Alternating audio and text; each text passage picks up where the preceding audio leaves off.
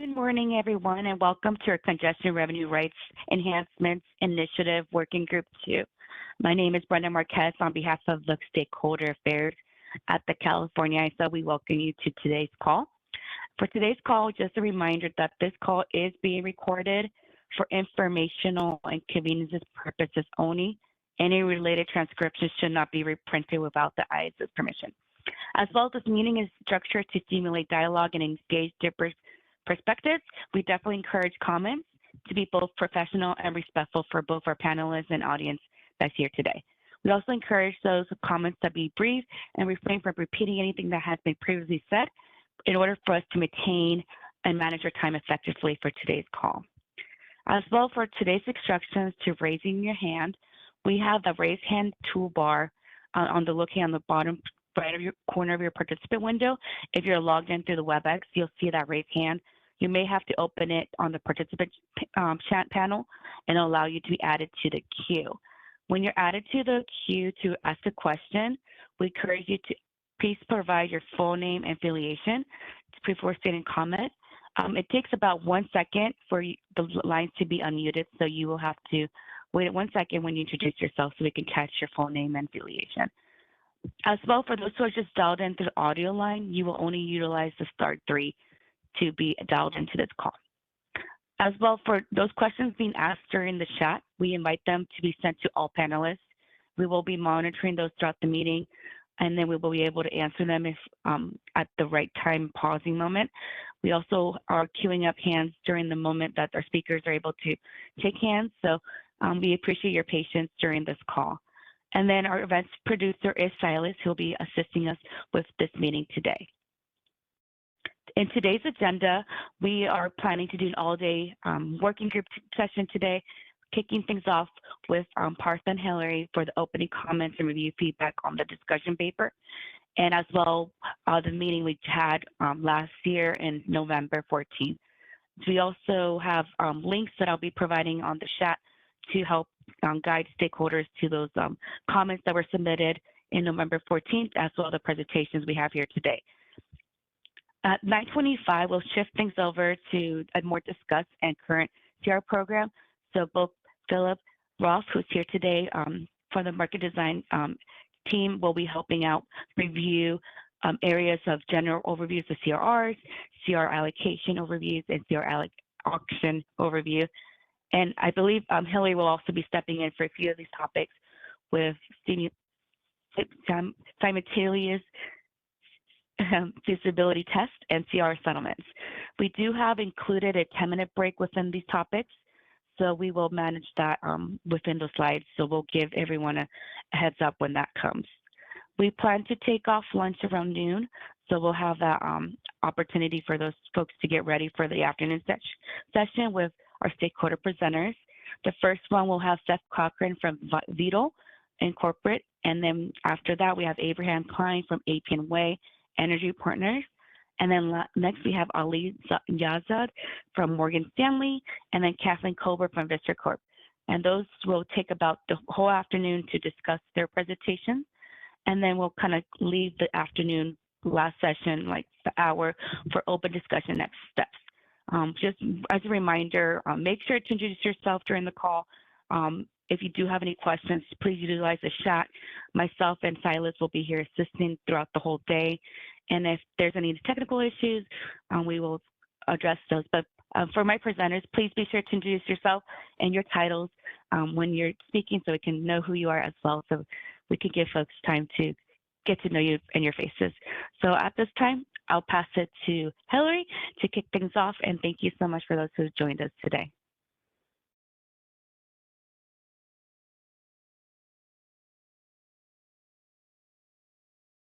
All right, thank you, Brenda. Good morning, everybody. Thank you for joining us for the second meeting of the CRR Enhancements Working Group. We appreciate all of your time this morning and look forward to a productive conversation. So before we get started, we'll do some quick introductions here. I'm Hillary Staver from Market Policy Development. I have in the room with me here on site today, Partha Malvitkar, John Gooden, and Amelia Blanke. And we also have on the phone with us Dinesh Dasgupta, and Philip Ross, who will be here with us for the rest of the presentations throughout the day. So thank you all for joining. And to kick us off today, I'm going to do a quick rewind of the first meeting of this working group, which was held back in November 2024. So many of you joined us for that. Thank you all for your feedback and conversation there, and also for the comments that you subsequently submitted. And since then, we have taken your feedback and made some changes and adjustments and basically designed both this meeting and our plan for the upcoming ones in accordance with what we heard from you about what you are interested in learning and discussing more as we move through the working group process. So quickly, I'll go through sort of some high-level summary of what we heard coming out of the November working group meeting and the discussion paper. There was overall support for the rough timeline that we had laid out, with some notes that we should make sure that we have adequate time to discuss all of the necessary perspectives and the topics of interest. We got some key areas of interest around revenue adequacy, auction efficiency, the way outages are incorporated into CRRs, the way storage resources are incorporated into the program, different methods of auction participation, and how the underfunding allocation functions. We also saw some interest from various parties on benchmarking to how CRRs are structured and function in other ISOs. So I'll talk a little bit more about that in a minute. We do have some planned benchmarking coming up later this spring. And then finally, we got some feedback that there was interest in moving forward on a more expedited basis with some of the specific solutions that we have already seen coming in through the roadmap process last year, especially the willing buyer, willing seller model. And so I am going to momentarily pass it off to my colleague Partha here to talk a little bit more about that last point. Partha? Sure. If you wanted to flip to the next slide, then maybe we can flip back to this one. And at least what I'd say is that there's a number of parties who had, discrete solutions which they felt were, that really needed, that they were wanting an abbreviated timeline to our working group process and to more quickly go towards solutioning specific solutions they had in mind. A number of parties particularly were advocating for the willing buyers and sellers proposal that the DMM spoke about at the last meeting. And so this slide really getting at part of the reason why we're not moving forward with that expedited timeline was some of the proposals, including that one, were with fairly large changes to the current structure for congestion allocation and for congestion revenue rights at the ISO, and that we really felt like, given the extensive FERC precedent on the issue, as well as the various proceedings at the ISO in establishing the CRRs and that precedent, we really felt like going through this process and going through the roadmap that we had, including education, level setting, and potentially educating more in terms of what that FERC precedent, that CAISO precedent looked like, was going to be important before we got to that solutioning stage. So we're going to go to the timeline, I know, next in terms of that, but maybe I'd open it up to, I'd really love to hear from, we gave this very brief overview that Hillary gave of what stakeholder feedback looked like, but if stakeholders wanted to weigh in now to sort of give more color to that, part of this working group process, I'd love to hear from them. So Hillary, if that's okay with you, would yeah, okay. Absolutely. Brenda, would you mind opening up the? I guess participants can raise their hand if they're interested in providing any additional color. Maybe go back one more.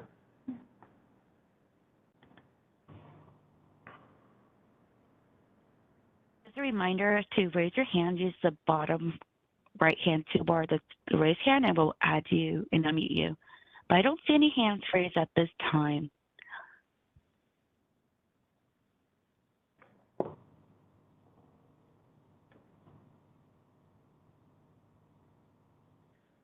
Well, this is certainly a topic that we can come back to throughout the day to the extent that anyone would like to. But for the moment then, seeing no raised hands, based then on the topics that we heard there being more interest in, this is our updated tentative working group schedule. So if we look forward to the spring, the November meeting, we did a very quick overview of how the current CRR program works at the CAISO, and then talked a little bit about scoping for this working group. Today, as Brenda reviewed in the agenda, what we're going to really focus on is two areas: a more extensive discussion of the details of how the current CRR structure functions, and then also hearing from, in the afternoon, some stakeholder perspectives on their experiences with this program and interactions with it in its current form.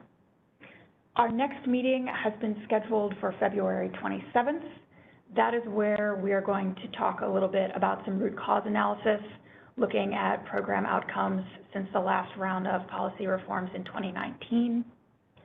Then in March, these dates haven't been scheduled yet, but per the interest that we heard in how CRR programs are structured in other ISOs, we're going to be focusing a session on that. And then the final couple of meetings in the working group before we move into the policy development phase will be focused more entirely on finalizing the problem statements to prepare us to move into consideration of solutions in the policy initiative. So this is something that this can evolve, this can continue to evolve over the course of the spring to the extent that there are new topics of interest that come up based on maybe the conversation today or for any other reason. And we'll come back to this at the end, but I'll note that reach out to us anytime if you have topics that you would like to see the working group cover, or also if you would like to present a sort of a perspective presentation like the ones we're going to hear this afternoon at a future working group meeting. We are open to that. So with that, that concludes kind of our overview section. I'll take a quick pause here. Does anybody have thoughts or questions on the scope for today or the plan for future meetings?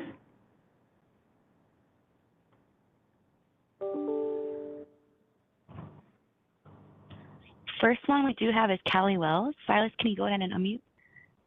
Hey, it's Callie Wells with WPTF. Quick question on the analysis meeting. Do you guys anticipate posting a paper maybe a week or so in advance of that meeting, just so we have an opportunity to read through it, so we can kind of have a more robust conversation during the meeting? Thanks, Kelly. That's a reasonable ask. I certainly appreciate that. We're currently, Guillermo's team is leading that, and Guillermo had a conflict for this meeting today, so I'll take that back to him. But I think that's a reasonable ask to get that out early so people have a chance to preview it in advance of the meeting. But yeah, thanks for that. I'm taking that as more of a request, Callie, than a question. Is that fair? Yeah, it would be, yes. Obviously, it would be very nice and I think useful to have that in advance of the meeting. Okay. Yeah, thank you, Kelly. Appreciate it. All right, thanks.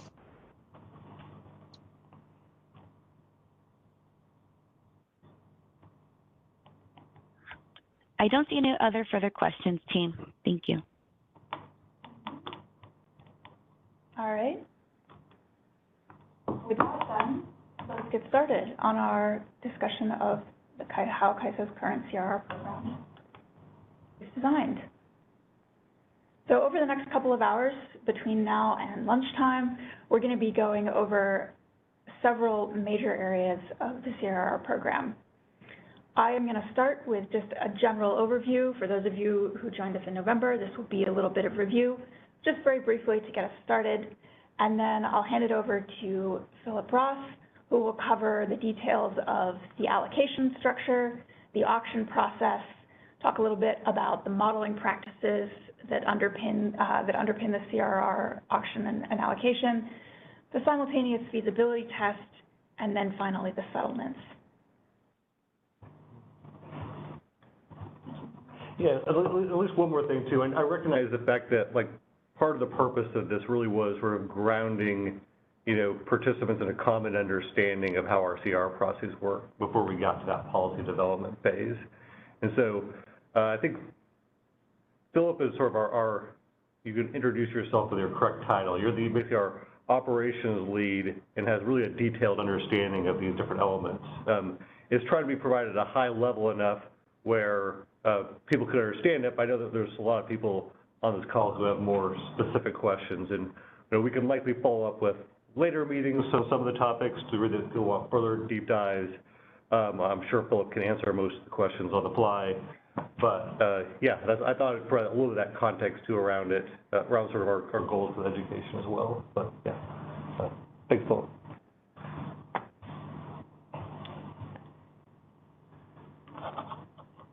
All right. Moving on then. Talk a little bit about quick reviews, what defines a CRR, including the different types and the terms. So starting from the very top, overall, a congestion revenue right is a financial instrument that enables its holder to manage variability and congestion costs that occur under a locational marginal pricing regime. So CRRs settle on the marginal cost of congestion, the day-ahead locational marginal pricing for each respective hour. When we talk about why we have CRRs, congestion in forward markets occurs when there is not enough transmission capacity to accommodate all of the preferred energy schedules simultaneously based on least cost dispatch. So CRRs help manage congestion variability in the day-ahead market. There are two fundamental ways under the CAISO's program that CRRs can be obtained. So if you are an entity that helps to maintain the transmission system, you can be eligible for CRRs through an allocation. Then we also have an auction process through which unallocated transmission capacity or allocated CRRs that have been resold can be posted and acquired through that process. So we will talk more about both the allocation structure and the auction structure in much greater detail as we go through the morning. There are two types of CRRs. The vast majority of what we see in this program is, on the left here, an obligation. So an obligation entitles the holder to a payment if congestion is in the same direction as the CRR and requires a charge if the congestion runs in the opposite direction. Obligations are what we're talking about when we are talking through both the allocation and the auction process. There is a more limited status through which CRR holders can receive options, and an option is the same in the payment direction. There is a payment if congestion occurs in the same direction as the CRR, but there is no charge if congestion occurs in the opposite direction. This is a structure that is limited to project sponsors of merchant transmission facilities that don't elect some other form of regulatory cost recovery, and that particular structure Philip will be talking about in more detail later in the presentation. When we talk about the terms that define a CRR product, there are 4 seasons. So these, when we talk about the seasons later in the allocation process, this is the definition that's being referred to there. You can have long-term CRRs that are acquired through the allocations and extend 9 years after the annual term for a total of a decade. And then months always refers to calendar months. So for example, down in blue here, you can have a point-to-point CRR for season 1 on peak. We'll talk then briefly through our time of use definitions. So there are two definitions for time of use. The on-peak CRRs refers to hours from 6 a.m. to 10 p.m., which is to say hours 7 to 22, weekdays and Saturday, assuming all of these days are non-holidays. Then our off-peak period consists of, on all days but Sunday, non-holidays, the hours from 10 p.m. to 6 a.m. But if we look on the next slide here, off-peak hours are also all 24 hours for Sundays and the 6 holidays that we have listed up there, with holidays falling on a Sunday being treated, the first following Monday is then treated as a holiday as well. So these are the overall parameters that define a CRR product. And with that, I'm going to hand it over to Philip to talk through the details of the allocation process, both eligibility and how it functions. Philip. Great. Thank you, Hillary. Yes, so I am Philip Roth. I am a senior engineer on the Market Settlements Production Team, which is the team here at CAISO that administers the CRR market. So as Hillary mentioned, I'll be going over some more details on the current CRR program, starting here with the CRR allocation overview. Covered in this section, we'll go through the eligibility to participate, and then along with that, how we calculate eligible quantities, go through the annual processes, monthly processes, TOR and ETC modeling, and then load migration. So starting with eligible allocation participants, entities must be classified as either an internal load serving entity or LSE, or also qualifying can be out of balancing authority area load serving entity or OBALSI. So for the LSEs, those are entities serving load within the ISO control area, and those can be metered subsystems, have a choice of gross or net election. And then for the out of balancing authority area LSEs, that would include load external to the ISO balancing authority area that is served with internally owned or contracted generation that's subject to congestion on the ISO grid. And it's worth noting here, and I know there were some questions at the initial meeting in November as far as OBALSI participation. So it is worth noting there are other conditions for OBALSIs to participate, such as prepayment of WAC. And when we get into the eligible quantities, we'll cover some more details there too. Another allocation eligible participant are merchant transmission project sponsors that elect not to recover the cost of their investment through any regulated cost recovery mechanism. So there's a separate allocation process just for merchant transmission. As Hillary mentioned at the beginning of the presentation, and it's the last bullet point here, these merchant transmission holders can elect to receive CRR options or obligations. Oh, and see what happened to the slides here. Here we go. Sorry about that. So yes, so this is one of the unique processes where the CRR holder could actually receive an option type CRR. This is a process we don't see very often requested, so I don't want to spend too much time on it here, but just again, provide some high level information. So there's a 3-step process for releasing merchant transmission CRRs, which involves determining the capability of the existing system, determining the mitigation of impacts on existing encumbrances, and then determining the incremental CRRs that can be awarded based on the upgrade that was carried out. For the nominations, there can be requests for up to 5 nominations for each time of use. And then the duration of those CRRs would be 30 years, or if there's a shorter pre-specified intended life of the facility, that's what it would be. So at a high level, those are the entities that are eligible for our CRR allocation. Next, we'll talk about the eligible quantity that those entities can request. So once a candidate CRR holder has registered and is eligible to participate, then we use either historical or forecast load data, depending on the specifics of that entity and which process is being carried out. So for the seasonal CRR eligible quantity that's in the annual process, that's based on historical load data. And then typically for the monthly CRR eligible quantity, that's based on forecast load data.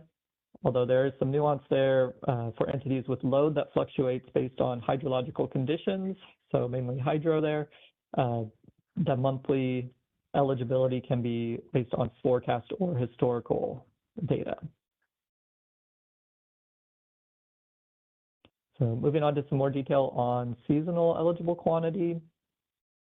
We start with the historical load duration curve, and we use at CAISO this 0.5% exceedance level, meaning the value that is only exceeded 0.5% of the time, so not quite the peak load, but usually pretty close to it. And that's based on the season, time of use, and the load area. Obalzi submits similar data, but it's associated with the usage of export points and the amount of load that's subject to ISO congestion. Another step in calculating that seasonal quantity is subtracting out any load that's served by TOR and ETC. We'll talk more about TOR and ETC modeling later and why that makes sense to subtract that out. Just know at this point that that's subtracted out. The result is multiplied by 75%, and that's the overall seasonal CRR eligible quantity. For the different rounds of the processes in the annual allocation, that overall seasonal eligible quantity has some other math that goes into it, so we'll cover that in more detail a little later. For the long-term eligible quantity, it's limited up to 50% of that adjusted load metric. So again, that would be based on that exceedance level and then subtract out any ETC or TORs. And then another factor for the eligible quantity for long-term is that the nominations are validated against the cleared CRRs from just the tier 1 or that priority nomination tier of the annual process that's immediately preceding the long-term tier. For the monthly eligible quantity, similar to seasonal, we start with a load value. In this case, it's with a forecast load, and then we use that same 0.5% exceedance level, subtract out any TOR or ETC contracts, and then subtract out any CRRs that are already held for that same effective monthly period that could have come out of the annual allocation or long-term allocation. We validate the load forecast against the 60-day ahead forecast that the CEC provides to us, and that's how we get to the monthly CRR eligible quantity.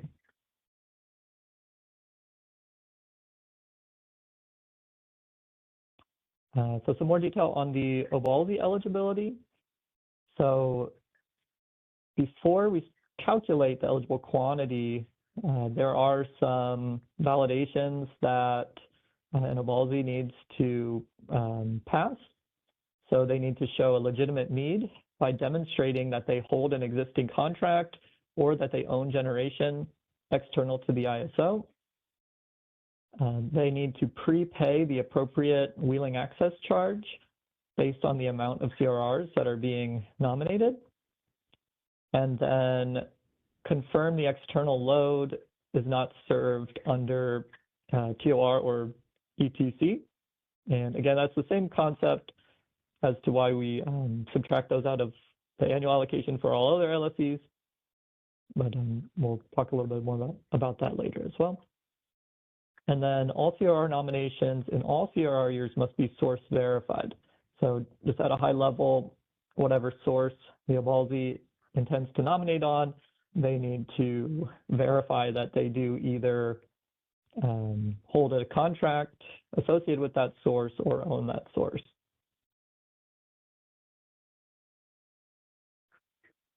As far as the calculation for Obalzi eligibility after everything has been validated, rather than just a single forecast load value that most LSEs submit for monthly quantity or historical load for annual, Obalzi submits two sets of hourly data that will be used to construct their load duration curves for determining their eligible quantities. So they submit, because at a high level, they submit hourly export data at the scheduling point, and then they also submit a separate data set that reflects the prior year's metered load that was subject to congestion charges on the ISO controlled grid. And then the last sentence of the first point there, they're eligible quantities based on the lesser of the values that come out of those data.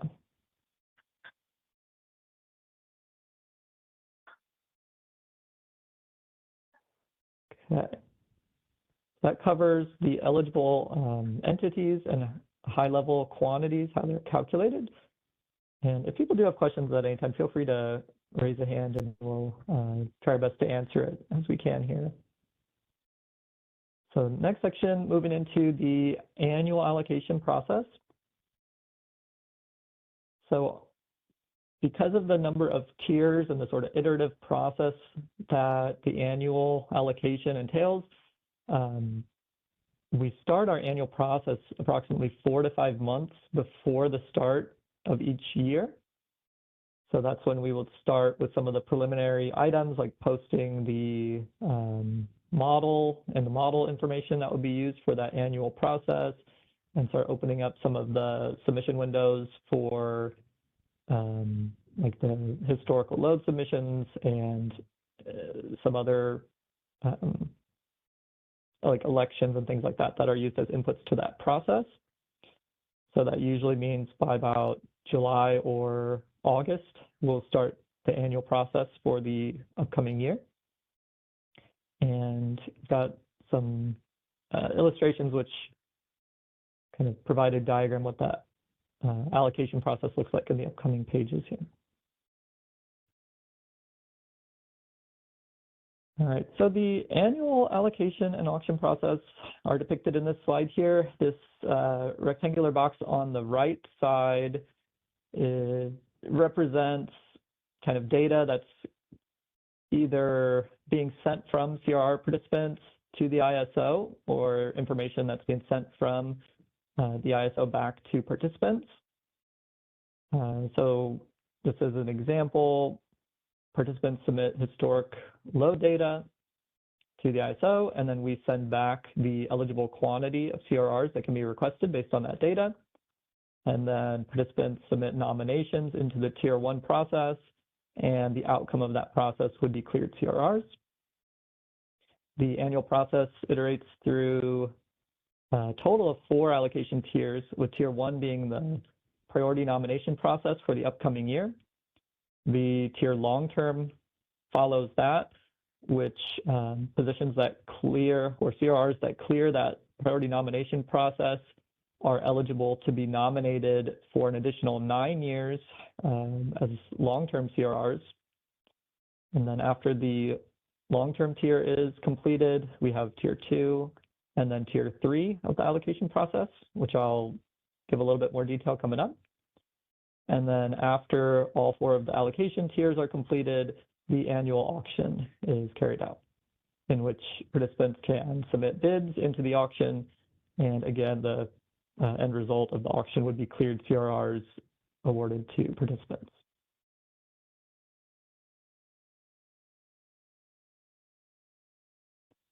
Just showing the terms of the different processes.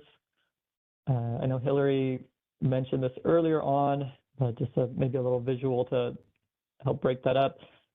For the annual allocation and auction period, there are 4 seasons, with each season representing 3 calendar months, so season 1 through 4.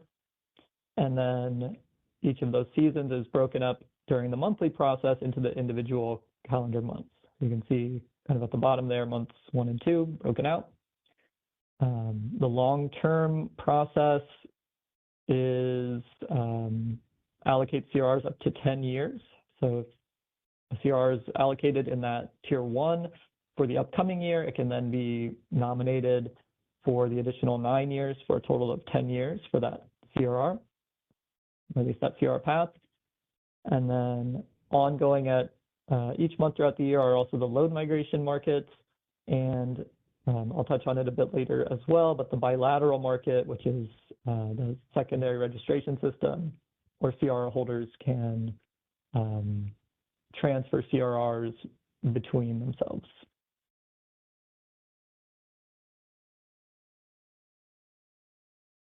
Okay, so going into a little bit more detail on the annual process, the first tier of that is what we call the priority nomination process, or Tier 1.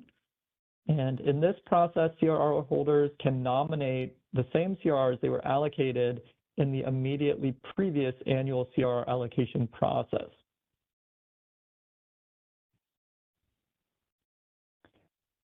So in Tier 1, there are two values that restrict the maximum amount that can be nominated.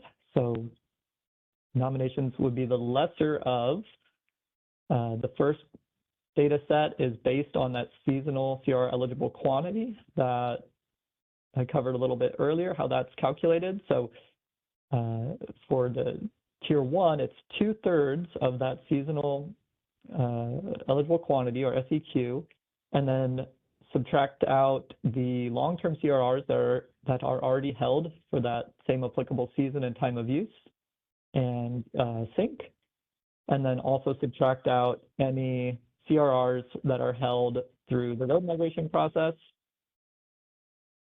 So that would be one of the data sets. Sorry about that.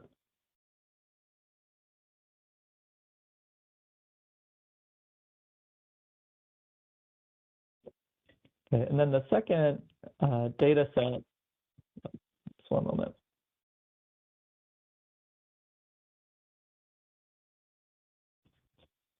Okay, the second data set here, or value, that is evaluated is what we call like the signature pair data. So as I mentioned in that previous slide, there's a restriction that LSEs could nominate based on the CRRs that were allocated in the immediately preceding, so the annual allocation process for the previous year. So the total quantity of seasonal CRRs allocated to LSE in the previous annual CRR allocation, plus the net quantity of load migration associated with the immediately preceding seasonal CRR allocations for that same season, time of use, and sync. And then again, subtract out any CRRs that are already held for that same period.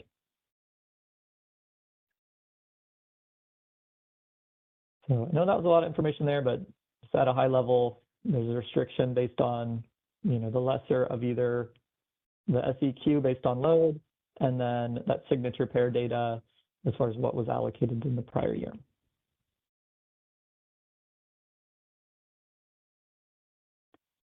So I already kind of mentioned this a little bit, but that in the Tier 1, nominations are signature validated. So all those sourcing pairs have to have been allocated in the immediately previous annual CR allocation and cannot exceed the megawatt amounts that were allocated. In Tier 1, nominations can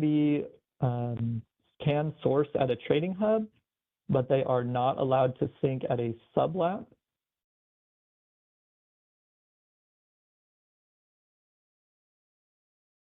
And then for the long-term tier, let's see here. So long-term, as far as the eligible quantity there, there's a maximum of 50% of adjusted load metric minus any CRRs that are already held for that same year.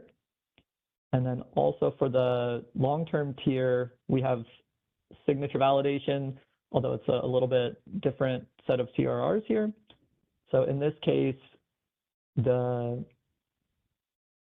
CRR source sync pairs that are eligible for nomination in the long-term tier have to have been allocated in the immediately preceding priority nomination process and cannot exceed those megawatt amounts.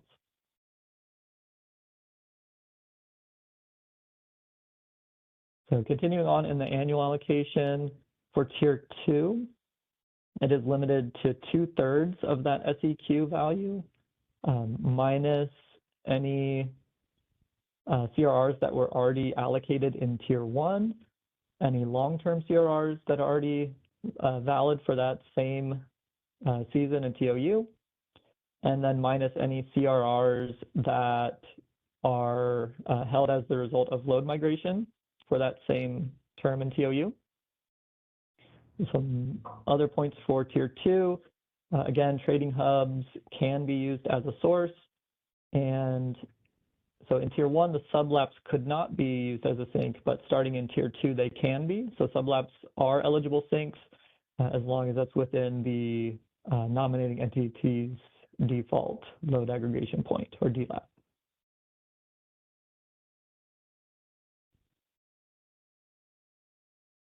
Okay, so Following Tier 2 of the annual allocation, we perform a process called set-aside.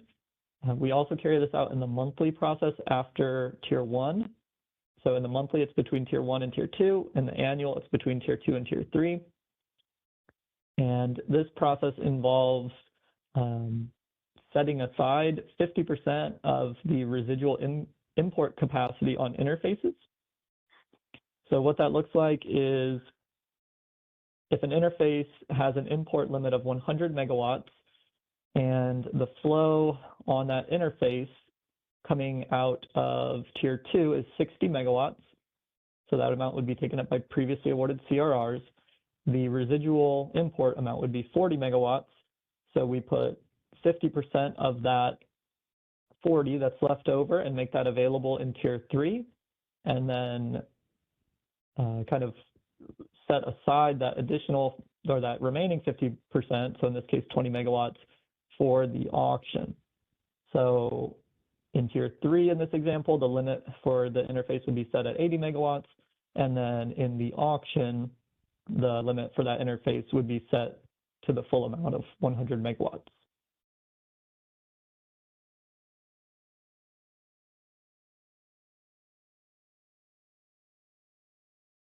So then after that set-aside process, we'll move on here to Tier 3.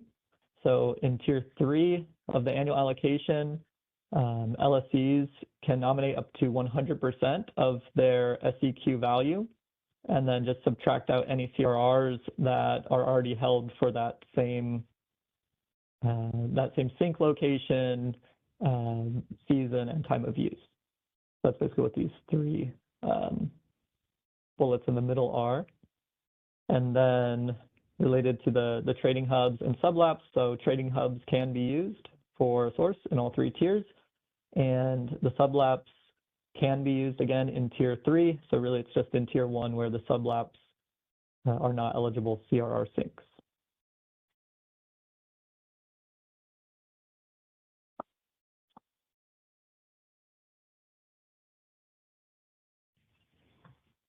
All right, so moving on to the monthly allocation process. Sorry about that. Okay, so in the monthly allocation process, there's not that priority nomination process, so there are only two tiers.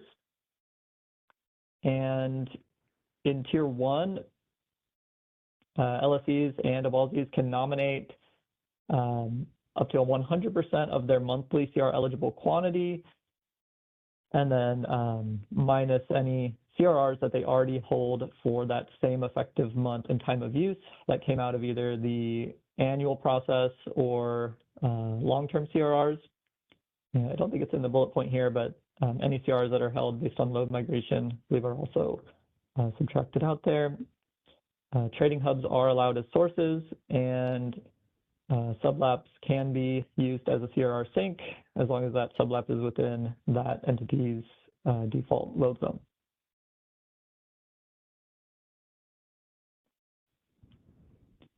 In Tier 2 of the monthly allocation process, it's pretty much the same equation here, or the same eligible quantity, with the further reduction of any CRRs that were already allocated in Tier 1.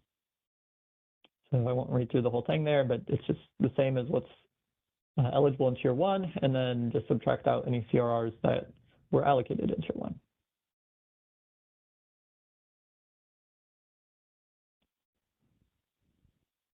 So I mentioned this earlier, but in the annual process, we run that set-aside process between Tier 2 and 3. In the monthly process, since we just have two tiers, we perform that set-aside process between Tiers 1 and 2 to reserve 50% of residual import capacity for the auction process.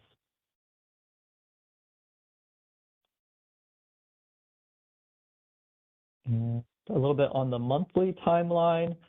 So I mentioned for the annual process, we start that about 4 to 5 months prior to the start of the year. For the monthly process, it really starts, we say about 6 weeks, but there are even some steps maybe a little before that as far as opening up the load windows. But usually about 6 weeks before the start of a month is when we start our process, with the first major item there being the FNM release. So for the monthly process, there are typically 4 CRR releases of the full network model. There could be more if there are like a correction or modification outside of these sort of typical 3 versions. Usually would have, like a V0A, something like that, if there's like a correction or a minor change. But in general, version 0 is the full data set before any outages are applied. We post a version 1, which is the initial list of outages for review. We then post a version 2, which is that updated set of data with the outage data incorporated. So an updated like .raw model file with the outages applied, and then any limits that may be impacted from the outages would be updated as well.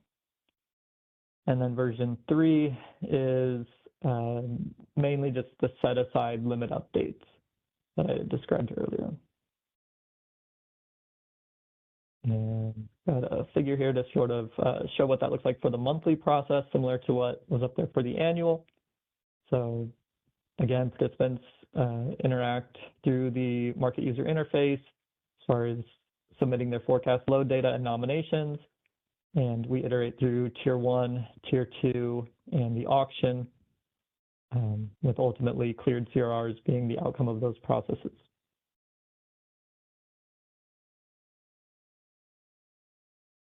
So TOR and ETC modeling, there's 2 basic types of transmission rights that we model in our CRR process, which are transmission ownership rights and existing transmission contracts.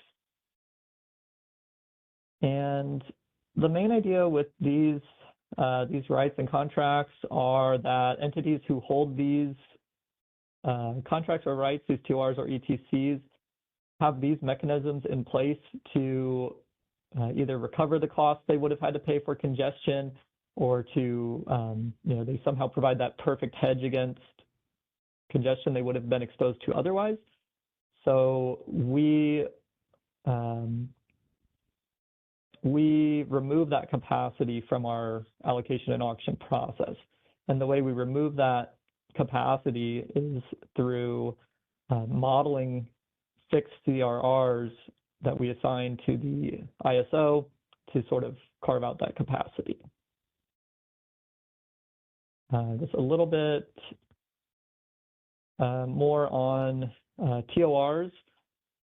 So again, these are exempt from ISO congestion charges. So those entities already have that hedge against congestion. And for that reason, we remove that capacity and don't make it available in our CRR process. The main difference between TORs and ETCs is that TORs are modeled as options within our power flow, so they do not provide counterflow. And the amount of megawatt quantities and paths are based on contractual rights. And then for ETCs, that last bullet point, they're modeled as CRR obligations. The main difference, but same concept, we model those in our CRR processes to not make that capacity available.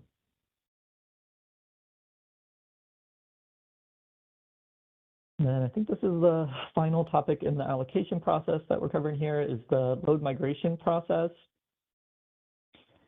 So really, I think the last point on this slide is why we have the load migration process. So we appropriately quantify, we appropriately move CRRs between LSEs in which load moves. So when load moves from one LSE to another, allocated CRRs are transferred to follow the load that transferred.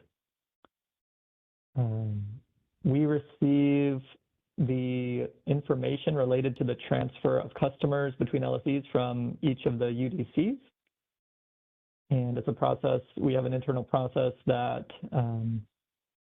turns those customer transfer information into CRRs that are moving. Load migration only applies to load serving entities, and it's only for CRRs coming out of the allocation process and the annual allocation. So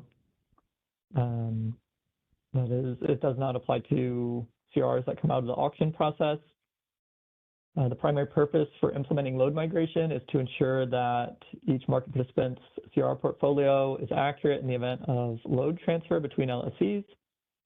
And I did want to point out, related to load migration, it's not always a small impact. Obviously, if there's a substantial load transfer, then it can be a large impact. But on a typical monthly process, typically we see pretty small amounts of CRRs moving and a small impact, but it does take up a significant amount of operational resources to carry out the process. There's quite a substantial amount of data involved. So I just wanted to kind of highlight that as part of our current process. So I'll pause there and see if there are any questions related to the allocation. We do have Eric Little. Please go ahead.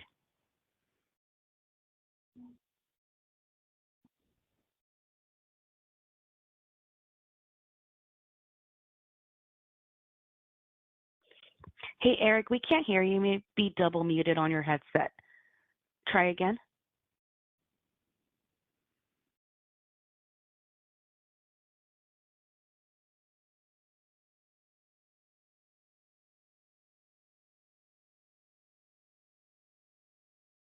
Hey, Eric, we're still not hearing you. You may need to check your microphone settings. It's a drop down next to your mute button.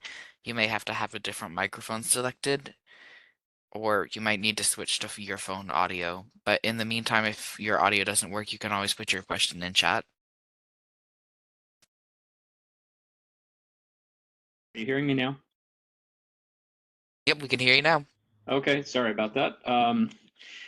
Just a quick question on ATCs and TORs, and I'm Eric Little from California Community Choice Association, or CalCCA. I'm just wondering, how many ETCs and TORs still exist within the ISO today? That's a good question. I don't have the megawatt quantity right in front of me, but I know I would have to guess it's maybe a couple thousand megawatt overall. We do post that set of data to our market participant portal for the CRR FNM in one of those model releases. I think the V0. We do have that set of ETC and TORs that are modeled. So if you do have the appropriate access, those can be viewed there. Okay, thank you very much. I appreciate it.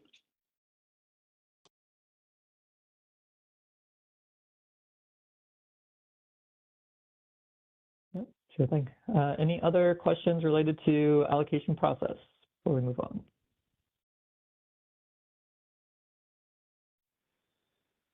Philip, I don't see any other questions. Okay, we'll move right along then into the CRR auction overview.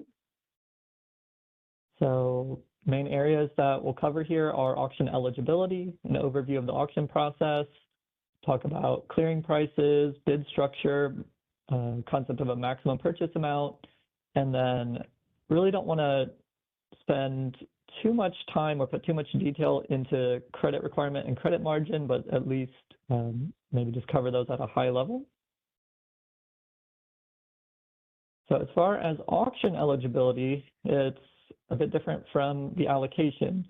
So for the auction, any registered entity can participate as long as they go through and complete the registration process successfully and post the required collateral amount for participation. So the minimum collateral that's required for the annual auction and for the monthly auction is $100,000.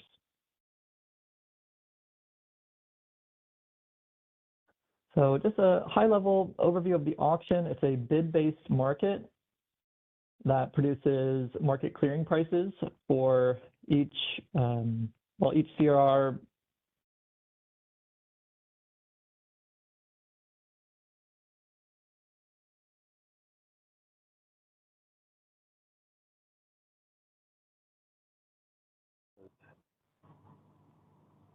Philip. Hey, We've Philip. Thank you, Brenda. Yeah, Philip, we can't hear you. We lost your audio for 1 second. We can't hear you still.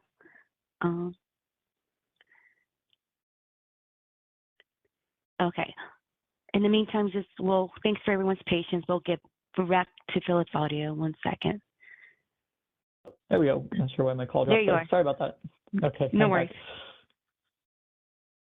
back. Okay. So for the monthly auction, as I covered earlier, that begins after the 2 allocation tiers, and then CRRs are awarded for a 1-month duration. Again, for each respective TOU, there's a separate auction, and CRRs would be effective or settle just for the hours defined within that TOU and month. And then for the annual auction, that's after the 4 tiers of allocation.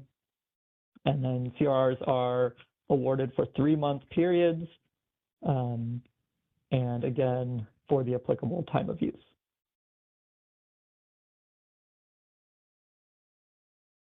So in the auction, there is a limitation to the eligible source and sink combinations that I'll cover in the next slide.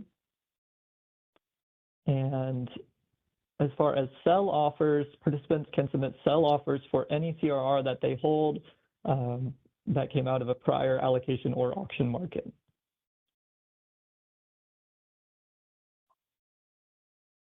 All right, so the allowable CRR auction source and sink matrix shown here, this was an outcome from the CRR Track 1B initiative that wrapped up, I believe, around 2018, 2019 time period.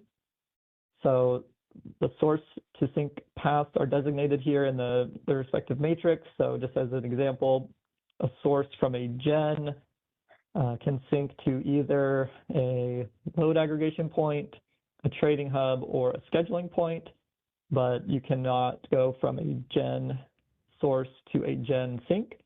In fact, from any of the source locations, a gen cannot be used as a sink. And you can see like a load aggregation point is not an eligible source location. So really, I think the intent here is to somewhat align the CRR paths with the path of energy flow that would be reasonable to expect in the day-ahead market.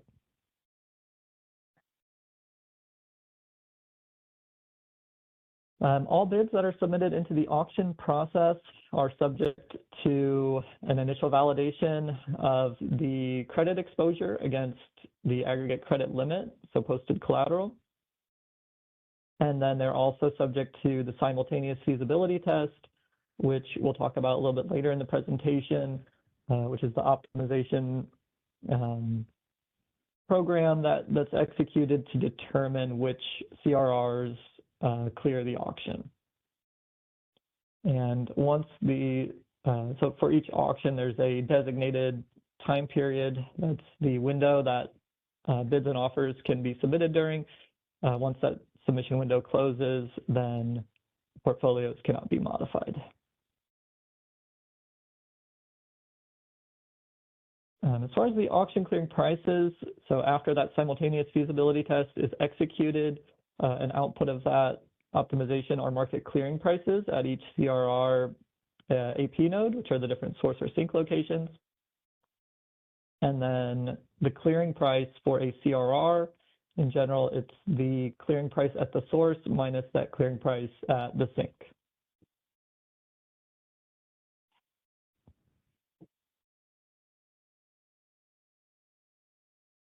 Okay, so then moving on a little bit about the bid structure for CRR auctions. The information contained in a bid, it needs to contain the associated season and time of use period, the source and the sink, and then there'll be a bid,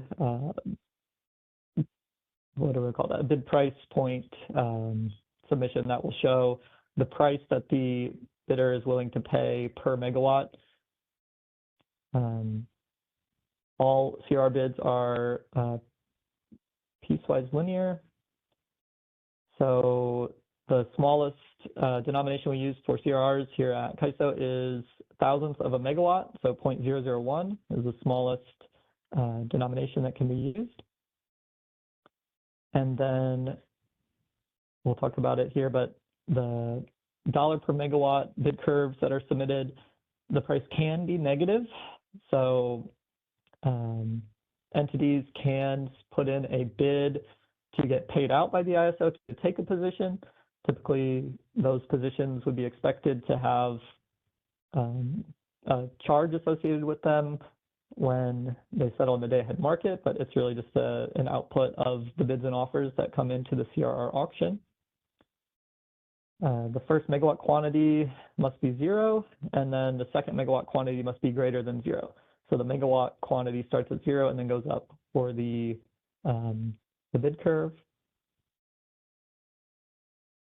Each CRR bid must contain at least 2 price points, and the bid must be monotonically decreasing. So as your megawatt amount goes up, the dollar amount that you are bidding in to pay per megawatt would go down. And then each price point, so the dollar per megawatt on a CRR bid curve, represents the maximum price the bidder is willing to pay for the next increment of CRR megawatt quantity.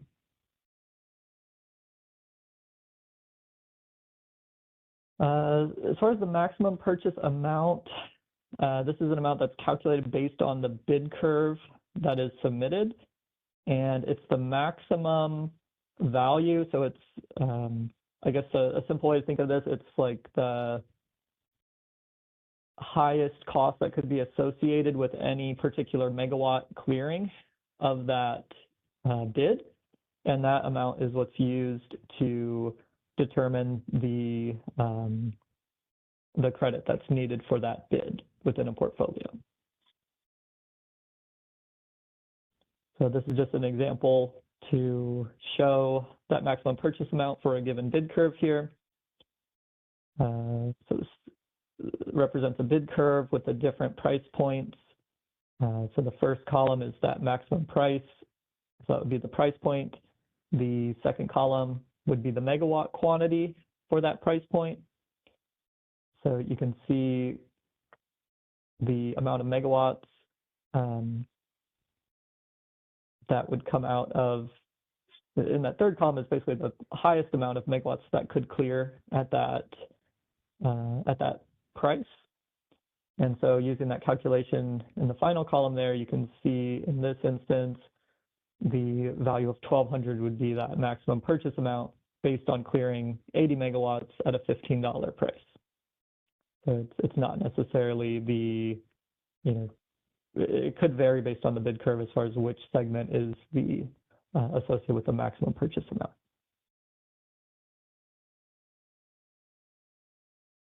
As I mentioned earlier, I don't want to spend too much time going into the credit requirement overview and credit margin calculation, but just wanted to highlight that there are processes here at the ISO that ensure entities have appropriate secured collateral for the CRRs that they're bidding to obtain. So the available secured credit is kind of shown here. And again, we also have a minimum credit requirement of $500,000 for the annual and $100,000 for the monthly. Any portfolio that is that an entity attempts to submit into an auction is evaluated right at the time of submission. And if there's if a portfolio would exceed the amount of available secured credit, then that portfolio would be rejected, would not be able to be successfully submitted to the auction. Next item to cover is the secondary registration system, or SRS. So this is a mechanism that is built into our MUI that entities can trade CRRs through a bilateral mechanism.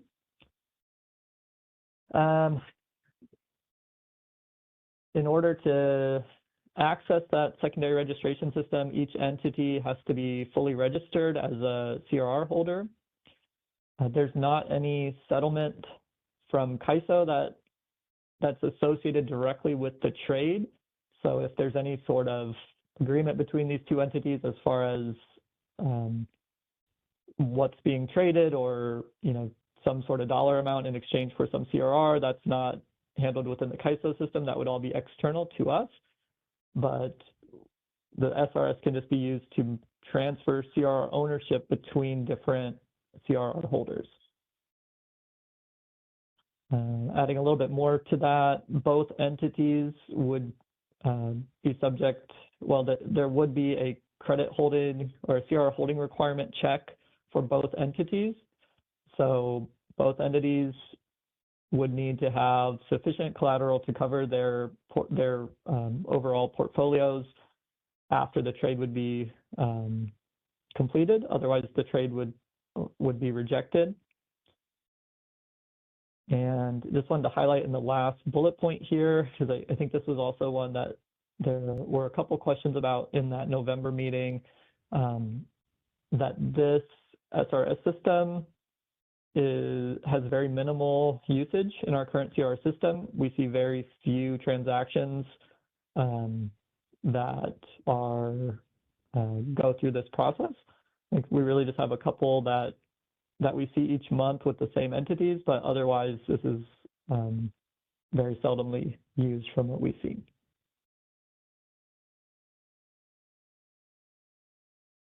So that is the end of the CRR auction section. I'll pause there again to see if there were any questions related to CRR auction.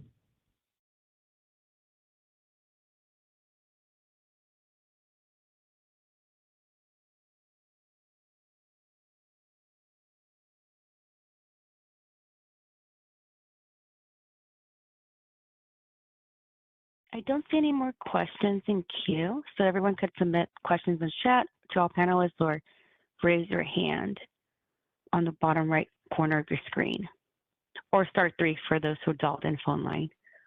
But I don't see any more questions right now, Philip.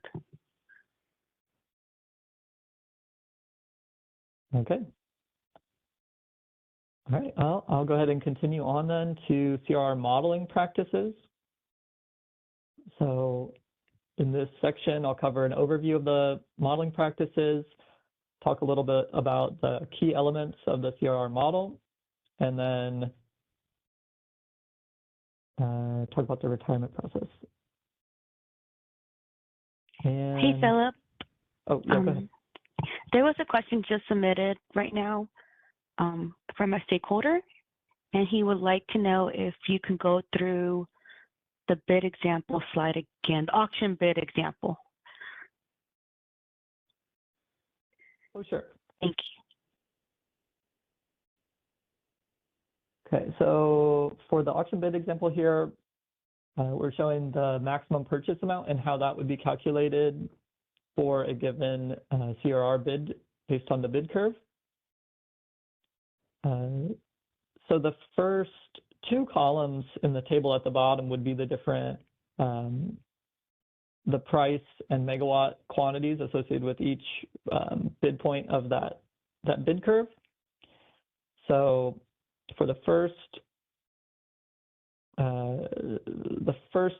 record there starts with 0 megawatts at a price of 30, and then at a price of 25, the bid would, or the bidder, I should say, would be willing to buy 10 megawatts, would be that second bid point.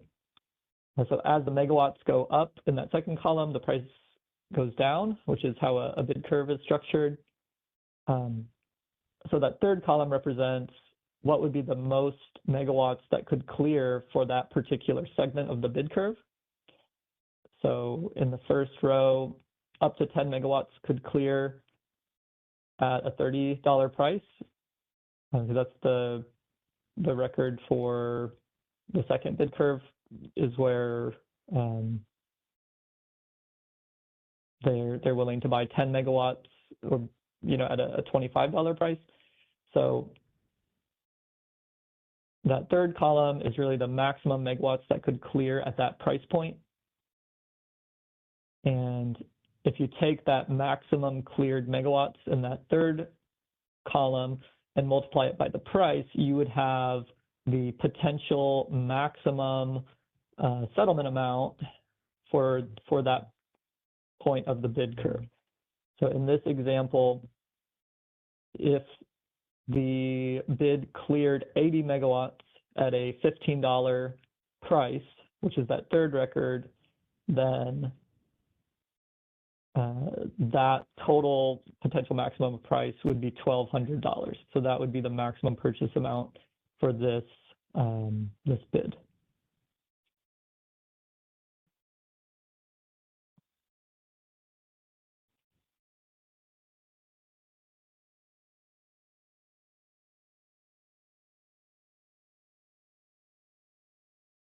Philip, the question is asked by the same stakeholder, Benson Jha. Please be sure to give us your company name when you get a chance. They asked if is the collateral exposure calculated using the third column. Could you elaborate on the collateral exposure calculation? Yes, that's correct. So for this bid, this this third column here, or this third row, the $1,200 maximum purchase amount is what would be used in the collateral exposure calculation. I didn't really want to go into too much details on the collateral exposure calculation within the scope of this presentation, but this would just be the impact to that calculation for this particular bid. For that overall required collateral, it would look at, I think there's different categories of the collateral exposure as far as like the pre-auction requirement versus post-auction requirement. But all the bids within a portfolio would have this same maximum purchase amount associated with them and kind of roll up into a total collateral requirement for each portfolio. And so when that portfolio is submitted, that required collateral for the portfolio would get calculated and validated against the posted collateral for that entity, or posted remaining collateral, I should say. Okay, thank you, Philip. Yes, so Blessing Jacob from Z Global confirmed, and he says thank you. Okay. No problem. And then I see another question in the chat about would a single downward sloping line be a valid bid curve? I believe it is, as long as it has at least 2 price points and it meets the other requirements. So the first megawatt quantity is at 0, and then the second point somewhere else with 2 different prices. I believe that would be a valid bid.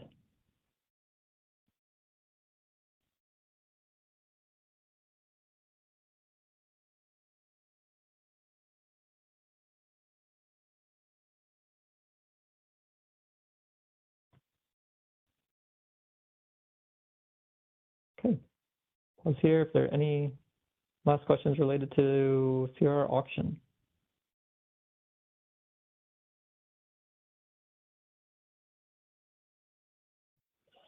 No more questions, thank you. Thank you.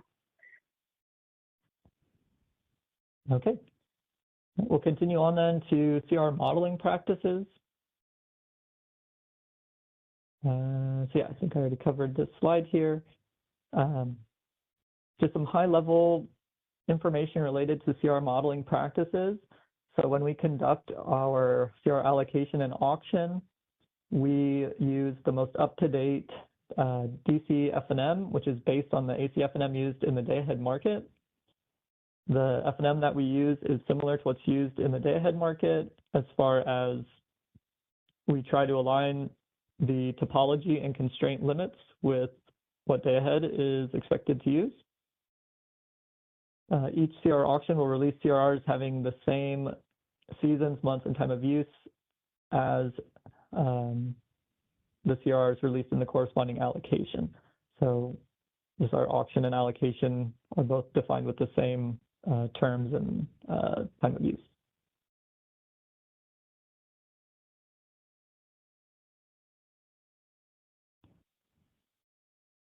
So Related to modeling practices, I think this is really an area where it's difficult for the CRR model to kind of choose the best set of underlying data and assumptions for the model. The inherent difference in the timing and the effective periods that are carried out in the CRR processes compared to the day-ahead market are, the main driver of that challenge, I would say. So in the CRR process, we're auctioning and allocating CRRs for a 3-month period and time of use for the seasonal process, or a 1-month duration and time of use in the monthly process, whereas the day-ahead market could potentially have a different topology or limit set for each hour of each operating day. So we have, one configuration that's used for a whole season or month, whereas day-ahead market can have potentially, a different configuration for every single hour of the day.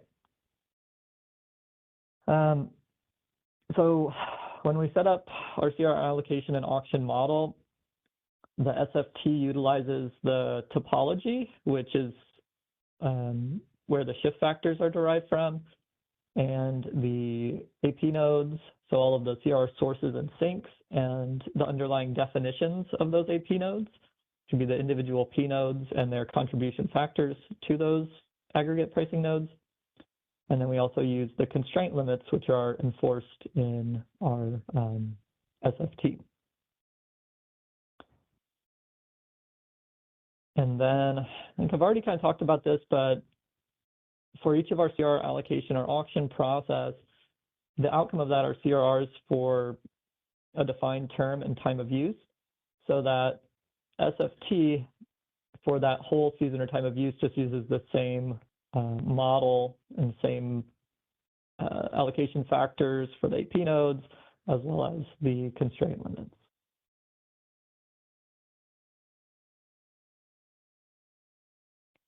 As I mentioned, the CRR uses a DC model, so there are some assumptions that are made there.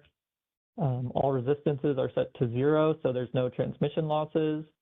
Voltage magnitudes are set to 1.0 per unit, so reactive power is ignored. And the flow across the transmission branch is assumed to be a linear function of bus angles, which are at either end of the line. So this results in a linear model. So i.e. the injection of power at a bus to the change of flow over a given branch is a linear relationship, so just based on a shift factor. And only active power, so megawatts flowing over transmission branches, are calculated in the DC FNM.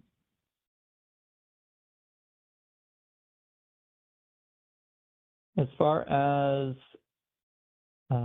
some modeling practices, how much capacity is made available in the different processes. In the long-term allocation process, 60% of the available CRR capacity is used.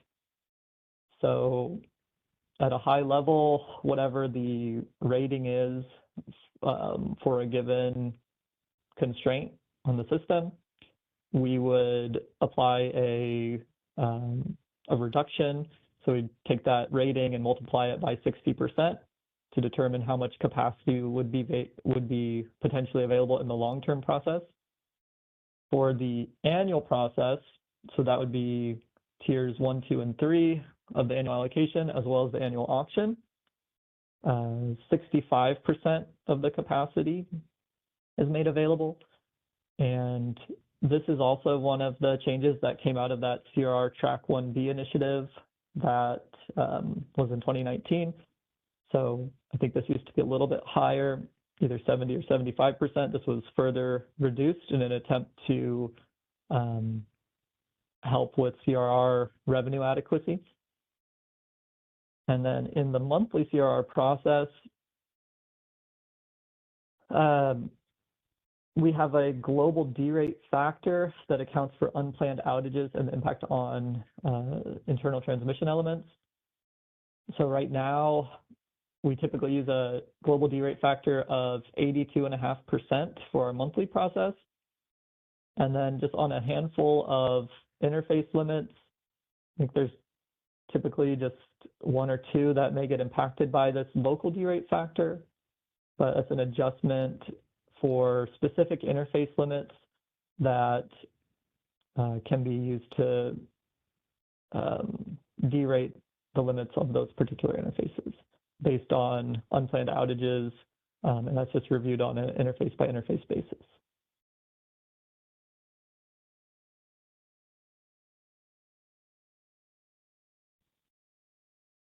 So some additional information, the constraints that are enforced in the CR process should be as consistent as possible with those used in the integrated forward market, so day ahead in real time. But as I mentioned earlier, due to the timing differences and that we use a DC model, there are going to be inherent differences. So we try our best to coordinate with the IFM team on interface limits, branch group and nomogram constraints, thermal constraints, and contingency constraints, while recognizing those inherent differences in the timing and modeling practice. Any operating procedures that are utilized by the IFM, we try to reflect those within the CRR process as well by enforcing those constraint limits. We do make some adjustments to account for the lack of losses and reactive power. So for monitored facilities, it's not quite 95%, but very similar, where they're derated 3% for reactive power and then derated another 2% for losses. And interface limits are reduced just to account for losses, so 2%. I did also want to just point out too, nodal group constraints are enforced in the CRR model, whereas they can be enforced in the IFM, but are not nearly as prevalent, I guess, since for CRR, we enforce a nodal group constraint at pretty much every source that's associated with a generator. So we model a nodal group constraint to enforce a limit of how many CRRs can come out of those sources. That's based on the Pmax of the resource or resources at that AP node, multiplied by 110%. So I just want to bring that up too as kind of a nuance to our process that can cause some challenges, or just ensure that we're having a more conservative approach, since day-ahead market could model those. And let's see. I do see a couple questions coming in here, so maybe I'll pause here and can take some questions. Let's go ahead and take Kathleen's hand first, and then we'll take Steph. Great, thanks. Can you hear me? It's Kathleen Colbert. Yes, go ahead. Okay, great. Just a couple questions. Thank you very much, Philip. I thank you for going through the timeline. I did want to ask a specific timeline question as you went through this slide. The constraint limits that you're referring to, can you remind us, when are those locked for the monthly auctions? Yeah, great question. So typically before we execute tier 1 allocation process, we'll release the V2 FNM. Mm-hmm. And typically that's the final limit set that we use. So that's usually, I think, just a couple days before tier 1 opens. We do have some tariff language that says we should use the same model for our auction that we use for our allocation process, which means typically our model is sort of locked in at that point in time. Mm-hmm. We also take into consideration the impact of changing something with the model. Anytime we do that, we definitely want to take into consideration doing that with enough time for participants to receive that and review that and incorporate that into any sort of analysis that they're doing on their end. So hopefully that answers the question. Yeah. And then I'll just add on a little bit to that to say, that can cause some challenges on our end, because if we do identify any,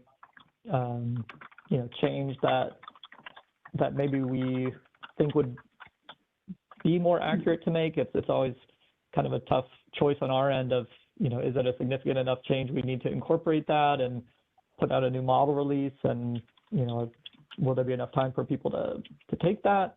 Or, do we just kind of stick with what we've already posted to avoid that, that sort of last minute change? That makes sense. Thank you for explaining that. Just one more question before you move on is, and with, I'm thinking about the IFM window and just trying to sync up with how maybe you're trying to mirror a similar approach. But when you're talking about the constraints that you're including in the CRR, one thing that came to mind for me and that I'd like to just better understand is that while the constraints are defined well in advance of the day-ahead market ops, we, as a part of market operations, we run the network application, right? And that identifies what is the loading on the different constraints by NA. And the market itself, when we transfer from NA into the actual market app, we only transfer the critical constraints, where the critical constraints are, you can change the loading, but generally 85% or higher loading goes into the critical constraint set that gets used in the market for market clearing purposes. Sorry, that was a lot of shit. But what I'm trying to understand is this idea of, if the market is only using critical constraints, 85% or higher loading, does the CRR auction process that you do factor that technical detail in at all, or does it include the whole set?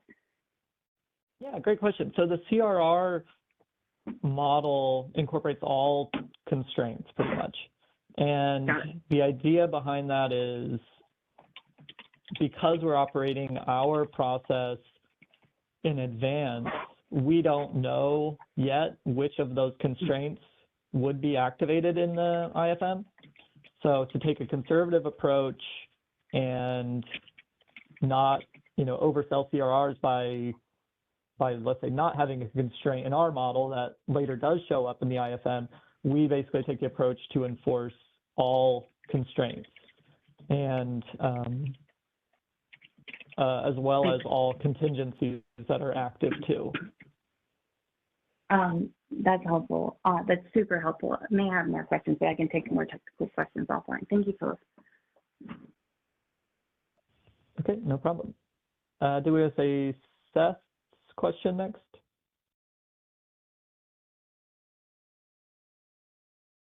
So? Yeah, he asked, let me see if he's able to. Go ahead, Seth.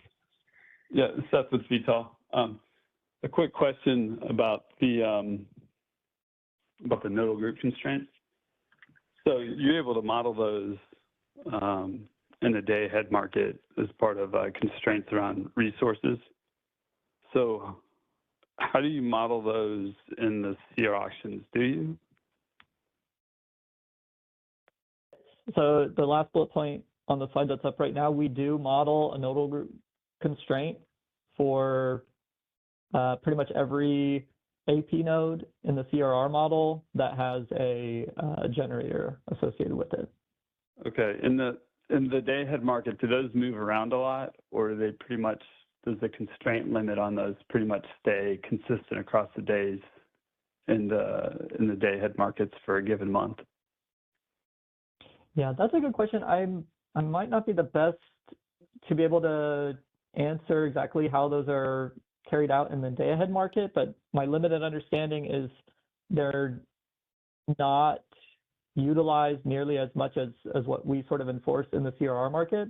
They may just from time to time activate nodal group constraints for certain scenarios or operating conditions, but I don't believe they enforce, all nodal group constraints all the time. Okay, and the reason that so you don't know that the degree to which these are contributing to overselling in the CR auctions, it may sound like you're actually suggesting that it could lead to underselling. In other words, they're tighter than what they are in the CR auctions and what they are in the day-ahead market. Potentially. Although I guess, I mean, in the day-ahead market, there may be more of a physical restriction as far as what can source out of a particular location from the generator, bid at that information or at that location. Although I guess there could also be convergence bidding there that may come into play. But yeah, just in general, we take a conservative approach by modeling all nodal group constraints, since I guess the idea being we don't know which ones may or may not be activated in the IFM. Okay, and the reason you do this is because you're trying to iterate around an AC solution. Is that correct in the day-ahead market? I don't know if that's necessarily the reason. I think, again, it's maybe just more at a high level trying to align the CRR positions that are awarded with day-ahead. No, that's not the question. The question is why you use them in the day-ahead market, which necessitates them in the auctions. So in the day-ahead market, why are you using it because you're trying to converge to an AC solution? No, thanks, Seth. This is Parth. I might want to weigh in. Feel free. Obviously, we don't have our day-ahead and ops modeling teams here on the call. I don't want to put Philip on the spot to answer questions. I'm also not sure what we should be sharing in terms of the day-ahead side. So at least for the sake of caution on my part, I just wanted to maybe we can take these things, if you want to put them in your comments, we can take them as sort of follow-up items for future meetings and consult with our day-ahead ops folks, unless, Philip, you have other perspectives on it, or if you know that this is sort of public information and that you understand the details. Okay. Yeah, I'm just wondering why you haven't to begin with, but it's not. That was just more of an add-on question. Thank you. Sure. Thanks, Ed. And yeah, thanks, Parth. I think that might be a good one we can follow up on as needed. We did get a question in the chat from Blesson Jia from Z Global. How would you interpret a 0 megawatt award for the given nomination between a source and the sink? For example, sometimes nomination with LIP as sink gets 0 megawatt awards. Is it because there weren't any CRRs to award, or is it because there's no congestion witnessed along the path based on the SFT CR model? Got it. Yeah, so, okay, I think I understand the question. So basically, if I'm understanding the question correctly, how do we interpret 0 megawatt clearing for a nomination? 0 megawatt clearing would indicate that there was some sort of binding constraint that impacted that nomination, and based on the current flow on that binding constraint and the contribution from the nomination, there would be no available capacity at all that could clear. So it would be a result of the SFT that's executed. So let's see, that there was no congestion witnessed along the path. So it would be from congestion that occurred along the path that impacted the SFT.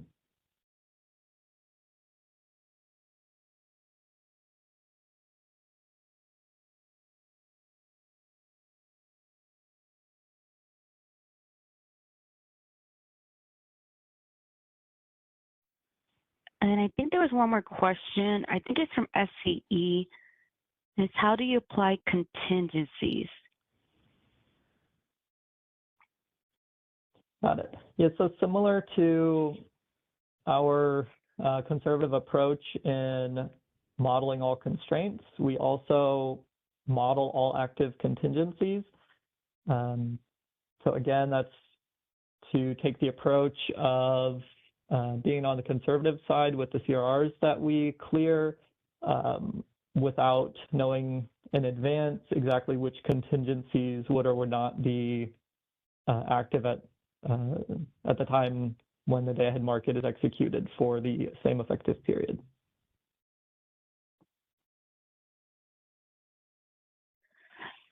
Awesome. I don't have any more questions in queue, but just doing a quick check on where we're standing. Philip, is this slide ending for the modeling practices? Oh, okay. We do have some more content here. I think we get into outages and some other items next.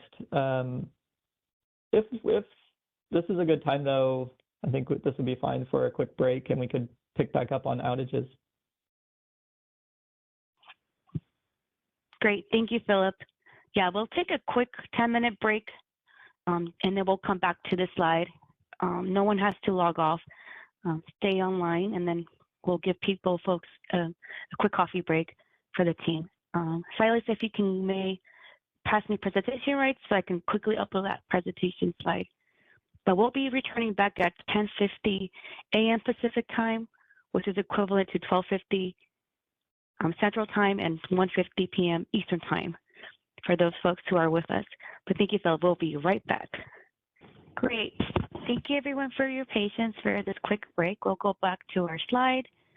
And Silas, if you can go ahead and have Philip move the slides for us today. We'll resume now. Thank you. All right. Thank you, Brenda, and welcome back, everyone. Continuing on with our CRR overview here, we'll be looking at outages within the CRR modeling practices. So a couple high-level points about outages. Before reading the bullet points here, outages do have a significant impact to the SFT when CRR allocation and auction processes are executed, whether transmission elements are modeled as in or out of service or have some sort of derate applied, directly impacts which CRRs would clear. So for that reason, we do try to have the best information we can for planned outages. So requests for planned outages that may have a significant effect upon CRR revenue adequacy must be submitted to the ISO outage coordination at least 30 days prior to the start of the calendar month for which the outage is planned to begin. And then the second bullet point here, I believe, was also an outcome of the CRR Track 1B. For our annual process, operators should also provide their transmission maintenance outages planned by July 1st of each year for outages they plan to take the following year, so that we would have that information and be able to consider those for our annual allocation and auction process for that upcoming year. These rules are intended to provide good outage data far enough in advance so that we can reflect those in our CRR model.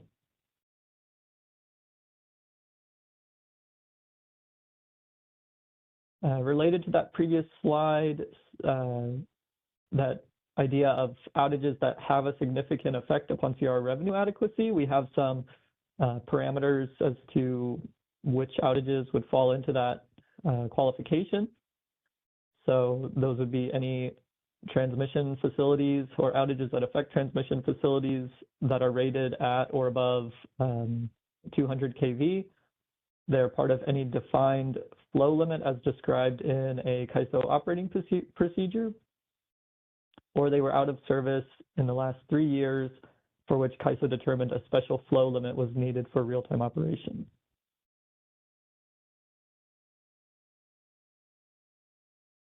So CRR transmission maintenance outages consist of outages that meet the criteria specified in the previous slide, that involve a system configuration change that would affect power flow in the CRR DC FNM, and outages that cannot be initiated and completed within a 24-hour period. So this next bullet point here gives a little bit of information on how CRR applies outages based on their duration. So related to that previous point, if an outage is scheduled to be completed in less than 24 hours, then we do not consider that outage for the CRR purposes. We don't model it. If there is a short duration outage, and we leave this a little bit vague here, but typically that would be less than 10 days out of the month, but above that 24-hour requirement. We model the transmission element associated with the outage as in service, but we apply a D rate to the limit of that equipment. For those with access to the CRR FNM data, you can find that outage information and see kind of the D rates that are applied based on the duration there. And then for long duration, we model the equipment associated with that outage as out of service for our model. Also worth noting that if taking a transmission element out of service from an outage would cause islanding, so disconnecting a particular, any of the source or sink AP nodes that are used in our CRR process, we would need to restore those transmission elements because our process requires that no AP nodes are islanded in order to execute an SFT. So we would re-energize those elements if needed.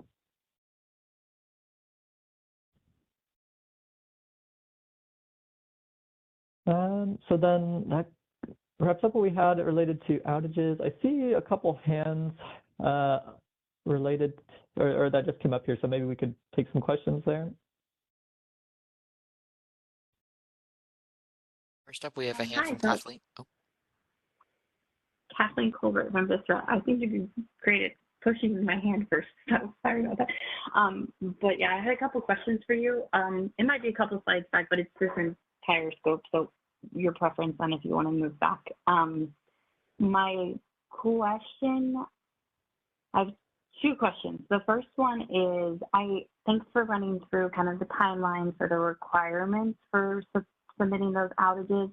My first question was just, what's the consequence? Like, what's the process? Can you do a little more detail on this is required, outages are required. You mentioned the element types, but what happens if we're at July 1st of the year, or we're 30 days prior to the monthly, and it isn't submitted, but then when you look at the outages, it appears that it was known at that time. Like, what does the CARCO do? Yeah, that's a good question. That's actually one No, go ahead, Hillary. I was going to say I may not have the best information there. So yeah, if you know, then go ahead. Yeah, we can speak to that. David? Well, yeah, hi, Kathleen. So the idea is, it's a potential tariff compliance issue that, those things come up in lots of areas in terms of participants having certain obligations. I think what's, been challenging for this requirement is it has to be outages that they know about at the time. And so that's been a challenge, is understanding, okay, did the transmission operator know it was going to happen and not report it, versus they didn't know about it at the time the advanced reporting deadline hit. And so they can say, well, we reported it once we knew about it, or we knew we had to take it, but that was after the, 30 days prior to the calendar month, or it wasn't part of the July 1 submission because it wasn't part of the plan at the time. And so, it's something we can look into it and try to understand better, but it's a challenge in that regard, because you have to then understand what the transmission operator knew at the time, and that's a challenge. But yeah. It is a tariff requirement. If they knew and they just said, well, we didn't feel like reporting it, okay, fine, that's a problem. But I don't think we've had a situation that falls under that black and white yet. But it's an ongoing, question. I think maybe part of this ultimate policy process here will be to think of more, what alternative approaches we could take to make sure that the modeling is better reflective of outages that maybe if they're not known 100%, there's, you know, a high likelihood they'll happen, things like that. That's, I think, probably eventually will be in scope of this process. Okay. No, super helpful. I guess so what I'm hearing is that it's very difficult to screen for this, but I guess one quick follow-up, David, is just like some sense that the CAISO is screening or trying to screen and have conversations would be helpful just to get the education, less of the policy, more just understanding status quo.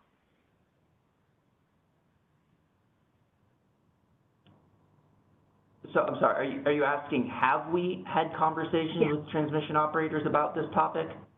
I mean, what I'm kind of asking, if I can say it this way, is that if I were to be at the CAISO and wanting to think about, you know, ensuring these requirements were met, I think the first thing that I would do is look at the transmission outages that were taken in operational time frame and compare it to the ones that were submitted in these windows. And then I would just have like a soft outreach if they were pretty significant and ask the PTOs or whoever to confirm that like they didn't know. It's just a tiny amount of touching base. So I assume you're doing that, and I just wanted to confirm.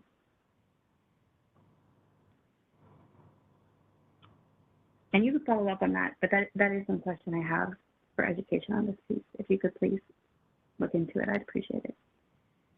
Sure, yeah, I'm not 100% sure of all that's been done there. I know it's, you know, it's not, what you just said is not something that's like a new idea here. Yeah, I mean, I know there's some thought about that. What exactly, I'm not sure how much I can share, you know.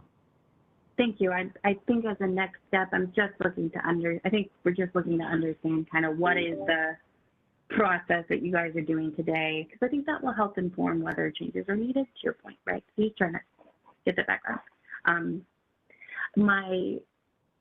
I really appreciate that. Thank you so much for having that dialogue. The other question I have, which is on the next slide, is more at understanding the background again on the outages required. Philip, I think this is okay for you to direct to you. My question is, I'm trying to understand whether this applies to transmission elements like at or upstream of the CAISO border. And I think COV is like an easy example for me to conceptualize, because we have the California side, we have the Oregon side, but there's elements on both sides. If there's outages on the CAISO side versus outages on, let's say, the Oregon side that's not within the CAISO controlled grid, do you mind clarifying for me where just in your requirements, like where you would consider the elements on the different sides of the border and at the border? Does that make sense? Yeah, I think I understand the question. I don't know, David, if that's one you have any background on either. I think the language mentions, you know, that outages that affect transmission facilities on the CAISO-controlled grid. But that might be one we would need to follow up on as well, unless David has some more context. Kathleen, if I understood, you're asking like, how would we or do we factor in outages not on the CAISO, not in the CAISO BAA that nevertheless could somehow impact CRRs? That's correct, just for education purposes, yes. I couldn't speak to what we actually do. I would be very surprised if we had a way of rolling that into the CRR process. I'm not sure. I guess to make it a little bit more concrete, we have the OBALSI, and so that contemplates outside balancing areas participating. So if you take that question from that lens, maybe it makes it more tangible for you. But like, we have a process for these neighboring BAAs. So trying to connect the dots between, if we have a process for them to participate, I assume we also have the elements modeled. But OBALSI, they think they're at I think they're the intertie. They don't sync at the actual location. If it's a LSC, you know, out of the balancing authority, I think their CRs just go to the intertie. They don't go all the way to the nodal level within this other BAA. That would be, Yeah, and so I'm you really can confirm if I'm right or wrong about that, but. Yeah, and we can table that too. Oh, sorry. But I just going to confirm that, yeah, for Obalsi's, their CRR nominations sync at the scheduling points that are at the interties. So, yeah, I would echo what David was saying as far as any outages that are outside of the CAISO BA area, you know, wouldn't impact Obalsi's clearing since they're not syncing all the way to their actual load. May I ask just a follow-up for a future call as I try to understand this? Because I do think it's really important. And for context, I'm also asking because I am trying to understand how our operations will evolve under an extended day-ahead market where those areas are actually in the IFM as well. So I do want to say I think my line of thinking is valid, and so I'm hoping we continue to work through these types of questions in maybe at the next meeting. But to contextualize it for the current process, I'm trying to start there before we go to the next step of just understanding this.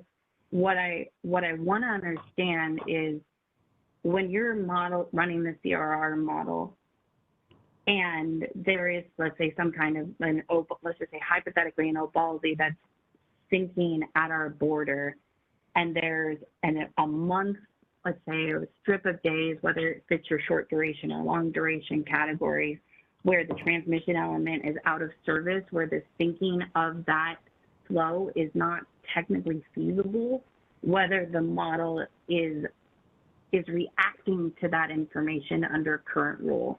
That's my scenario. I wanted to start with that simple one, and then we can expand over the course of this initiative to more complex scenarios.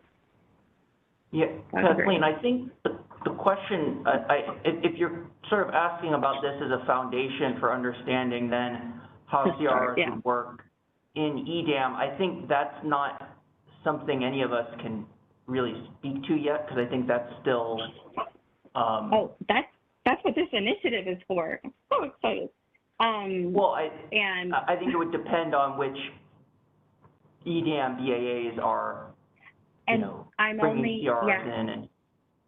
And I don't think, and I'm not asking from the perspective of EDAM bringing CRRs in. I'm purely trying to think through the modeled elements and how they impact the flows within the CAISO border. That's all. So I really appreciate the education. I'm just trying to understand what's modeled today. And then, under an EDAM world, those elements will be modeled in the IFM for sure. And so that will be a next step, but I'm just very narrowly scoped. And I'll defer the mic, but I am looking forward to working through all these questions with you guys. Thank you. Thanks, Kathleen. This is Partha. I think these are really good questions you're asking. One suggestion is if you can maybe include some of maybe these detailed examples you're looking for in the comments. I think that some of them are more complex that might have cross groups in terms of what the functions look like to your question. So I want to make sure we fully understand them and get the right folks to engage going forward. Yeah, thanks, Kathleen. Appreciate it.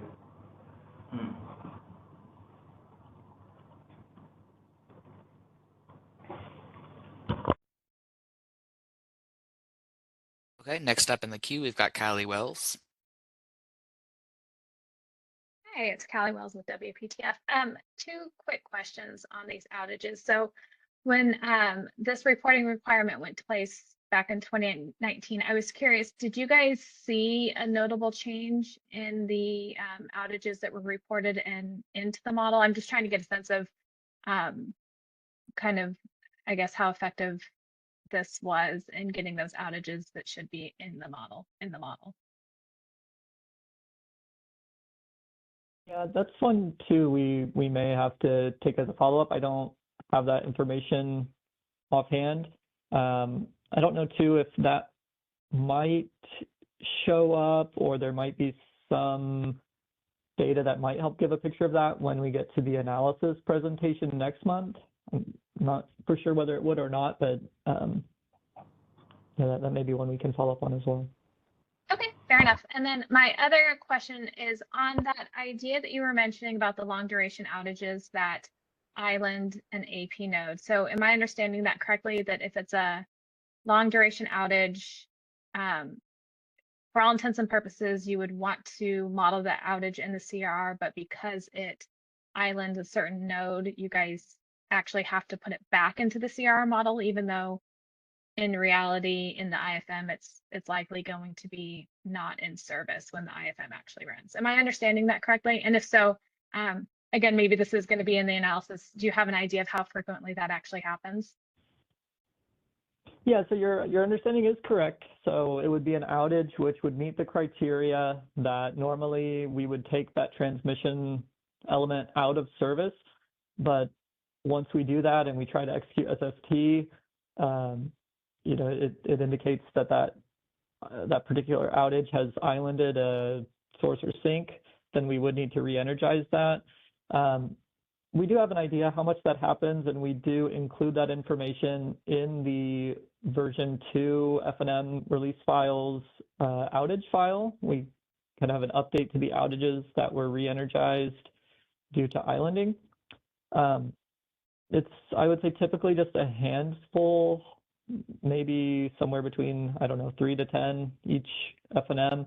And I think some of that happens too, just to add some more context, when there may be multiple outages within a monthly period or a seasonal period, for example, that wouldn't be carried out at the same time for a given hour of a day when the IFM model runs, if that makes sense.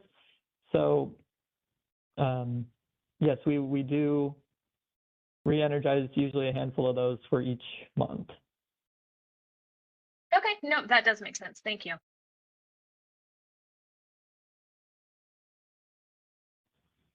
Okay.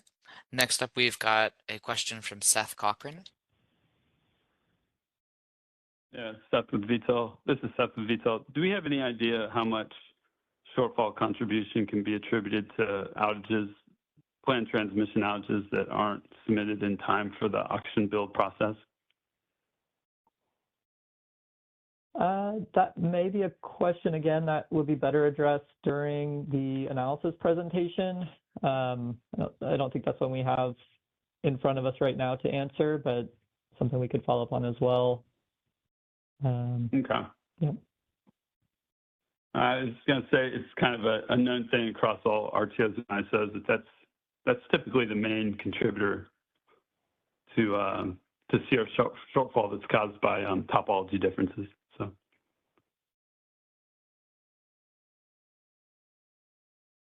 Sure. Okay. Thanks for that question. I think there might be one more out there. We've got one hand up from Mark Smith. Hey, Philip, it's Mark Smith with Calpine. Maybe just piling on here a little bit. I remember before Phase 1B went through, we talked a lot about late submitted outages and the fact that they were creating revenue insufficiency. And yes, you do have a behavioral rule in place that suggests that these things should be submitted in advance, for instance, before the monthly auctions occur. We continue to see outages submitted shortly thereafter that dramatically affect the outcome of the CRR auction. And so perhaps one of the things, I guess I'll jump to some solutions here, but we certainly need to analyze this, as Seth is saying, during the analysis section to figure out how much of the insufficiency comes from late submitted outages, but we also may need to establish some consequences of that behavior rather than only relying on tariff enforcement actions, which are expensive and controversial. So, let's try to consider some specific consequences. One of which might be to allocate revenue insufficiencies directly to the entity who submits the late transmission outage, instead of short paying the rest of the market. So, That's an idea I think that we brought up probably 5 or 6 years ago that maybe we need to revisit again. Thanks, Philip. That was just a comment, not a question. Got it. Thank you, Mark.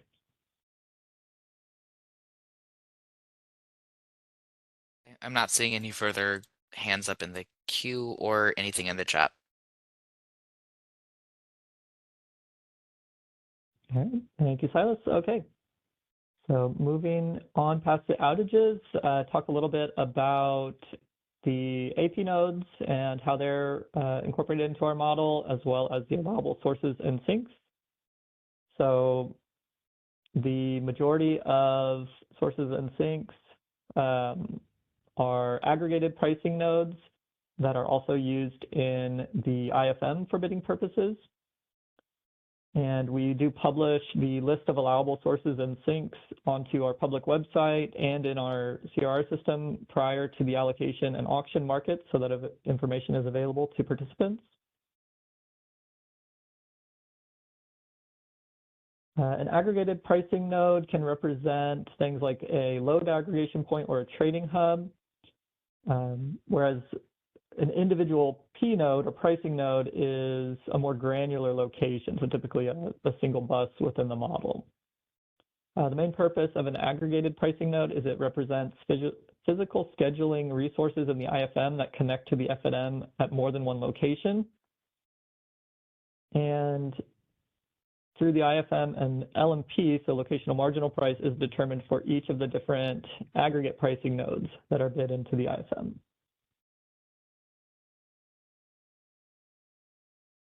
Aggregated pricing nodes can also be defined for non-bidding purposes. So an example is a trading hub is not bid into the IFM, but an LMP is still calculated there within the IFM. And CRR sources and sinks are modeled as either P nodes or aggregate pricing nodes in the CRR SFT.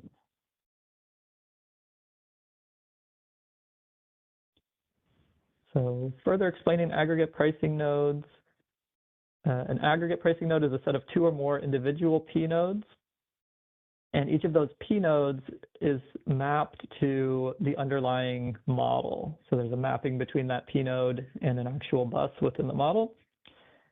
And an LMP is calculated by the IFM for each P node in this set. For each aggregated pricing node, we have the definition, which includes the allocation factors, which could also be referred to as a load or generation distribution factor for the load or generator aggregation points. We typically call them allocation factors in the CRR process. For allocation factors for each aggregate pricing node, they should all sum up to 1.0 for all the individual P nodes. So that's the at a high level, the individual P nodes each have some participation factor or allocation factor into that aggregate node, and the sum of all those allocation factors will add up to 1 to represent the entirety of that aggregate pricing node. The distribution factors for load aggregation points are based on historical load patterns as seen through running of the day-ahead market. So that applies to default laps, sublaps, metered substation or MLAP points, and custom load aggregation points, CLAPs. And then for trading hubs, the distribution factors are based on weighted average generation output. So a trading hub, similar to, well, just as any other aggregated pricing node, it has a bunch of individual P nodes that make up its definition. And those factors of each of the underlying P nodes is based on their generation output compared to the overall generation output of all the nodes included in that definition. And that's based on the output for the prior full year of historical data.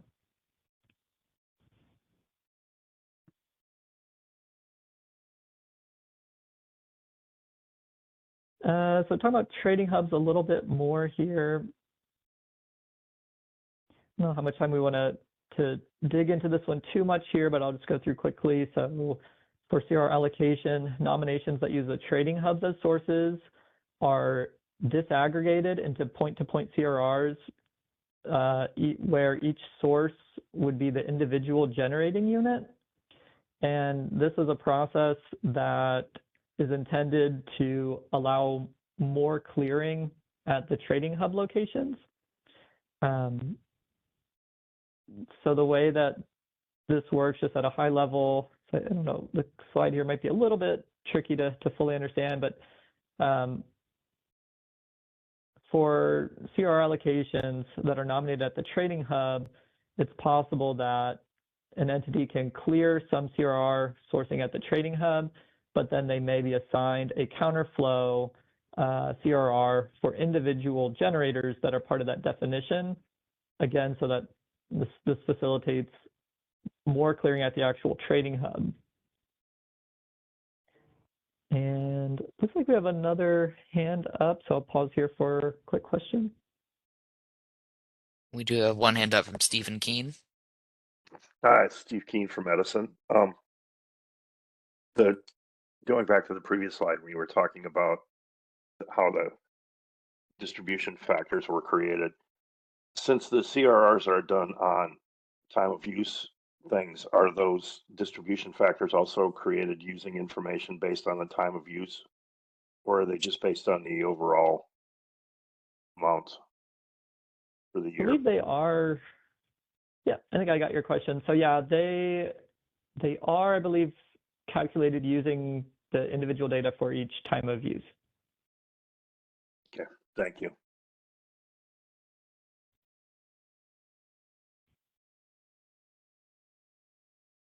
And we did have one question in chat. Blessin Jacob from Z Global. Could you elaborate on what it means when you say Trading Hub is not bid into IFM? Page 71 of the slide.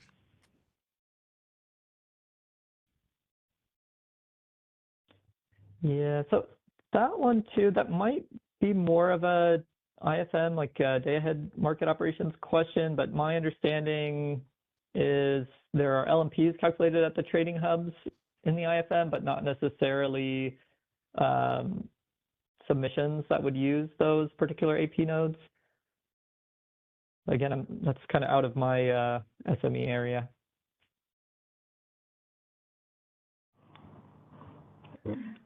That's correct. The trading hub is an aggregation, just like some of the other aggregated pricing nodes of LMPs at our other pricing nodes.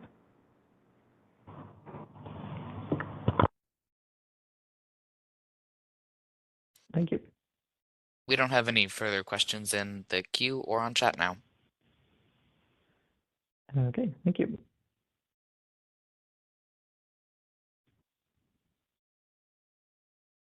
Okay, so continuing on with the trading hub disaggregation, just some other minor details there. It's possible the total disaggregated megawatt amount could be less than nominated amount after SFT due to the truncation of awards less than 0.01 megawatts, so thousandth of a megawatt. Less than that would be truncated to 0.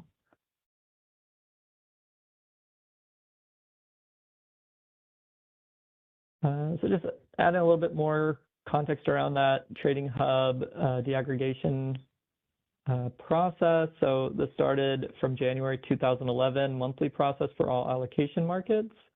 So they're reaggregated after the SFT process. I need to update this one from the reference material. I don't think we have the example here, but we do have more information on this and examples in the CRR overview. I think it's a printable version that's on our training center on our public website. I should mention too, a lot of the concepts covered here are explained in a little bit more detail, and especially the SFT information coming up has a lot more examples and more detail than we'd be able to cover in a couple hours here today. So just calling that out.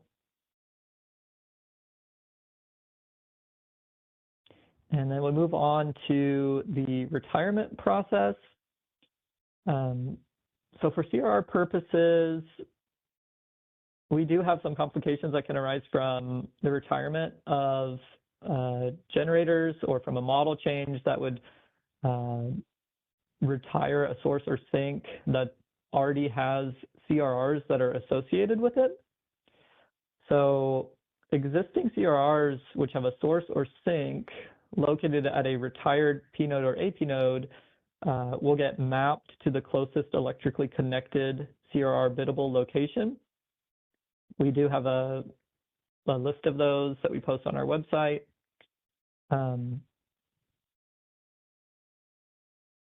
I just wanted to at least mention this process and mention the retirement of those nodes does change the SFT a bit, or it can impact the SFT because we would now have more CRRs coming out of the AP node or P node that the impacted CRRs got remapped to.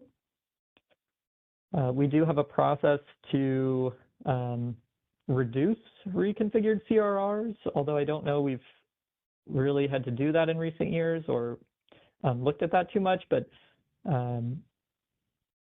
we do have that ability to run an SFT after reconfiguration and reduce CRRs until feasibility is achieved. So just a little bit on the retirement process. And that completes the modeling practices slides we had here for today. I'll pause again to see if there were any additional questions before moving on to the simultaneous feasibility test.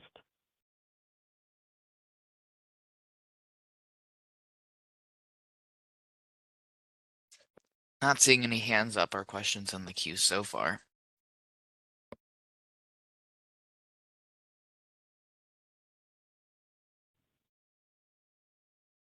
Okay, we'll move on then.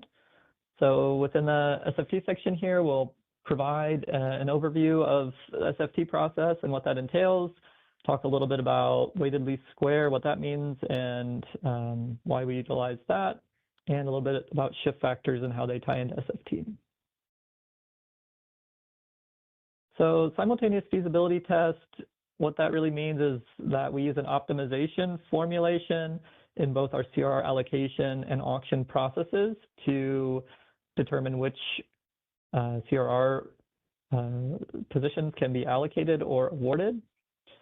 The objective function is slightly different as far as the inputs that come into the allocation versus the auction and how they are optimized, but the topology and constraints are the same.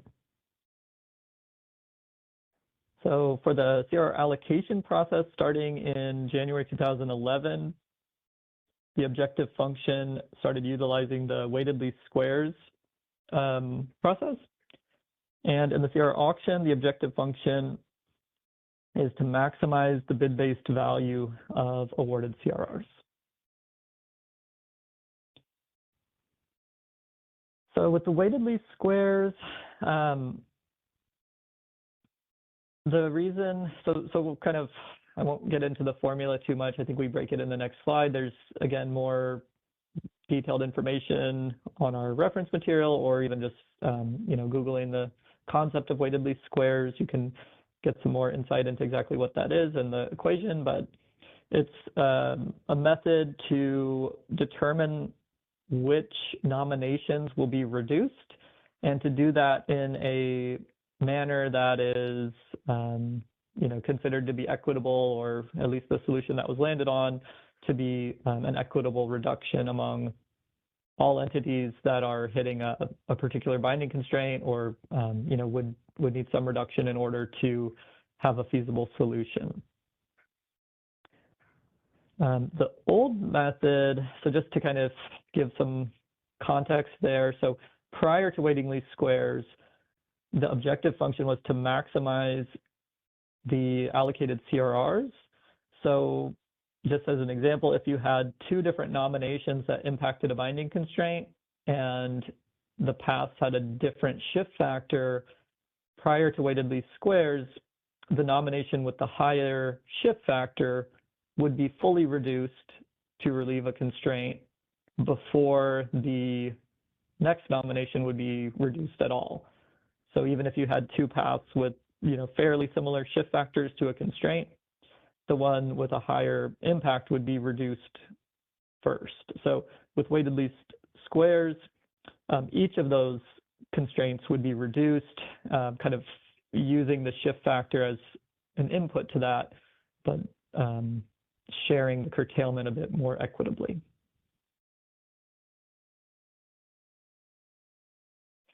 For the auction, the objective function is to maximize the bid value of awarded CRRs. So maybe another way of saying that, bids which come in at a higher offer price would be cleared over bids with a lower price. So it would maximize the value of awarded CRRs. And let's see. Yeah, in the allocation, so another difference too, with the allocation, there's just a path and a megawatt quantity that are used as inputs for that.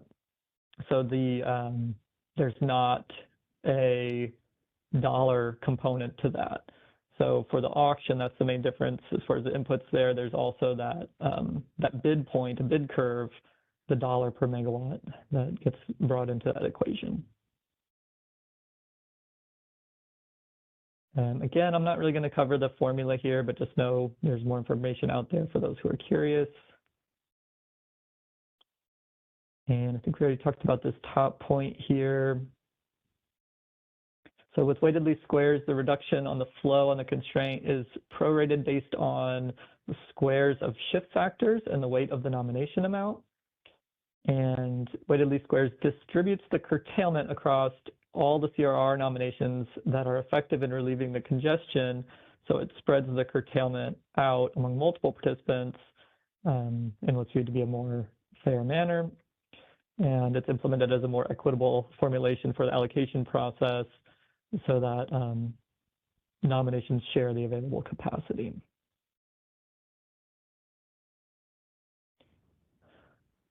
So just talking a little bit about shift factors and how they tie into the SFT.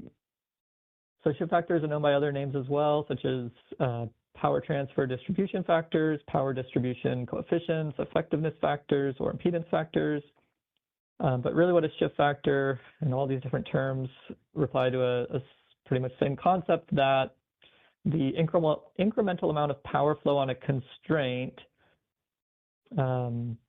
based on an additional unit of power injected at a given bus and withdrawn at a reference location. So maybe in another way of saying that, it's really just if you inject 1 megawatt at a given location, how much of that ends up on the constraint, on each constraint that's modeled in the case. So those shift factors are dependent upon the network topology of the FNM from which they're derived. Right, so that is all included in the SFT portion for this presentation. As I mentioned, there is quite a bit more on SFT in the reference material on the website. For the sake of time here, we've kind of cut that out, but I will pause if there are any questions at this point.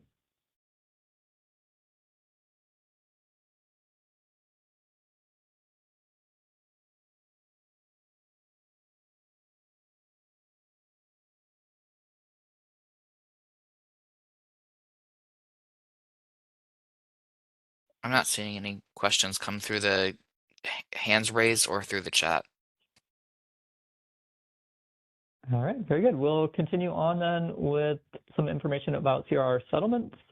So we'll cover just an overview and how notional value of a CRR is calculated, talk a little bit about the CRR1B offset revenue calculation, and then just a little bit information on service charge and bid transaction fee.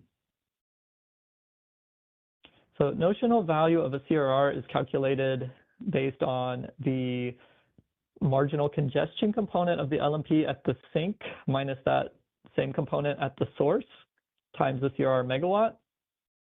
And that would be the notional value that would be calculated for each hour of day-ahead market clearing for the effective time period and time of use for which the CRR is effective. So as an example, if there was a CRR for 10 megawatts from A to B, and the marginal congestion component of the LMP at A was $5 and at B was $15. The congestion from A to B would be 15, which is that sync LMP component, minus 5, which is the source component. So the value there would be 10. And for that given hour with those prices, if that CRR holder had a 10 megawatt CRR at that path, they would have 10 megawatts multiplied by that $10. They would receive a $100 payment associated with that CRR for that hour as a notional value.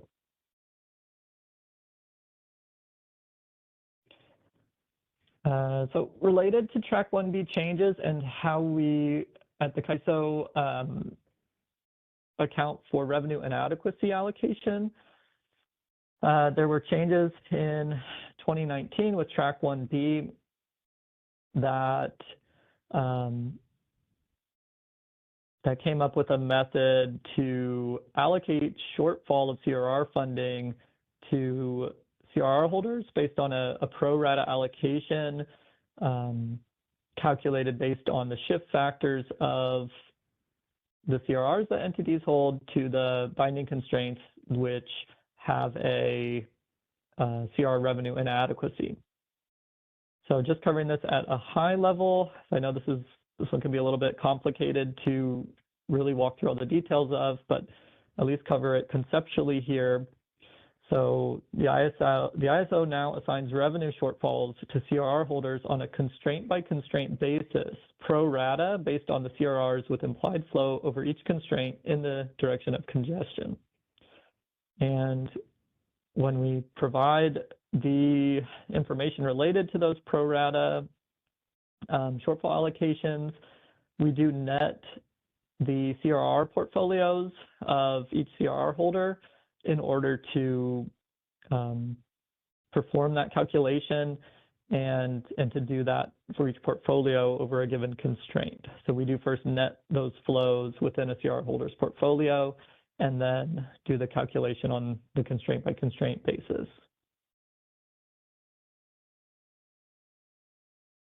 And I know that was a lot of information just kind of packed into one slide, but again, this one is maybe a bit more of a complicated formula there, is available on our website within the training center, as well as like some templates or additional information on sort of how that calculation looks like.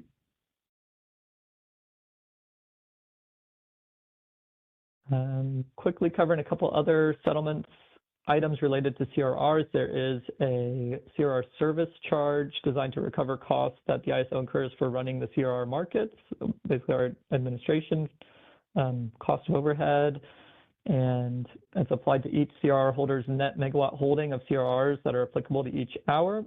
And the rate is calculated by dividing the annual GMC revenue requirement allocated to CRR service category by the forecasted annual sum of awarded megawatt of CRRs per hour.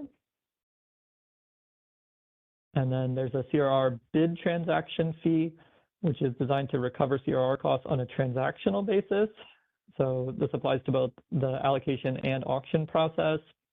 There's a transaction fee applied on each nomination or each bid without consideration of the number of bid segments in the case of an auction bid. And GMC rates can be updated intra-year to reflect actual cost collection. And that information can be found on our public website. Okay, so that completes the presentation. I'll see again here if there are any questions.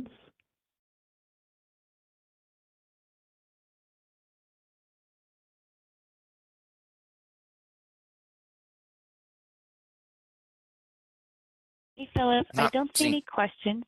Oh, thank you, Silas. All good. I'm not seeing any questions come through either.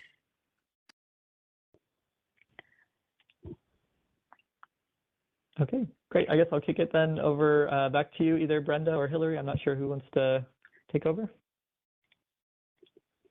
All right. Thank you, Philip. We've got a couple of minutes before lunch here. seeing that we have no immediate questions, so in the afternoon, we are going to be moving to stakeholder presentations. I think in order to, in consideration for both the presenters and folks who may be joining in the afternoon, I think we'll want to keep the beginning of those at the current 1 o'clock time. So with that, if anyone has questions or comments now, we have a little time, but if not, then why don't we adjourn? We will come back at 1 o'clock from lunch break, and we will also have some opportunity at the end of the day. If anyone thinks of questions in the meantime, we can refer back to the morning material in the open discussion at the end, if that would be helpful to anyone.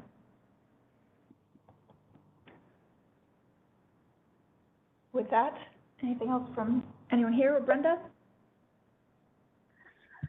Thank you, Hillary. Thank you so much, Philip. Great job presenting. We appreciate your expertise from both the audience and the panelists at ISO. As a reminder, this call is being recorded. We will plan to post this recording hopefully within this week. Also, we pull up the agenda slides, so know the folks that are coming, the stakeholder presenters, please plan on coming in a little bit early, around 1 p.m. so we can promote you to panelists. So I did see you, most of you online, so we'll keep an eye out. But at this time, we'll go on break. If not, you can always submit through chat to all panelists, and we'll also go back to reading those questions if you weren't able to ask a question during the verbal queue.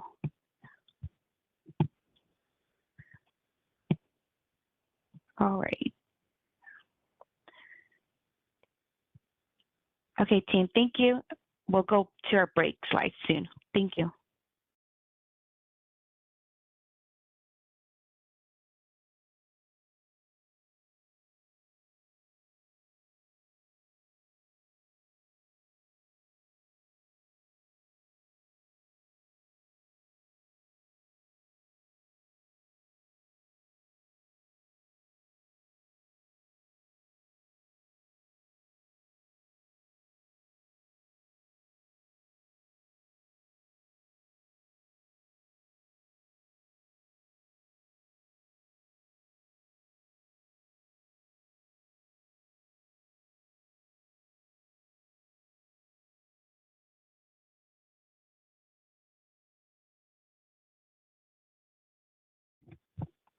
All right, thank you everyone for joining us back on the Congestion Revenue Rights Enhancements Working Group 2. I will go ahead and bring Hillary for some opening remarks. Good afternoon, everybody. Thank you for rejoining us here after lunch. Following this morning's discussion of the structure and function of a CRR program, we are now going to move into the afternoon, which will be dedicated to hearing perspectives from some stakeholders on their current experience with the CRR program and perspectives on contributing to it going forward. So we have 4 stakeholders here. Just as a reminder of how we got here, we put out a notice after the previous working group, welcoming all stakeholders to share their perspectives on the current program. So we have 4 who will be presenting this afternoon. We will start with Seth Cochran from Vitol, then Abram Klein from Appian Way Energy Partners, Ali Yazdi from Morgan Stanley, and Kathleen Colbert from Vistra. So we thank these 4 stakeholders for sharing their perspectives with us this afternoon. And I'll also note that we recognize this is not a full cross-section of the stakeholders who interact with and participate in the CRR program. We are always interested in hearing from others as well. So to the extent that any of you would like to give similar presentations at future working group meetings, we are open to that. Just if you can reach out to the ISO ahead of time, we can get you on the schedule. So we look forward to hearing from the 4 of you this afternoon. And before we get started, anyone else up top here? All right. We'll hand it over to you, Seth. Thank you for joining us.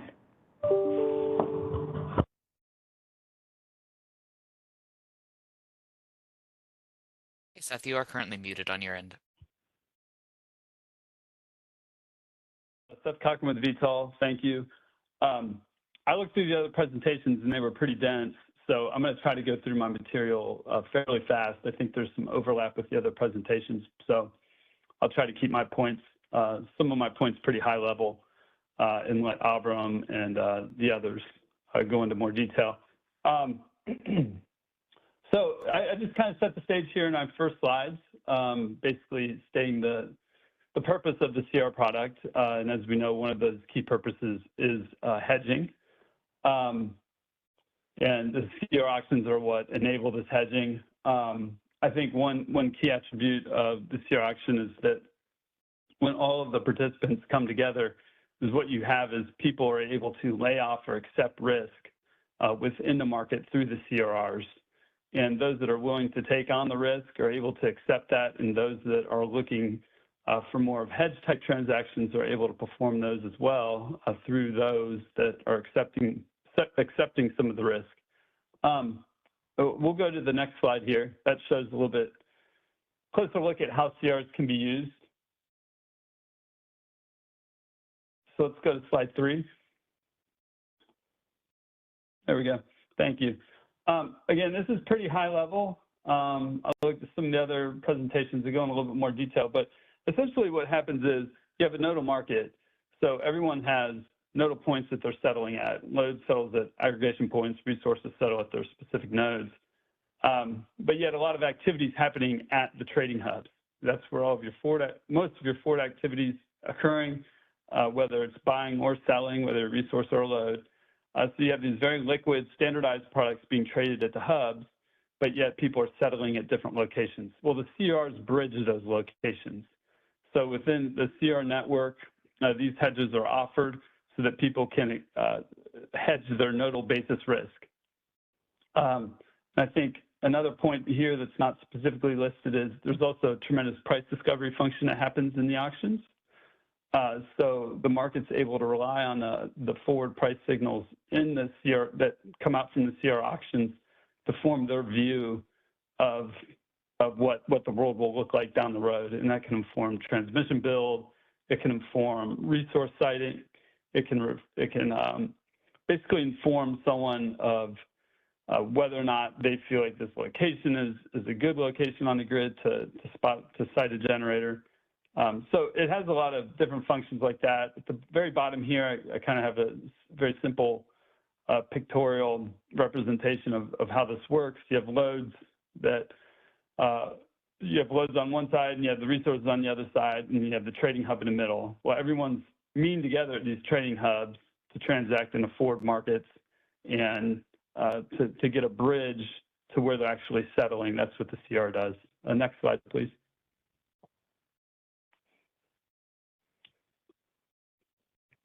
Okay, so now I want to get into a little bit of my observations of the CR market. There are two big changes that were passed and implemented on January 1st, 2019. I think we've gone through that quite a bit. That was the path level restrictions, and then the shortfall being allocated to CR holders. Prior to this, all CRs were funded by loads if there wasn't sufficient congestion funding in the day-ahead market.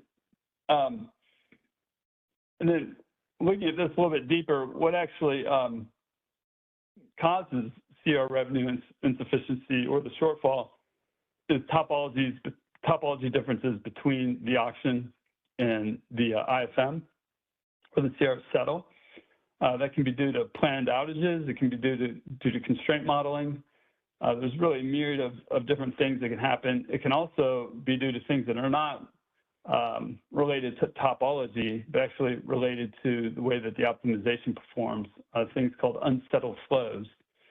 And these can be due to loop flows or application of shift factor thresholds. There may be more, but those are the two general ones that I'm aware of. Next slide, please.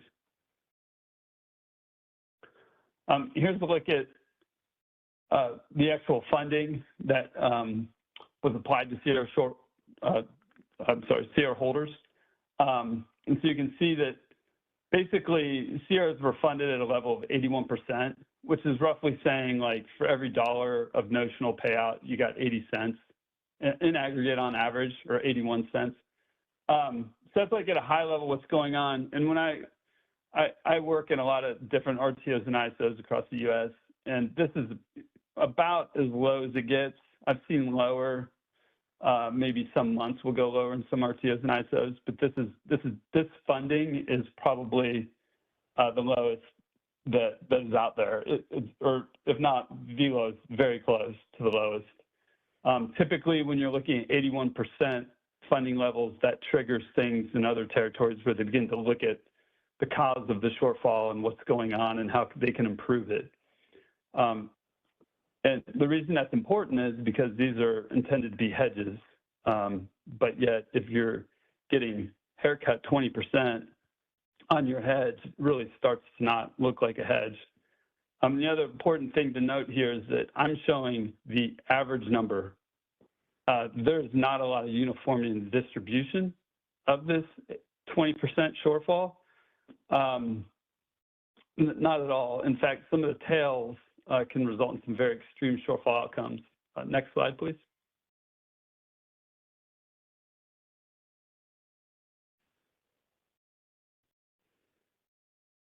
All right, so I've gone into some of this. I do want to hit on this point that I was just kind of touching on before. The shortfall can be so severe that it exceeds the notional payout. They call this settlement reversal in some of the CAISO papers.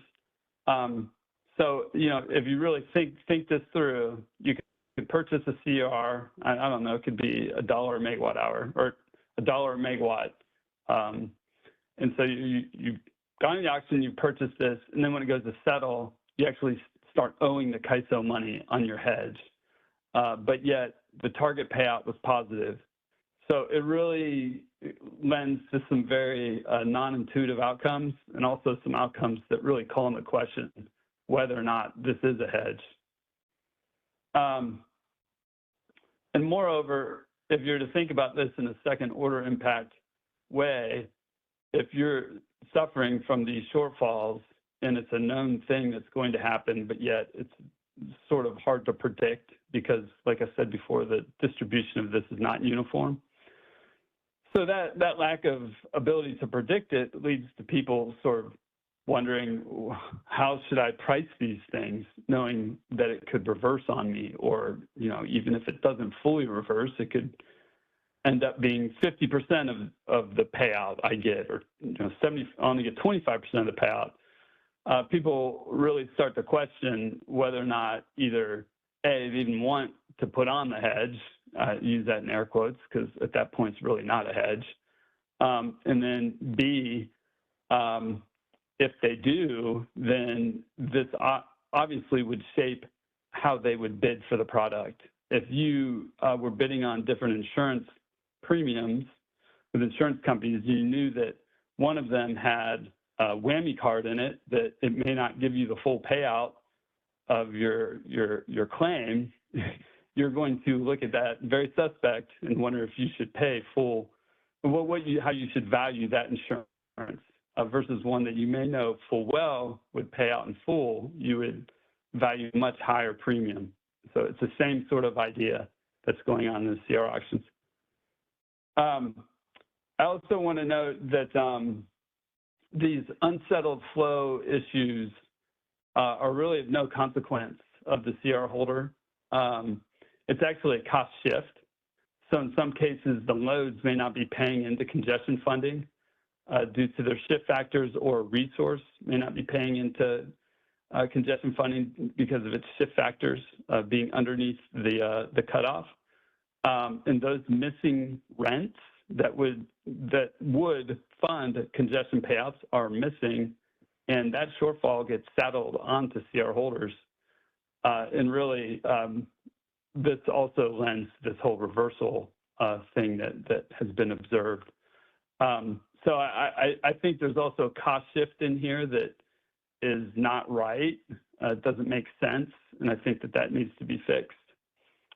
So that's Vitol's perspective on the CR auctions. I'll accept any questions, but my presentation is over. Okay, so Silas and I will go ahead and unmute Callie Wells for the first, and then Kathleen. Hi, Steph. It's Callie Wells with WPTF. Really appreciate the presentation. I have actually a question on this slide right here. So your your main point on this one is that you mentioned that there's extra surplus congestion funding available. Do we have, so if I'm understanding that, I think you're getting at the way the CAISO does the underfunding, and they do some netting where some overcollection of congestion on some constraints can help offset underfunding, but the way they do it is pretty limited. And so there's actually kind of a bag of money left at the end of the day, even after all the underfunding has been allocated. Is that what you're getting at on that statement? Yeah, thanks for pointing that out. I don't think I touched on that well enough. That's exactly right. So this design is actually very unique to CAISO. If you look at SPP, MISO, PJM, they all have their congestion funding is able to apply to any CRR that is underfunded. So in other words, if you have a CR in PJM that was underfunded, but yet there's still surplus rents from other constraints, then the surplus on the other constraints can be used to shore up the underfunding on another constraint. This actually is driving a lot of the lack of uniformity in distribution I was referring to before. It's the way that CAISO does their constraint indexing for their congestion funding. And I think it's really proved to have some unintended consequences in this vein. There's also some sort of, I think, arbitrary outcomes that can occur because you could call on a constraint one day, an operator could call on a constraint one day, and the next day call on a parallel or serial constraint for the same congestion, and now have created a separate constraint bucket and defined things more narrowly. So now you have more constraint buckets not being able to fund across constraints, but yet in this scenario I'm trying to highlight, the congestion is actually the same. It's just an operational practice where they may call a different constraint. Okay, no, that helps. So, and you said this is unique to CAISO, so the other ISOs that you're familiar with, they don't have kind of the similar construct. So they do not. ERCOT would be the closest. It's not at all exactly like CAISO's, but they do have a constraint level mechanism. But they have some different mechanisms within that framework that allow for sharing of congestion funding across constraints. And I could elaborate on that, but I'd get in the weeds pretty quick, and I'll probably just leave it at that. But ERCOT would be the closest. But other than that, yeah, this is 100% unique to the CAISO. Okay, no, and do we have, and I don't know if you have this, or maybe it's an ask for the CAISO, and I'm going to guess they're going to point to the February meeting for analysis. If we have an idea of the magnitude of kind of this leftover surplus congestion that could be used to help offset some more of the underfunding. I don't know if you have an idea, or if CAISO has an idea of that dollar amount at this point, or if we just kind of need to wait till February. The info's out there. I just don't have it in front of me. Yeah, but it is out there because they have the congestion, the balancing account closeouts on some plots, along with the amount of Track B payment haircuts. I've seen slides like that from the CAISO, so it's out there. I just don't have it on top of my head. Okay, thank you. Mm-hmm. No, thanks, Kelly. And we can work. I think you had the right answer of maybe that's something that'd be good to sort of include within the construct of the February meeting. I would add, obviously, that a lot of these decisions were made. There's like policy rationales for why some of these decisions were made too, and I think that it's fair that for us to sort of maybe as a part of this process have a comprehensive look at what some of the impacts are of the policy choices. But yeah, I think that so in like what those dollar numbers look like on a constraint level, I think that'd be worth looking at. So yeah, thanks for that comment, Kelly. Yeah, of course. Thank you.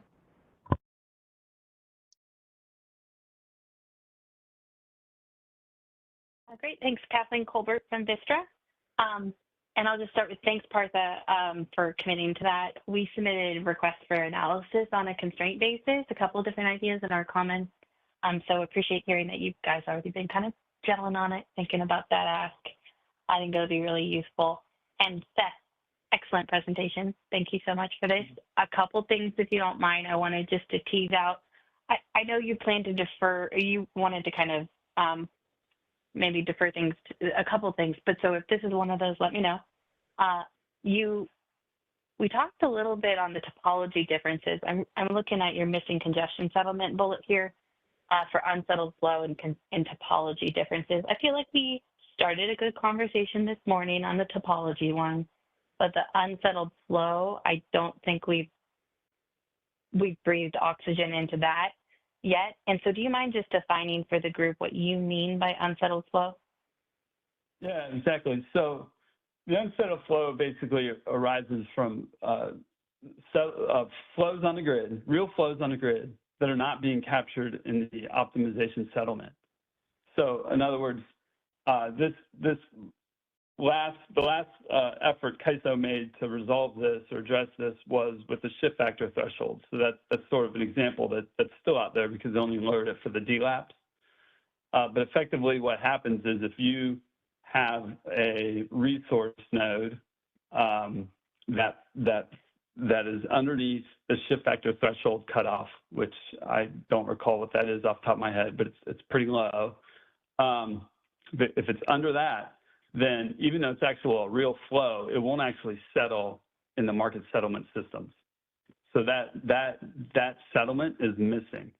And when that missing settlement pays into congestion funding, would have paid into congestion funding, but it's missing, that's when shortfall can arise from the unsettled flow. And the other one, yeah, does that make sense? Yeah, it makes perfect sense. Keep going. Thank you. Sorry. Yeah, and the other one's loop flow. So with loop flow, basically what you have is there's flows from external BAs that can actually flow through the CAISO, but they don't settle through the CAISO. And this gets back to the difference between, actual AC flows and point-to-point flows. So you could easily have transactions that are occurring outside the CAISO border, but yet impact flows in CAISO. And if those flows are not modeled properly in the FTR auctions or in the IFM auctions, then that can also cause shortfall and missing congestion settlement. Because effectively those flows are, yeah, go ahead. No, it's okay. That was really helpful. The shift factor threshold makes sense to me. I'm just going to visit those. It kind of flagged two things, if you don't mind. The shift factor one is a great example. The more recent change to at least apply it at some of the constraint branch groups is great. I hear you flagging that maybe it'd be worth looking at whether it could be expanded to some other elements. I'll have to, so that's a good next step to kind of think about and ask the CAISO to think about, talking about that in a space. That is an energy market change that we're talking about. I just want to be clear, right? It'd be a change in the day-ahead optimization. Yep. Okay, yep, perfect. Right. Just wanted to clarify scope. Okay. On the loop flow, one of the things that would be useful for me from an education perspective is I have this niggling in the back of my head that loop flow assumptions are included in available transmission capacity, at least in the energy market and maybe in the CRR model, but it's just a niggle. So, and I can ping this question at the CAISO team and maybe see if y'all can just give us a sense if we could talk about this in more detail. That would be very useful just to get an explanation from CAISO, clarity on the loop flow assumptions in the limits and what they are and if they differ between the two, how they differ between the two. Just a bit more specificity on that in one of the future calls would be very useful for me and hopefully others.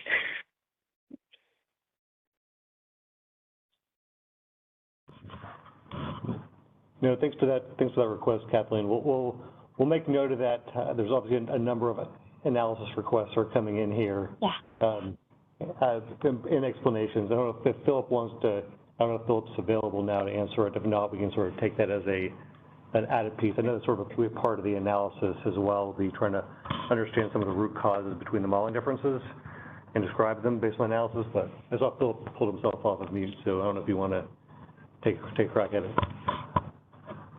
Yeah, I mean, I can add just a little bit of information. We do have some information in our VPM as far as how the CRR market models loop flows. I think the main approach we utilize is adjusting the constraint limits to account for loop flows, but realizing that may not be a perfect representation. But yeah, I think there may be some room to look into that further, or look at the analysis of impacts of that. Great, thanks, guys, for team. One last thing, Seth, and do you mind if we go back a couple slides to the CRR enhancements? I think there's some context that you were trying to spell out when you mentioned the non-delivery paths, and I wanted to see if, for the sake of kind of using the same language, is that I'm about to kind of talk about in a little bit how the use cases of the transmission system have evolved in the last, let's say, 7 to 10 years since we had that DISCOM started having these conversations with the CRR 1A and 1B. So when you use the word non-delivery in your slides is when they get myself aligned with what you're referring to is the policy discussions at the time said that generators behaved a certain way, and so kind of define what were delivery paths. Is that what that language is getting at? Okay. Yeah, that's right. So the simple history lesson was CAISO tried to have the CRR paths that were available reflect what would be used for physical deliveries. And so at the time, that was, I think we were looking mostly like wind, solar, and thermal generation, which I think that made, I can see where that made sense at the time, how that matching made sense. But I think you're also right, some things have changed. Excellent. Thanks for clarifying, Seth. Appreciate your time. Yep.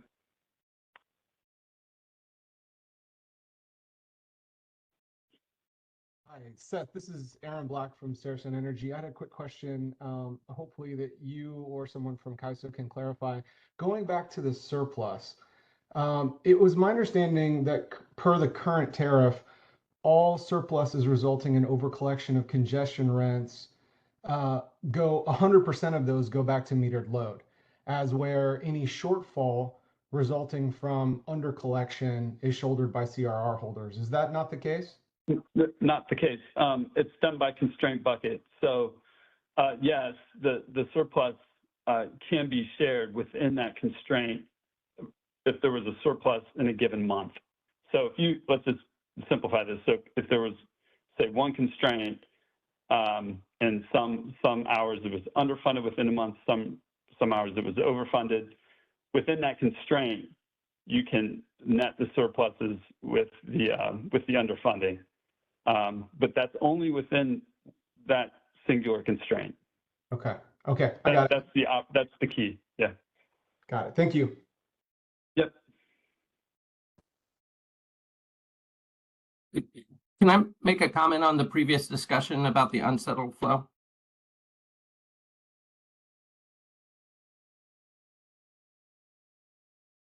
Yes, you can. Go ahead and introduce yourself, Abram. Hi, this is Abram Klein with Appian Way Energy Partners, and I thought that was a really useful discussion between Kathleen and Seth about the unsettled flows, and I think Kathleen pointed out that fixing things like loop flow, how California is paid for external entities using their transmission, or the shift factor threshold issues, that is a market issue. But the allocation of underfunding that's associated with factors where it's not really cost causation based to the CRRs, it's related to entities that are causing congestion, not paying for the congestion that they cause, it might be possible to have a different allocation of that underfunding because it's not possible to identify a particular CRRs that are causing that. You might take those buckets and allocate them more broadly according to a different methodology. So of course, we're not going to get into fixing like, market to market flow gates and things like that here, but I do think it is in scope for this group to think about how the allocation of revenue inadequacy occurs if that revenue inadequacy is caused by entities that are causing congestion not paying for the congestion that they cause. Thanks.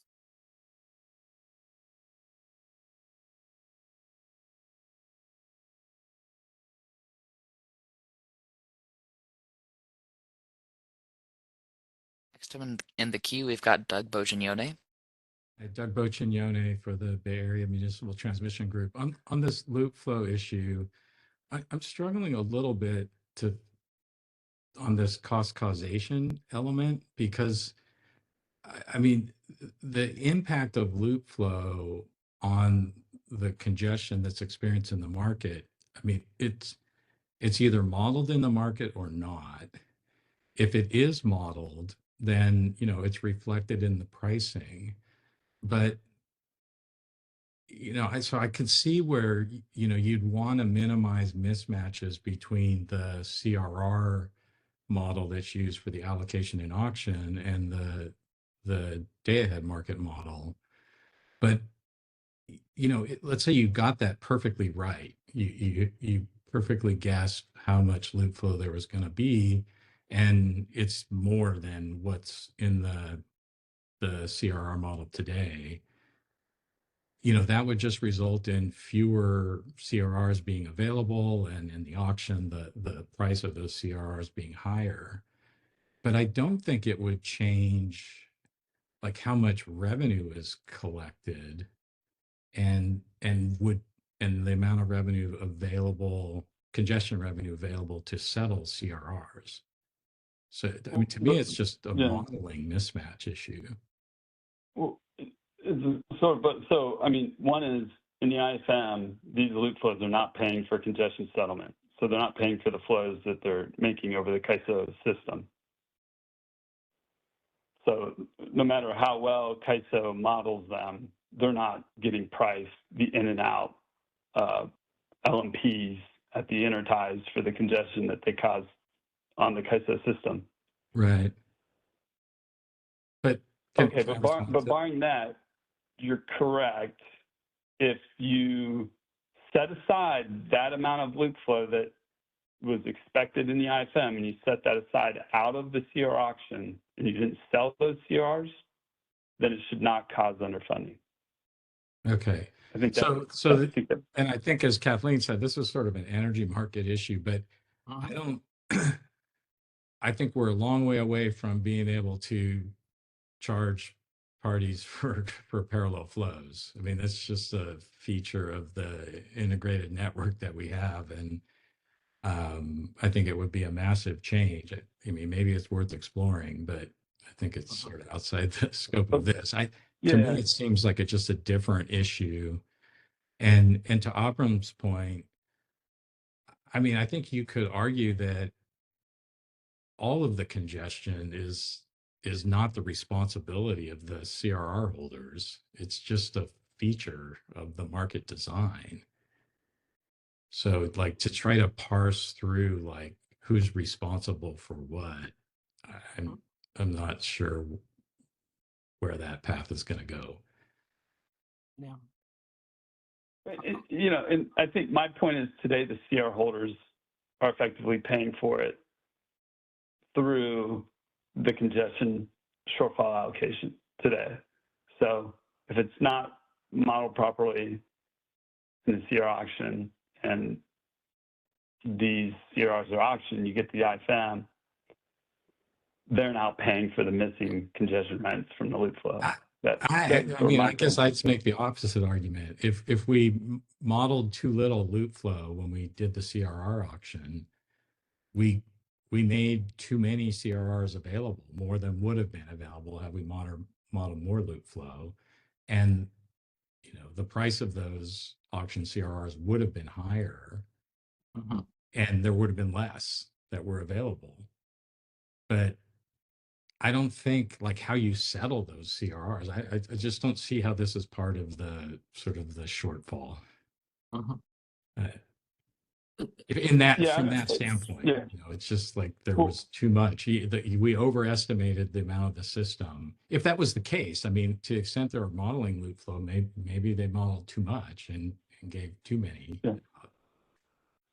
Yeah, I think the point is absent trying to figure out the fairness of it or anything like that. Just leaving all that aside, it is true that loop flow can cause under CR revenue insufficiency. Like it can cause that. Yeah, I guess I just don't see that because if you're in the day ahead model, if you're reflecting the expected loop flow, then you know you're constraining the amount of transmission that's available. So that's going to result in congestion. But I don't think that results in underfunding. That just has more congestion. It is because they're not paying for their flows, the congestion that those flows create. It might be helpful to talk about offline, or I think yeah. I don't know. To me, it seems more like it's like a D rate of transmission, and that we have to do because it's going to happen, and we have to model it. Well, right, and D-rated transmission can also cause CR revenue insufficiency. Right. Like if you had, so yeah, that's in that way, we're thinking along the same lines. Okay. Thanks.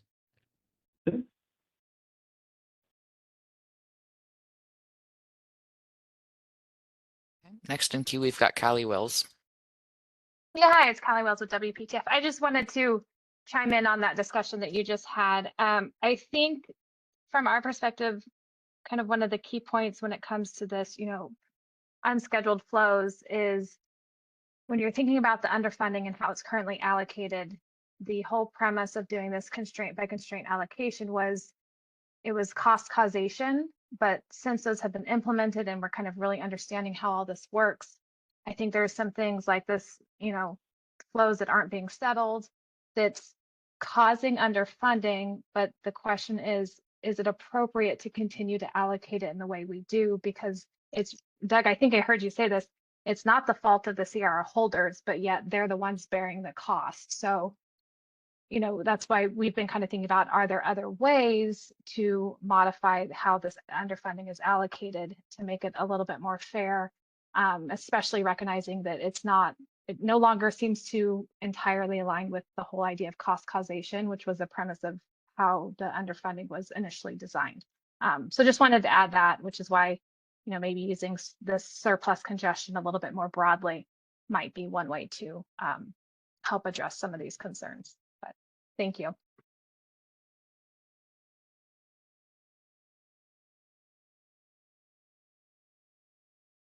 Doug actually put his hand up again. Doug, you can go ahead. Thanks. Doug Boccignone for BAMX. Thanks, Callie. I just, on my comment about not the fault of the CRR holders, but I mean, that applies to this whole thing. I mean, the fact that CRRs available is not the fault of the CRR holders, or the amount of CRRs that are made available by the ISO aren't our fault. We're just living with them. So it's just a feature of this market. I mean, I think it's worth exploring some of these ideas, but it seems different to me. This the loop flow issue seems different than the shift factor issue. Materially different as part of this conversation.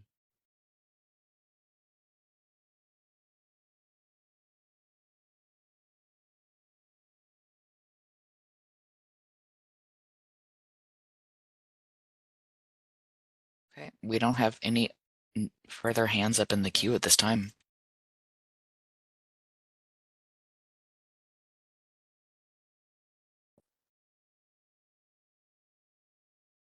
Thank you. I appreciate the opportunity to present.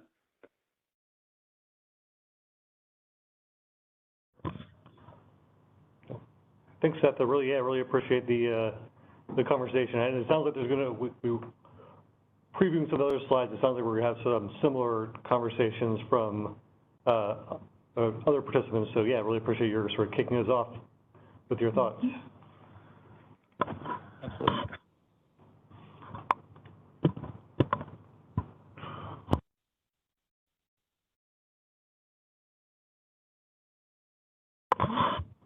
Okay, you hear me okay? We can. Thank you. Great. So thank you very much for the opportunity to present. I'll introduce myself. I'm Abram Klein, managing partner of Appian Way Energy Partners. Appian Way was established in 2014. We're a financial market participant, and we participate in all of the ISOs. We trade CRRs and FTRs, as well as financial futures and bilateral contracts with market participants. And we're also members of the Energy Trading Institute, which posted comments last month to the initial meeting. And I also look at these issues from the perspective often of a generation owner as well, because prior to 2014, I was the head of trading for an IPP, Edison Mission, marketing and trading for 13 years. And, we served load, we had assets and needed to use these products as an integral part of our commercial activity. And then prior to that, I had started my career as an economic consultant with Putnam, Hayes, and Bartlett, working on market design issues. And PHB was very involved in the initial stakeholder discussions establishing the CalISO. So if you, in the late 1990s, so if you're familiar with PHB, you've been around these markets for quite a while. Can we go to the next slide in terms of discussion topics? So slide 2. So just very high level, what I wanted to talk about as we delve into this kind of deeper dive into CRR fundamentals and education is focusing on the CRR property rights and putting them in a market design context, and specifically focusing a little bit on this issue of transmission ratepayers experiencing losses from the CRR auction. And then secondly, talking in general about the benefits for consumers of the CRR market design. And then I don't want to get too much, I think the earlier discussion demonstrates it's hard to get too far into the revenue inadequacy and underfunding, because I think we're hoping that next month's session will address a lot of the root cause analysis and explain some of these issues. I know California in 2019, Guillermo presented something about how loop flows were causing underfunding in the San Diego area. So it's been an issue around for quite a while with respect to loop flows. But I do think it's important to understand just the way in which the implementation of these Track 1B reforms have raised issues with respect to revenue inadequacy, and also separately the revenue inadequacy cost allocation. We can go to the next slide. So let's delve into this issue of CRR property rights. And I had several slides or examples using an example I think most people are familiar with from the January 2024 cold weather event. So let's consider that event from the perspective of a non-ISO market. So FERC Order 888 requires the TOs to offer non-discriminatory open access to facilitate competition, electricity market competition, and also provide more efficient transmission usage of the power grid. The idea being that competition will bring lower costs to consumers. So when we think about this in the context of a bilateral non-ISO market, participants with physical rights to transmission can wheel power from a low-priced area like Palo Verde to a high-priced area, in this case, mid-sea during that storm. And in the example here, what I'm showing is the average of ice-settled financial transactions on January 13th. So at both Palo Verde at 9:34, Mid-C at 934 and Palo Verde at 128. So participants that wheel physical power are actually paid the mid-C price. So that's the key relevant point in the pre-ISO, or non-ISO markets. Participants are actually paid the high price for where they deliver their power, and they pay to the transmission owner a postage stamp rate for transmission. They don't pay the price difference. So a participant with physical transmission would maybe pay $5 for the transmission rate, the postage stamp rate. They wouldn't be paying the price difference of 934 minus 128. Next slide. So now we go to the ISO coordinated markets, and let's look at the same day, January 13th. In the ISO market with LMP, what you get is a much more efficient dispatch and much more efficient usage of transmission. But the participant access to transmission is no longer financially guaranteed by these physical transmission rights. You can only provide it through access to financial transmission rights. So the prices here that are shown now are the CalISO posted prices for the spot market. And so for a wheel through transaction, the participant would be paid the import price at Palo Verde of 106, and they would have to pay the export price at Malin of 953. So participants that are wheeling power through California directly are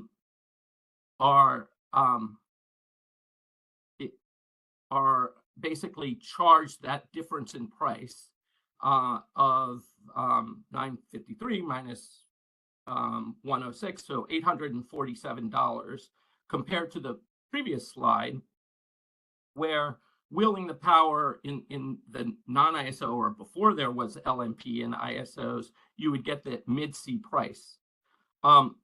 So again, compared to the previous bilateral market system, you think about the allocation of congestion rents as ARRs to load is really a significant benefit for load. And if they're not getting exactly 100% of that benefit, they're still coming out way ahead. And so let's think about this from the perspective of the participant who's trying to wheel that power through California. They need to be able to buy a CRR to hedge that transaction for delivering power up in the Pacific Northwest. And I don't think that the fact that they bought a CRR and it turned out to be valuable in this circumstance harmed any loads, and it's certainly maybe not appropriate to think about that as a loss for CRR holders. And I think the reason, we can go to the next slide. I think the reason that somehow we may think about that is this notion, or I think of it as a misconception, that load pays the congestion and therefore load is entitled to all of the congestion rent. And I wanted to provide an alternative perspective on that point with another example that I think everybody is pretty familiar with. So when there's congestion, it's really not possible to say whether load is paying more or suppliers are being paid less. So I've got an example here below which shows the average California day-ahead prices for March through June of 2019 compared to 2024. And there was actually a fair amount of congestion during that period in 2019, but there wasn't much congestion on path 15 between SP 15 and NP 15. So probably it would be better to show the price at NP 15 at approximately $31, and the price at SP 15 during that period was also approximately $31. But as we all know, we've added a tremendous amount of new generation in Southern California and Arizona, a lot of it which has been contracted for by entities in Northern California, or a lot of it is seeking that, maybe seeking buyers for their congestion. So in 2024, we see prices have actually gone down at both NP15 and SP15 during this period of high solar congestion. So we added a lot of supply. It brought prices down for everybody. In particular, it brought prices down for the loads in Southern California, where the average on-peak price during March through June of 2024 was only $7 versus $23 up at NP15. But both prices are materially less than the $31 that we saw in 2019. We can go to the next slide. So the next thing I wanted to touch on is this notion of auction inefficiency, and just discuss the term and provide a little context for it, because California, it's obviously a huge topic, both a rationale behind the 1B reforms and also this stakeholder process as well. California defines the auction inefficiency as payouts to CRRs sold in the auction minus the auction revenues. So it's really a measure of the profitability of the CRRs. But calling this an inefficiency actually is a confusion regarding the difference between spot market prices and forward prices. So when you have the CRR auction, those prices in a CRR auction or a futures market in advance of the auction, they really represent the market's aggregate forward view of the expected value of where spot market prices are going to settle, or what they're ultimately going to land. It might be high, it might be lower. We know that electricity markets are extremely volatile. I can't predict what prices are going to be next month or next summer or next year, and there is a wide range of possible outcomes for what those might be. So when we think about what the forward price is, or CRR auction price is for later this year or next year, it's going to be impacted by what actually happens, and there's a wide range of possible outcomes. Weather, hydro conditions, natural gas prices, transmission availability, generation outages, all impact that. And so if we look at the CRR auction is actually a pretty efficient predictor of what the market's expectations would be, at least, for this example here. I looked back at Cal 22 on peak forward prices in the futures market on November 1st of 2021, so right before the annual auction, and you can see the PG&E price was 75.51 and the SCE price was 74.33. Those are ICE settled. And then, okay, how did the CRR market do of predicting what the market would come out at? Well, the actual price spread between SCE and PGE was minus 30 cents. So SCE zone cleared at 30 cents above the PG&E zone, but you also have to take into account the market's expectations of losses, which, if you looked at 2021, there was about $1.40 of losses. So in the case of the futures market, you had a price spread of $1.18, and if you account for the losses in the CRR market, you had a price spread of $1.10. So the CRR market was actually a very efficient predictor of where the futures market was, and also vice versa. The futures market, you could predict where the CRR market would come out. CRRs have the advantage of providing a lot more price discovery than the futures market in terms of the nodes all over the system.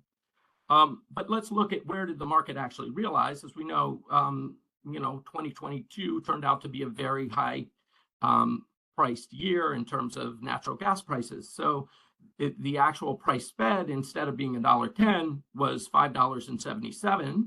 The actual prices at PG and SCE turned out to be $194.28. very, very different from the market's expectations.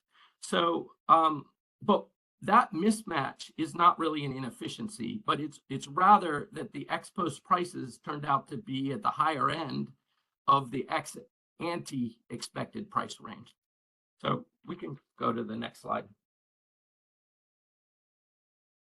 So I wanted to just step back on the balcony for a second and look at the larger purpose of the CRR market design, this dual purpose, and both of these purposes actually benefit end use consumers. But before that, on the left side, I just wanted to put into context how material congestion is in the broader energy market. So I took the numbers from the most recent CAISO annual report produced by the DMM, and total wholesale cost of serving load was $14.5 billion. The cost of congestion, or the congestion rents on the system, were $866 million, and the profits on auction CRRs were $59 million. So I guess that's sort of the larger materiality context. But by the way, that doesn't even account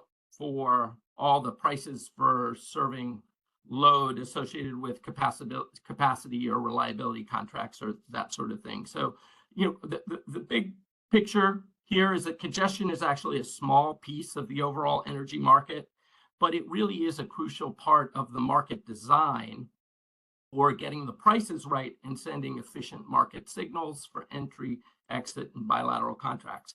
So when we think about the CRRs, they really have this dual purpose. One of the purposes is to allocate the right to the electricity network congestion back to the transmission customers. And the ARRs do accomplish that. The ARRs allow LSEs to convert, those CRRs that match their business needs, convert ARRs to CRRs for those that they need to hedge, but also to get ARR dollars for the remainder. But the market is really not structured to ensure 100% of spot congestion rent is returned to load. As the first two slides earlier showed, these congestion rents is actually a benefit to load, and a significant benefit compared to the pre-ISO open access market design.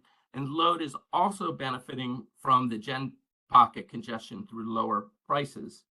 So if load doesn't get 100% of the congestion rent from the CRR auction processes, they're still coming out way ahead.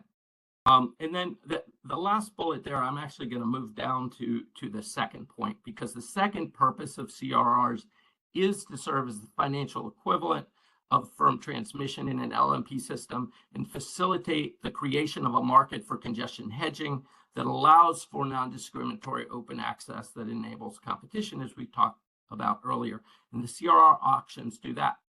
And load actually benefits from that process when competitive suppliers are able to obtain congestion hedges to manage their risk and lower the risk premium and pass those lower costs of serving load on to consumers in the form of more competitive offers.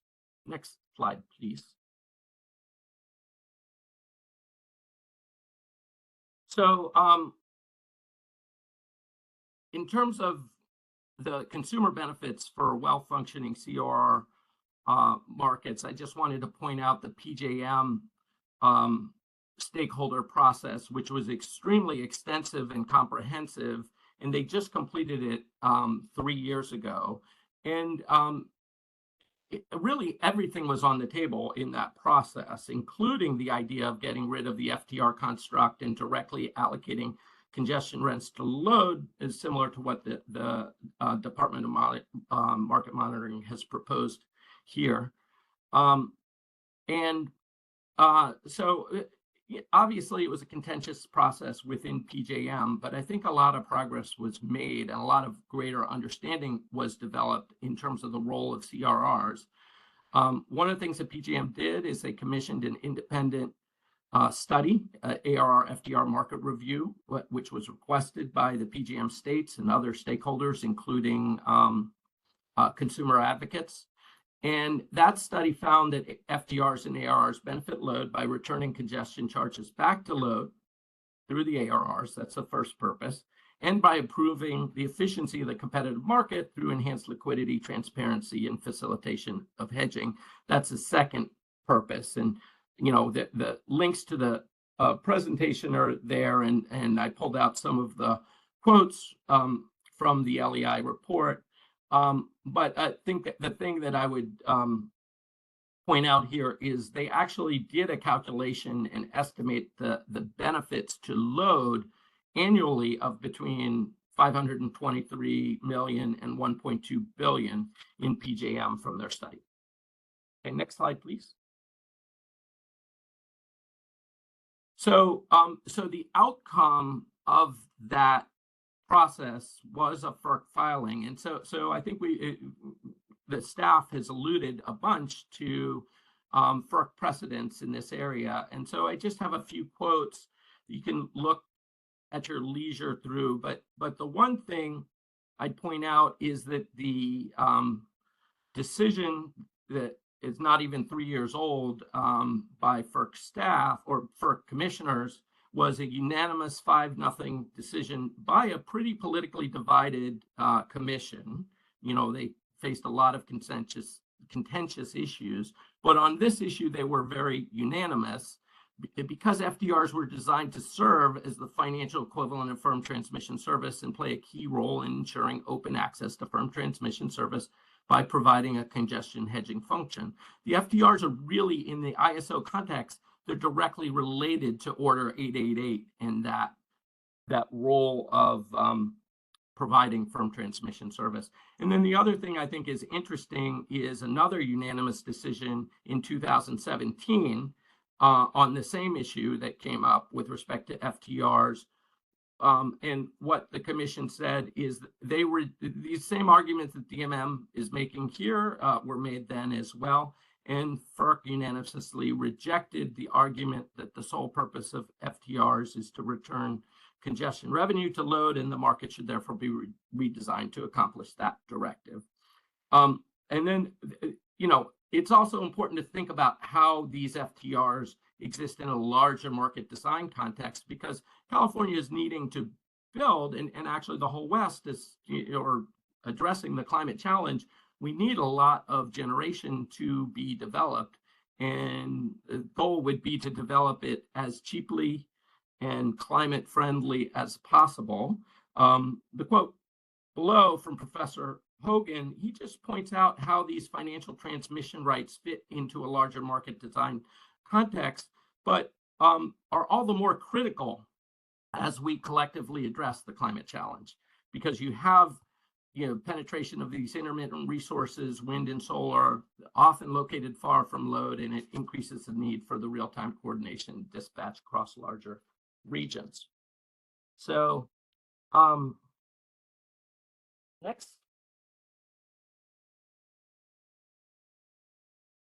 slide. Yeah, actually last slide. Just I wanted to just summarize a view from this. I do think that at least from Appian Way's perspective, the focus of the stakeholder discussions should be on trying to make these products more efficient and effective tools for market participants to manage their basis risk. And I think there are several suggestions that are coming up in this process, but one of the key ones is ensuring the financial integrity of the CRR product, i.e. addressing the underfunding and underfunding allocation.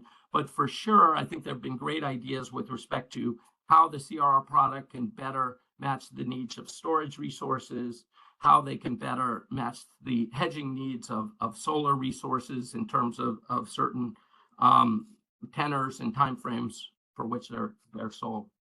So the next topic, and let's just touch on the revenue adequacy, underfunding, and cost allocation.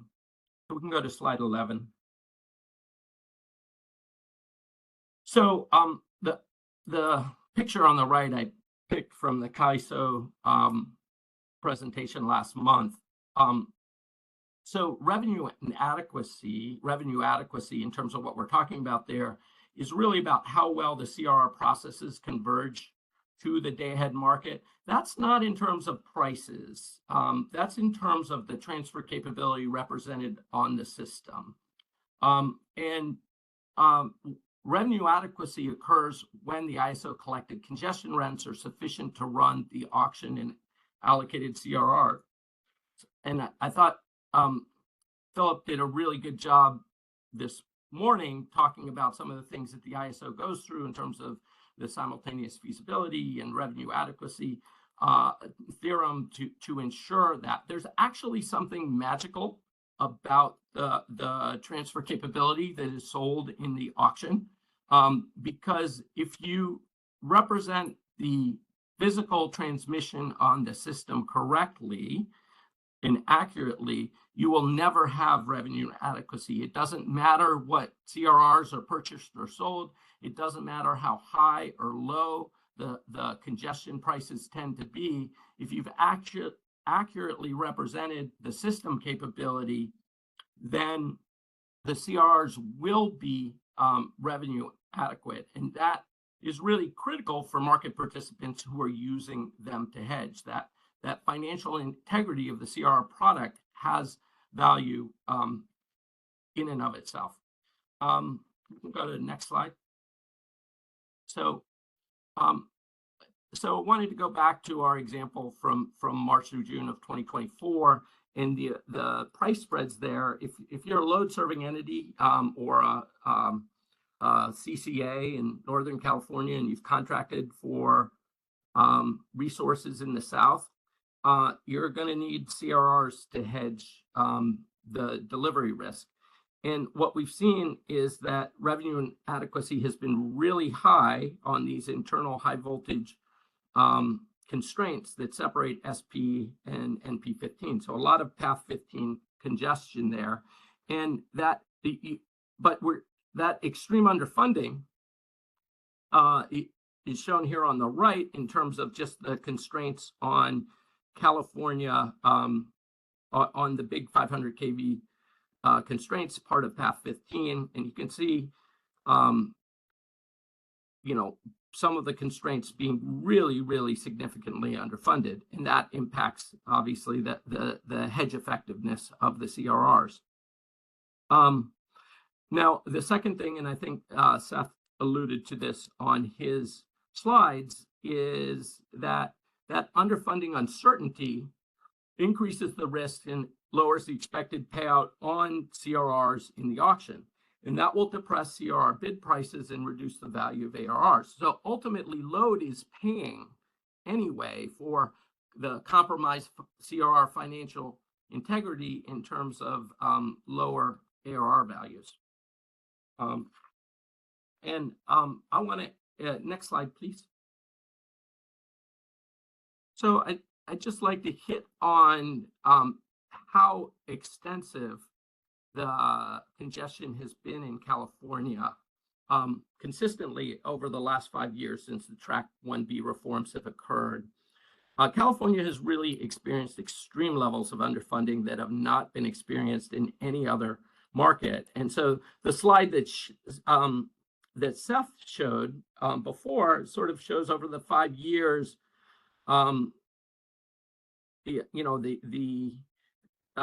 you're seeing 81% funding over 5 years, which doesn't seem so bad, 19% underfunding. But presenting the data that way really masks some potential severe flaws in the CRR market and in CRR allocation. So every single year, we have these constraints that are over 100% underfunded in California. And Seth described a little bit about what that was. I mean, here I've shown 4 of notable constraints in 2024, all of which are over 100% underfunded.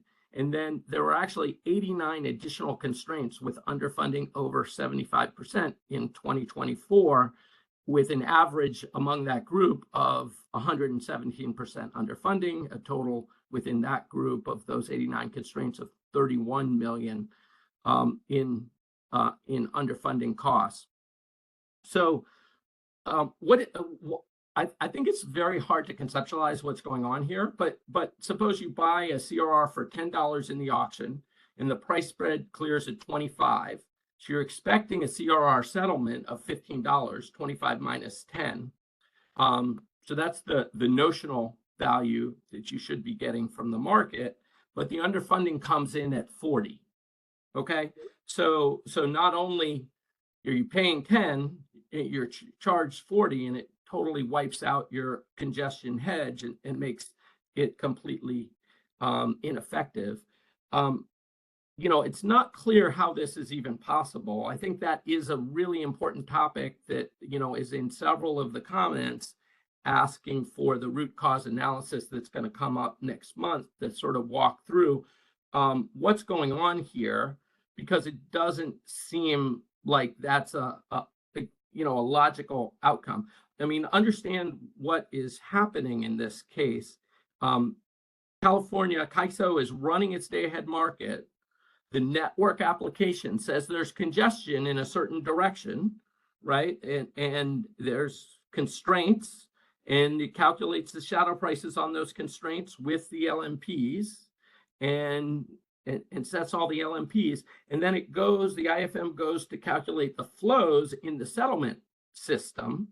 And it takes all the injections and withdrawals on the system and multiplies them times their shift factors, and then on the constraints, and calculates the flows. And you're seeing flow go in one direction in part of the day-ahead market software that says it's positive and there's congestion and it's fully loaded. And in the other part of the software, the flow is going in the opposite direction entirely. So I think trying to understand what's going on there will get at potentially some deeper flaw that might be going on within the CRR process within California. I can tell you that the idea behind Track 1B that California ISO articulated to stakeholders and presented to FERC very much did not forecast or present this type of underfunding. You know, we had the shift factor threshold issue that was attempting in 2023, where there was a FERC filing to attempt to fix that. But, you know, these sorts of issues have continued, and it's probably related to a bunch of other issues, some of which may not be known. Next slide, please.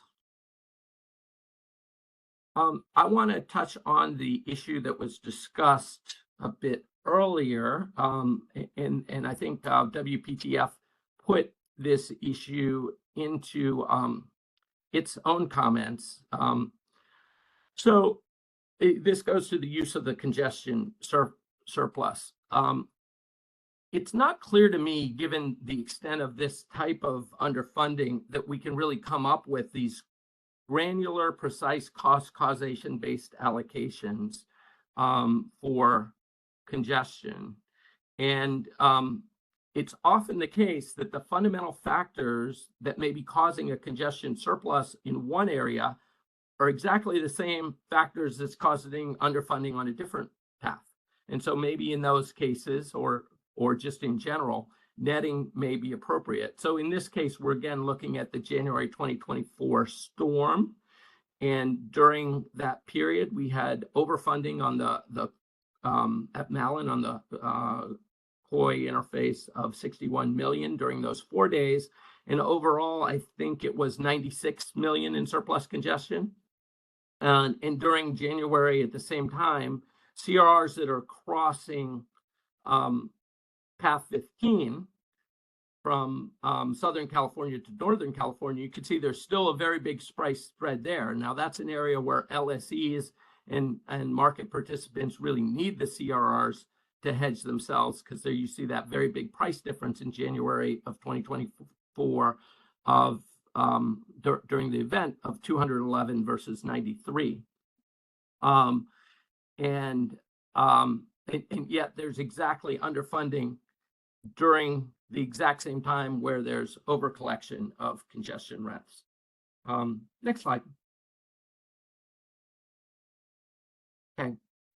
I'm not sure about this one, and I'm hoping that CAISO staff, when they do their root cause analysis, will really look into this question. Default load aggregate points are, as you can see, very large. This is PG&E. There's 15 sub load aggregate points within PG&E. And you have to make an assumption in the auction. You have to make it, to Doug's point, you have to make an assumption about what loop flow you're going to assume. And the loop flow could be higher than you assumed, in which case there'll be underfunding. Or the loop flow could be lower than what you assumed, in which case there might be overfunding. Likewise, with the load aggregate points, you have to make an assumption about how the load is distributed among all of those load aggregate points. And so in some days within the summer, maybe, you know, Bakersfield and Fresno are really, really hot, and San Francisco is not so hot. Or, you know, and 2 weeks later is actually a heat wave in San Francisco, but, you know, Bakersfield and Fresno are a little bit cool. Those differences in the actual market will impact the shift factors and could cause overselling the system. Now, I think in general, it's a challenge when you have so many different prices within their system. But I do think it's important to ascertain whether this is one of the causes, because the track 1B reforms, and I think Philip alluded to this earlier, saying that generation to load represents a more accurate system flow, you know, on the system. And I kind of want to strongly disagree with that, because the DLAP load zone modeling can be so different between the IFM and the CRR market. You actually, it's very hard to get those precisely right. And if you had if you had static sinks where you know what the flow is on the system, you're going to have a much more accurate system flow in terms of consistency between the day-ahead market and the CRR market. And I guess we're very curious as to whether there could be some underfunding coming from how the DLAPs are modeled.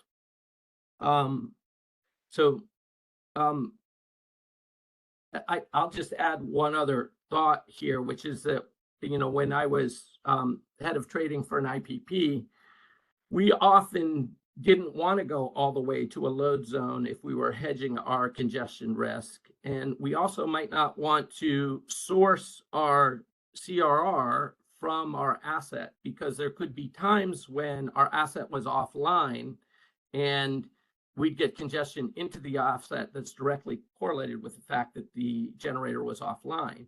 And so what we would try to do is buy a portfolio of congestion paths that was correlated with our basis risk, but not the precise ones that are going from a generator to a load zone. And likewise, you know, if we had a hedge at the load zone, that's fine. But sometimes we're just trying to, you know, hedge out of a generation pocket to get the market price, in which case we really don't want to go all the way to the load zone and pay for that extra congestion. So I think that there may be a challenge with respect to how these load zones are modeled. I have one more slide, and I want to thank everybody for indulging me with such a long, detailed presentation. So first of all, I think it's critical to have the data and a root cause analysis from staff before determining problem statements with respect to the underfunding. But I do think that there's some basic cost causation principles that FERC has articulated in that. And, you know, cost causation is a really, really tough issue to resolve in a stakeholder process, which is understandable. But there are some general principles. And I think the idea behind the Track 1B reforms that was articulated was a cost causation argument, meaning that if you oversell the system and there's network derates because of transmission outages, where the physical network capability is reduced below that of the CRR model, you simply prorate all of the CRRs down to reflect so that they're getting the benefit of their CRR hedge, but it's just prorated down to reflect the outage.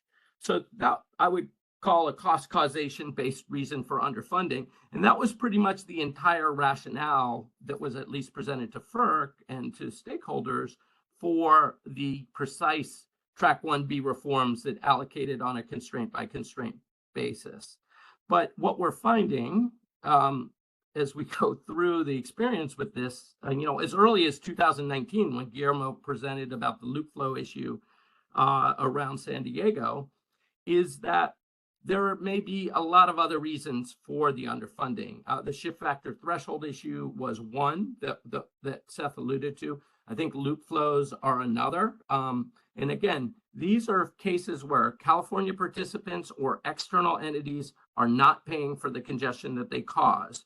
I think solving that is probably outside the scope of this. I think it would be a good idea to solve it. I think, presumably, once EDAM happens, that a lot of that congestion will get internalized, and there will be a process of allocating the rights. But in the meantime, if entities are causing congestion that's not showing up in their prices, then that is not, as Callie and Seth mentioned earlier, an appropriate cost causation allocation to CRR holders.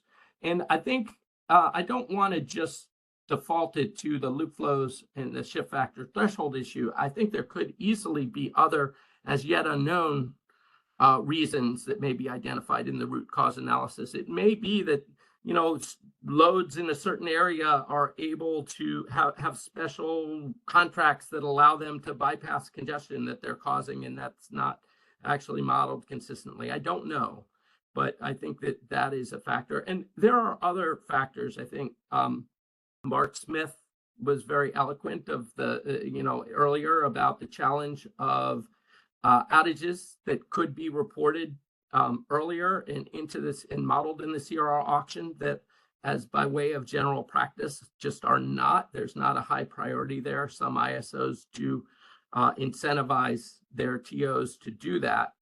And then the last factor is, there's a lot that may be happening in terms of California artificially tightening limits due to factors that may be unrelated to physical network limits, which is a broader problem in terms of, with all the emphasis on grid enhancement technologies and trying to use as much of the transmission system as we can. I think it is worth looking into areas where, CAISO is putting up traffic cones on its transmission grid in order to be able to get certain pricing outcomes. And again, I hope we find out more about these in the root cause analysis. I want to thank everybody for your time. Thank you.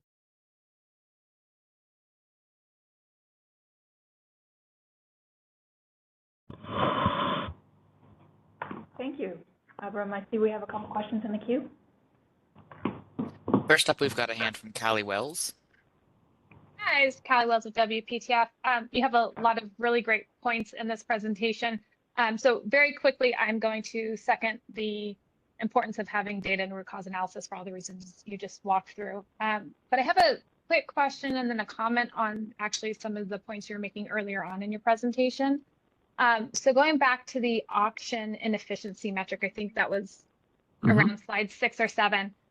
So that's a really interesting way to look at it, in that, if I'm understanding your point there, is that the way the CAISO has been defining auction inefficiency is comparing the price of a CR coming out of the CR auction to the value it has based on your day ahead congestion. And it sounds like you wouldn't actually ever expect those to be one, right? Because of the time difference, I'm assuming, between when that CR auction actually takes place. You're never going to be able to perfectly predict the spot market outcomes, but it's more of an indication of how well they align with the other future and forward prices coming at the same time. Am I understanding that point there, that maybe that's not the best metric to be using when we're looking at how well the auction is performing?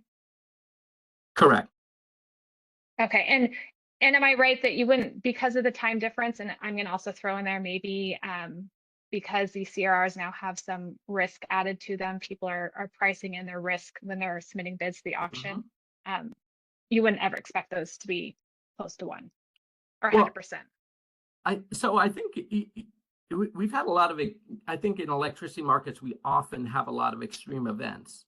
And so, you know, congestion in certain areas can be pretty extreme at certain times, like we saw with the January 2024 storm. I think, you know, I had some slides that looked at the solar congestion crossing path 15, you know, was not really anticipated in advance of when it occurred in 2023 and even 2024. And a lot of it, you know, is impacted by things like what does the hydro do or things like that. So there's a wide range of outcomes. So in the spot market, and you're never really going to expect those two to match.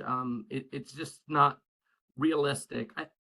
I also think, yeah, I'll just leave it at that and see if there's more feedback. I don't think it is really a measure of auction inefficiency. And I think treating it as a measure of auction inefficiency, I think part of the challenge there is that you're kind of thinking about load is entitled to the property right for all of the congestion. And that's correct with respect to the first purpose of the CRR markets and the ARR market, which is the, you know, to return those to load. And we do that through the ARRs, but there's also a second purpose, which is, you know, at least as important and in some ways more important, which is creating a market for congestion hedges and allowing market participants to be able to get the equivalent of firm transmission service in an LMP system. Okay, no, that makes complete sense. And then the comment I wanted to make was actually, I think you were kind of getting there. That was a nice little segue into the consumer benefits from the bilateral transactions and the ability to hedge. I think that's a really great point to raise. I know, you know, in these CAISO stakeholder processes, it's very easy for us to kind of narrowly focus in on the CAISO market, and sometimes we forget about that how the CAISO market functions actually also flows into the bilateral world as well. And so it sounds like PJM was able to do some sort of study that quantified the extra benefits that occur through having the CR auctions available for hedging purposes that lowers contract price. And ultimately that, if I'm following the money right, that flows back to consumers, and they actually benefit from having a CR auction in what seem to be magnitudes of dollars greater than what any of these inefficiency numbers have been showing. Although based on that previous comment, maybe those inefficiency numbers we're seeing aren't the best way to quantify that. So just wanted to underscore that. I think that's a really good point. And as we kind of think through, I guess, a world where, you know, DMM's proposal is to get rid of the auction, as we know it today, that we're going to lose all those benefits. Correct.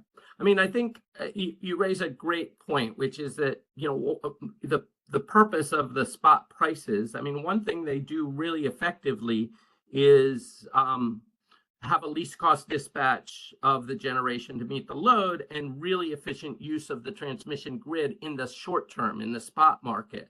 But there's a second purpose of the prices in the market, and that is to send efficient price signals for long-term entry and exit, and where do you locate generation, and where do you build new transmission, and how do you resolve transmission constraints, all of those, and market participants contracting for building those you know, new resources that are needed to meet California's climate goals, and being able to effectively hedge those transactions. The whole LMP system, it's really important to think about it, think about those spot prices, not just in terms of that first purpose of efficient dispatch and use of transmission, but in terms of that second purpose of sending the right signals for generation, entry, and exit, and that sort of thing. Okay, no, yeah, great presentation. I will, I had lots of other thoughts, but I will defer to, I think I saw, I'm sure several people in queue. So I'll jump back in later if my comments or questions aren't covered by others. This is Arthur from the CAISO. I was wondering if you could maybe expand upon that a little. I think we'd really love to hear maybe a little more about sort of how in practice some of these CRRs are being acquired in the auction are sort of flowing into either hedges by entities or sort of affecting sort of the way people are managing risk in some form, or as well as I think it might be yourself if you know that, like how are those prices being used in those decision-making processes? And I think we'd love to get sort of a sense of sort of like either discrete examples and or sort of what the magnitude of the numbers might look like of how they're sort of flowing into sort of the various processes. So I don't know if you want to expand on that now, or if other participants are better suited to help. I actually think the Morgan Stanley presentation may cover it more specifically, and certainly they are more actively engaged with counterparties both on the load side and the generation side. And I think that slide deck is kind of interesting in terms of on point for your question, but certainly I think the LEI report, at least in the context of PJM, it's a little bit of a different market design than PJM in terms of retail markets, although California is increasingly having a little bit there, but nevertheless it's an ISO market, and I think that a lot of that study is very relevant. But I would defer to some of the entities that are maybe more engaged in the bilateral market than we are. Yeah, no, that's fair enough. Yeah, we'll certainly look forward to Morgan Stanley's presentation. I think that's partly, what we're trying to understand here in terms of that value is, like, when we're talking about auction efficiency, obviously the words auction efficiency have meaning. It's just there's a certain definition in terms of how that calculation is done. And whether or not there's like a price premium or not, I think kind of depends upon maybe how it's used, who's taking the risk. I mean, like, I think at least on my own end, you could imagine a scenario where, if the values are really reflecting a market for a bunch of entities who are wanting to use them for hedging risk, right. There's kind of a question of why aren't the prices going the opposite way, to the degree that they are being sort of primarily used in that function, or versus sort of if they were being used mainly as financial entities who are sort of taking a risk about sort of the CRR prices to the day-ahead prices and wanting a premium sort of built in there. Yeah. So I think we're just trying to get a better sense of what that whole package looks like of how entities are using them for hedging purposes. But yeah, this is really, really helpful. I definitely think that looking at spot prices and where they clear is a really poor indication of what consumers actually pay. And what benefits they're getting. So thinking about that auction inefficiency metric using the spot market when so many transactions are hedged and so many transactions are happening in the forward market. So what you really want to do is facilitate a very competitive market for forward contracting, because we're not asking the LSEs to go in and be exposed to the spot market. We want, I think, LSEs to contract in advance, and they do contract in advance. So when we measure the benefits of the market in terms of how much of this residual dollar is then flowing back to loads, it's definitely something that a PhD economist can look at and measure and calculate numbers for, but I don't think that's what's happening in the market, and it's not really what's relevant to loads. No, thanks for letting me interject. I know that I jumped the queue of other people, so I'll apologize for that. But I have no problem. Yeah, no have to if you want to go ahead.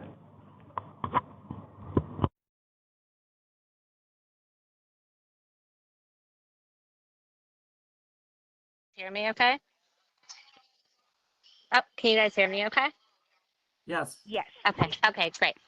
Avram, you several times throughout your presentation mentioned that basically like load always pays. And I'd love for you to kind of elaborate on that a little bit more and sort of what we've seen why other IMMs have kind of like really flagged this as a big issue in various stakeholder processes. And then the other thing I'd love for you to touch on if you could, because I think it's important, is sort of the lack of transparency of where this is happening, given that it comes out in settlement, sort of like how problematic that might be for portfolio construction. So I think both points are thanks for calling them out. And actually, I think Seth Cochran had a footnote in his presentation that alluded to David Patton's comments at a FTR technical conference in I don't know if it's probably 2016 in that proceeding. And he basically said, look, if you devalue this product in terms of lots of underfunding, then market participants in the competitive market who come in, if they're not sure how much they're going to have to pay, they're going to pay less. And it's just going to harm the ultimate ARR value that's going back to load anyway. And there's, addressing, having CRRs that actually have financial integrity it actually has some inherent value in and of itself, because the reduced risk that you'll be able to, that you have risk for serving load in a specific location, or hedging a generation that also, there's hundreds of generator locations on the system, each with their own idiosyncratic risk. If you can't rely on what that is worth, then it's going to devalue the product. People will pay less for it. Some people may, as Seth alluded to, just exit the market entirely, and you will have a less competitive market, again, which harms load. And then the second point I think you may mention was about the underfunding or revenue inadequacy allocation.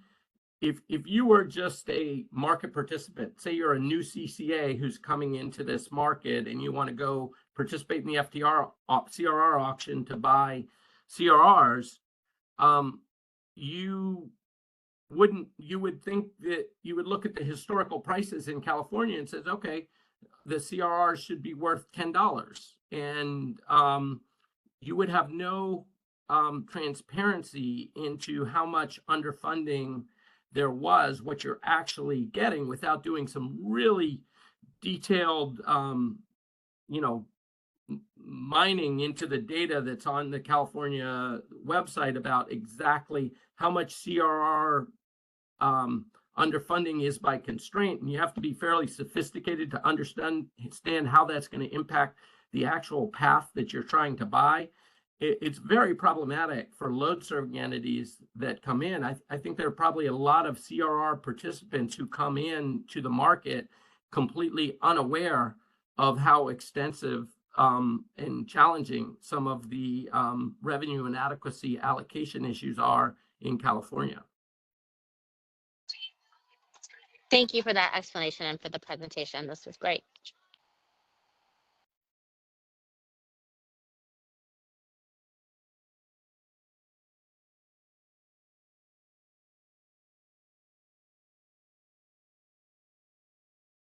Hi, Doug Bocignone for Bay Area Municipal Transmission Group. Avram, thanks for putting together a really detailed presentation, a lot of interesting information and points. I had a comment on your slide 3, the example you gave about the January 24 event. I think one sort of critical piece of information that's missing from this is that in the bilateral market world, the parties who bought the transmission rights, have to pay for those rights for, in many cases, months, if not years at a time, right? There's an overhead cost of those transmission. Yeah. And likewise in the ISO world, the California load is paying for almost all of the cost of the transmission, whether it's used or not, year after year after year. So I think it's that payment is the argument for why CRRs should be allocated to load, and why the auction revenues should go to the load. Yeah. Yeah, I guess the way that I would, so first of all, if you're able to buy and get non-firm transmission, you don't have to buy it all the way in advance.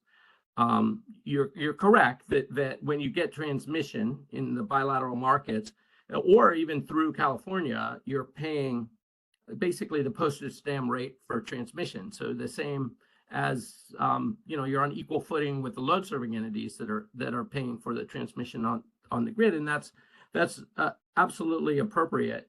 But you're not in those bilateral markets being charged for the congestion. So when you're trying to have competition and in the bilateral market, what open access means is you're able to go on OATI and on a non-discriminatory footing, sign up for transmission and pay for it, equal to other market participants. But once we shift from the bilateral market into an ISO market, that physical right is replaced by the financial right to the transmission. So you really can't hedge those transactions without having access. So I would agree with you that it's great. I think it is appropriate that load gets the benefit of the transmission system in the form of ARRs. So, and this is where the dual purpose comes in, that load is going to get that benefit, but maybe not exactly 100% of the benefit. There's probably areas of the system where, like I know, when I was head of trading for an IPP, we would really understand our basis risk really well. We would really care about it a lot. We'd want to go into the CRR auctions and buy those congestions that were correlated with our basis risk and avoid congestion that maybe wasn't, or that would potentially reverse on us if our assets were offline. And we actually would face a fair amount of congestion from other market participants who would come in and see the value of that and raise the cost for us of hedging, which is okay. It's just part of the competitive market. But probably some of those paths and constraints maybe don't get 100% of the value that a path that goes to a load zone does in terms of hedging. But I think that's okay in terms of the market design. So load benefits from the ARRs, but if there's a little bit of, if there's profitability out there associated with other market participants competing for congestion rates in a competitive market, I think that's okay too. Yeah, thanks. And just a couple of their comments. One is on the price discovery idea related to the auction. I mean, I think and whether that can spur people to, build transmission or locate generation. I mean, I'm sort of skeptical of that in the sense that, we have a market that's running every day and we see the actual LMPs, and it's really the energy value that and not the congestion differential that's the benefit of the generation being sited in a certain location. And I don't think that the auction itself is particularly useful in providing information that you don't get out of the actual operation of the market. And I just we're only talking about at most in the CAISO going out, a little over a year from the fall, right? So this is not, people are not making long-term investment decisions based on the CRR auction. it's just, I think that's a fallacy. No, I don't mean that they're making long-term investment decisions around that. But if you know that you're going to have access to the ability to obtain hedges, you have a very different risk around locating in a certain area than if you just don't have open access to obtain those hedges. So as you think about, all right, what's my risk premium for building in a certain location? If I'm going to be able to manage that, that's fine. If I'm not, well, okay, that's fine too. Then I'm going to make you, Doug, take on all of the basis risk associated with building that asset. That's not necessarily how it works, say in ERCOT or PJM, where someone like you would make a developer take on a little bit more of that basis risk. And I think that's a with a better CRR market design, you'll tend to be able to shift some of those risks over, from load serving entities to entities that are more appropriately able to bear that kind of risk. Yeah, I guess I agree in theory with what you're saying, but I haven't observed that. Now, maybe you're saying that it's because there's problems with our CRR market design, but what I see is that most of the transactions are taking place at the bus bar in terms of when people are contracting with resources today. And there's very little that's happening at the DLAPs and the trading hub, but that's just my experience. And that's why the last point I wanted to make is this reference to the London Economics study that was done for PJM. I mean, I think we need to be really careful about inferring that something similar would be taking place in California. I think there's some big differences between that overall market in the Western market, and I mean, maybe that we need to do a similar study to dig into this, but I just think it's asking a lot to just believe that those kind of benefits exist there or here, for that matter.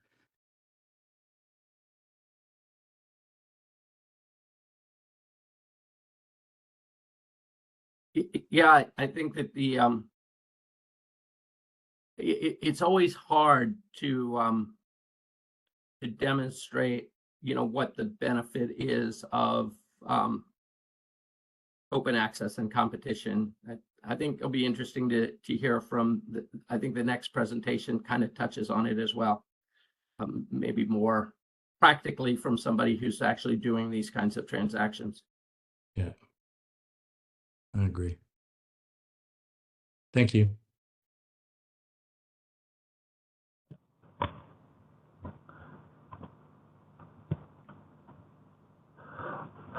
Okay, why don't we go to Kathleen next, and then maybe we'll... And I'll be brief. Great. Thanks, Kathleen. Thanks. Nothing from Vistra. Let me be super brief. I'm also going to talk about that. And so I made a note on your back and forth with Doug, and I, very much so respect Doug and his questions and the way that he was framing that. So for brevity's sake, I did note some of the assumptions I heard discussed. Part that I can hold that and kind of unpack that. That is the main crux of Vistra's presentation, is to kind of explain what you all just talked about from a storage perspective. So I will hold that, but I'll hold on that. The second thing, and encourage Doug, jump back in then if you don't mind. The second thing is that, Abram, we really appreciate you bringing this efficiency discussion forward, and your entire presentation was very useful. I think I want to echo some of the things that Callie brought up, not to go back to that, but I think those were incredibly useful tidbits. What I'm wondering is if we could actually take that scope of the discussion about efficiency, what is efficiency, how do we look at efficiency, and kind of move it into a dedicated track. And I know this is more of a ISO question, but the reason I'm asking asking is because I think it is useful to really focus on the inefficient, like the adequacy, like the effectiveness of the auction as one element versus what is efficiency. And part of why I'm asking this is because, transparently, I do not agree with the definition of efficiency as I've seen it defined in the CAISO documents.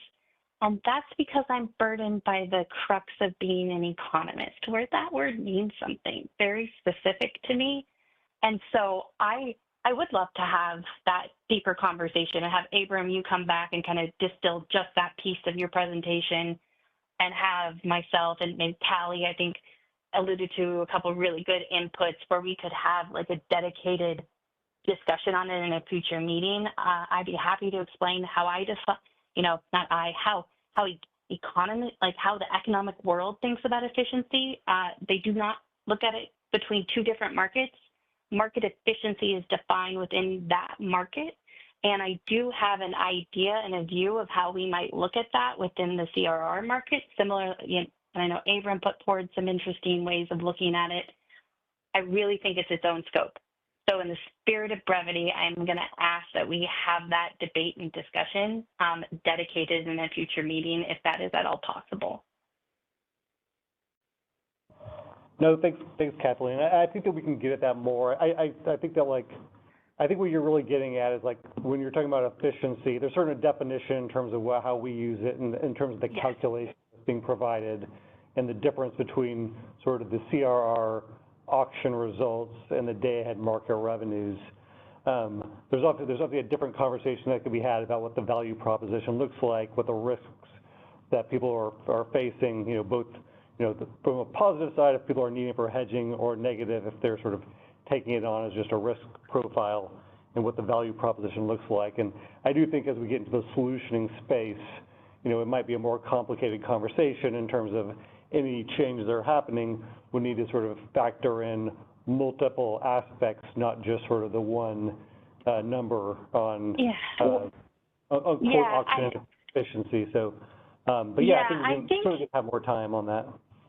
That would be great. And I would love if you would just rename the word, like instead of calling your definition efficiency, if you call it convergence or what it really is, that would just really help me as a literal person, because if market efficiency is the quantification of the waste that you can observe in that market, which means at the point in time that the CRR auction is run, whether or not that result between the buyers and the sellers, and of course, and the CAISO as a counterparty, it's a seller, buyers and sellers, that we have minimized the waste within that market. And so efficiency means something to me that's really specific. And if we want to quantify that, I'm on board with quantifying that, but that's not the metric y'all have. That's like a convergence metric. Thanks. No, thanks for that feedback. I don't want to cut into your time. So, but yeah, thanks, Kathleen. Maybe I suggest we've been going since 1 o'clock, and that it might be good to have at least a 5-minute break before we get into the next. We have 2 more presentations. I recognize that we're now going to be running well into the open discussion time, but I certainly want to prioritize the 2 remaining presentations. We might have a very brief wrap-up time. I'm still hoping that we can end this at 4 o'clock for the sake of maintaining the schedule and for other commitments that folks have. So, Brenda, if it's okay with you, maybe we'll meet up again. How about right before 3 o'clock? Let's call it 2:59, just to put for participants on the hook to make sure we start on time. But yeah, I really appreciate the robust discussion from folks. Perfect. Thank you. We'll be meeting at 2:59 Pacific time, everyone. Thank you so much. Welcome back, everybody. Let's move forward now with our 3rd presentation. I see, Joshua, you've been brought up to panelist. Are you ready to start?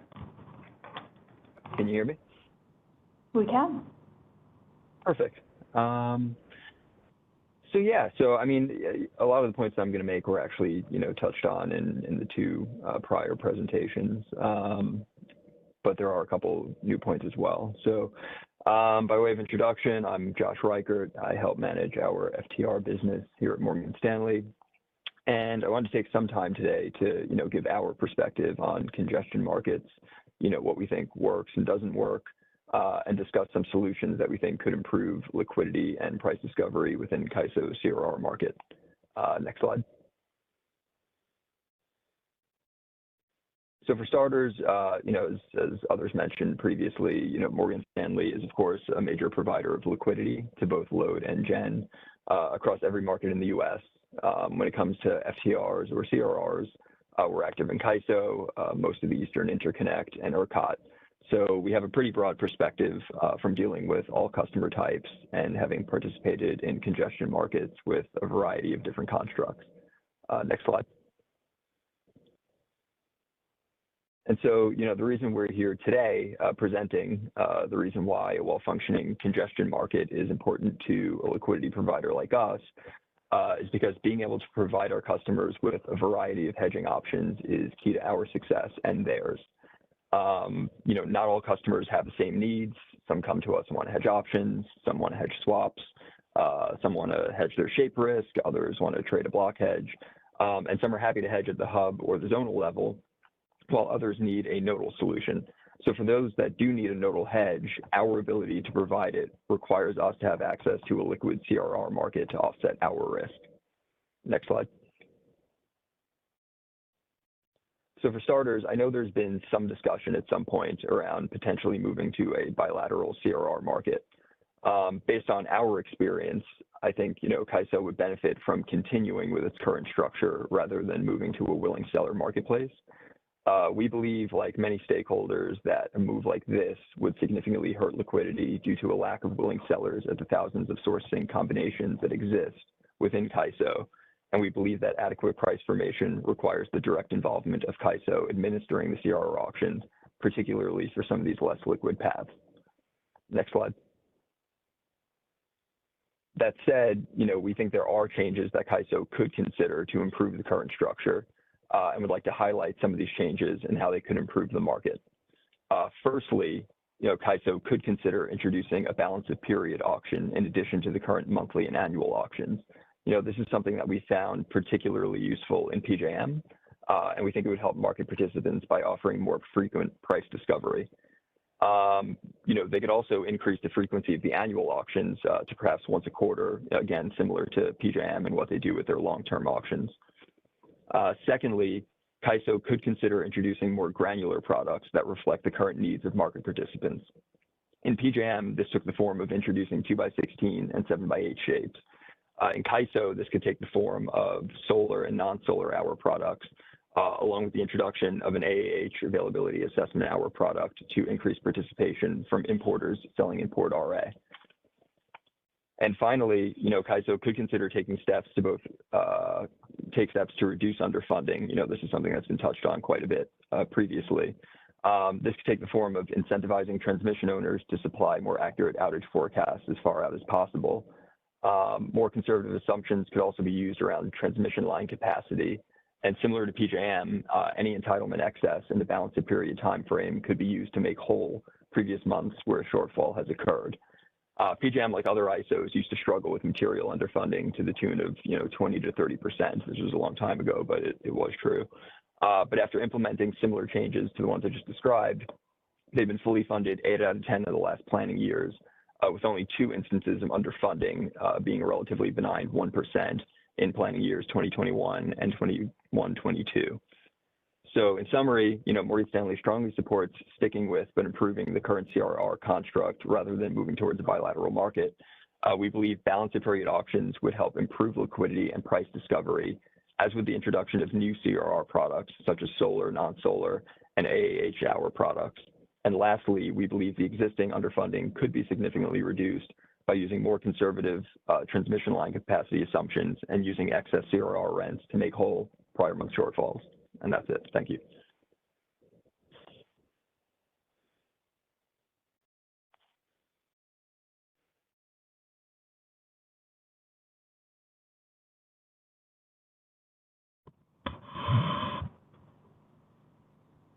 Thank you, Josh. Floor is open for questions. Got one hand up from Doug Boccignone. Hi, Doug Boccignone. Thanks for the presentation. I have a question about your bullet point on this slide about fully allocate CRR entitlement shortfalls. Is that seems to be like different from what the other presenters were arguing for, or am I misunderstanding what you mean by that bullet point? Sorry, which bullet point is this? The second one on this that says fully allocate CRR entitlement shortfalls to CRR holders. Seems like other people were arguing not to do that. Yeah, so, and I'm sort of going off of our experience in PJM and what works in that market.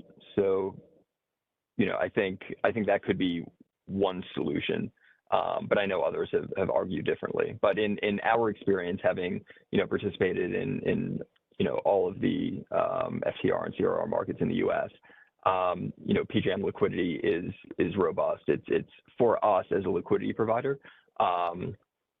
Probably the most amenable FTR auction to participate in. So, we're just offering solutions that sort of mimic, what we like about that auction. And so having those shortfalls allocated back to the CRR's holders doesn't create a problem from your perspective? From my perspective, no. Thanks.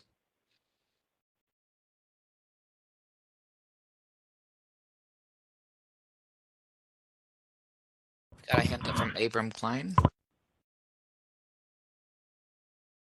Hey, Josh, I just wanted to touch on that last point because on the one hand, you're recommending that they should make changes in order to eliminate the underfunding. And actually currently in the CRR market design, all of the entitlement shortfalls are allocated to CRR holders, but ultimately that ends up impacting the price of ARRs in the market. So I'm just trying to square your conversation with Doug in terms of the two recommendations. CAISO has really significant underfunding. The Trek 1B reforms allocated them to CRR holders. I think PJM correctly doesn't guarantee 100% funding, but also views its process, its auction process as requiring them to fully fund CRRs under expected network conditions. Right. So I'm sorry, I guess going back to what was the original question? So your response to Doug is about fully allocating CRR shortfalls to CRR holders. That already occurs in California, and there's underfunding on a constraint basis that is really high and undermining the financial integrity of the product. Your latter point is, if they reduce transfer capability and had better outage forecasting, I think those are some of the solutions that you're talking to. And you're correct, in PJM, they don't have material underfunding, but, those two are, I'm trying to understand your perspective on the importance of the financial integrity of CRRs as a hedge. Well, from our perspective, from a liquidity provider's perspective, the financial integrity of the CRR market is important. In terms of, I guess I feel like there's maybe a couple different points that are being convoluted here. In terms of reducing the amount of underfunding, I think the main point would actually be, sort of the look back that PJM does, where they take excess rents and make whole prior months. I mean, if you look at PJM, there are individual months that can be underfunded, but then by the time you get to the end of the balance of planning year, again, in 8 out of 10 of the last years, they've been able to go back and actually make everyone whole. In the 2 years that they couldn't do is still 99%.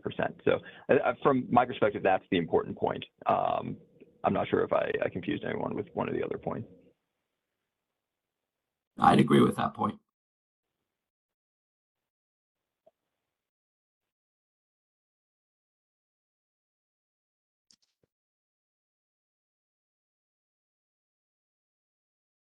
Hi, this is Callie Wells with WPTF. I was just unmuted. Am I next in queue? Yep, Callie, you can go ahead. Okay, thanks. So just to follow on that conversation, and just to clarify, so yeah, totally agree. The CAISO allocates all underfunding today back to CRR holders. I think the point we were making is the way they do it today does not necessarily align with causation principles anymore. And so really taking a look at one, how can we reduce the amount of underfunding we're seeing? And two, knowing that if there is still underfunding that exists, what's the best way to allocate it? So is that in line with what you're suggesting here?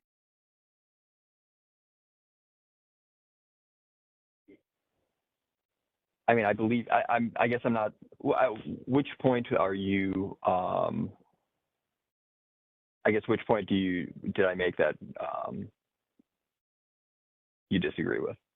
No, so I'm not saying I disagree with anything. It was back to that conversation with Doug and the point that other people were arguing not to fully allocate or not to fully allocate the underfunding back to CRR holders. Obviously, we do that today. So I'm just trying to figure out, are you suggesting that we try and reduce that as much as possible? That should be our first priority in terms of reducing the amount of underfunding.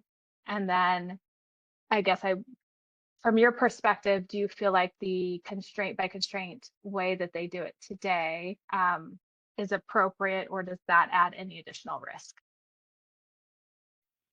Yeah, I mean, first and foremost, you want to reduce the amount of underfunding, with more accurate transmission outage forecasting and whatnot. And then after that, you want to ensure the financial integrity, I think in part by going back and doing the look back and allocating overfunding to, periods where there was underfunding to make everyone whole. So yeah, I think it's okay. a two-pronged solution. It's first addressing the fundamental issues and then just having more sound, I guess, financial principles to make everyone whole.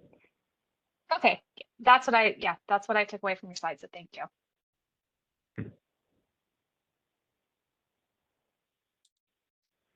Kent Withrow, you're next in the queue. You can go ahead. Thank you. Kent Withrow with Customized Energy Solutions. I haven't worked in PJM as much. Can you just walk through how you would see the balance of period auctions from your first bullet point, how you would see those working in the CAISO market? Specifically in terms of how revenues would flow back to, how the revenues would flow. I can see how it's beneficial for an individual position or participant with position, but how would the revenues flow overall? Yeah, so I think the point I'm trying to make with that, and again, like the perspective I'm giving is that of a liquidity provider. So if you're a generator or load serving entity or anyone else, you might just have a different perspective. But for me, one of the important things and one thing that I find very beneficial in PJM is the ability to be constantly marking your position. So in PJM, we have the long-term auctions, we have the annual auctions, we have the monthly auctions, but the monthly auctions are balance of planning year. So you're not just trading the front month, you're actually trading, for instance, if you're in July of 2025, you're within the 25-26 planning year, you can trade any of those individual 11 months. 11 upcoming months, yeah. Yeah, the 11 upcoming months, and you can trade peak 2x16, 7x8. So the point I'm trying to make there is, I think, having more frequent ability to manage your risk and to market your book would increase overall participation and liquidity.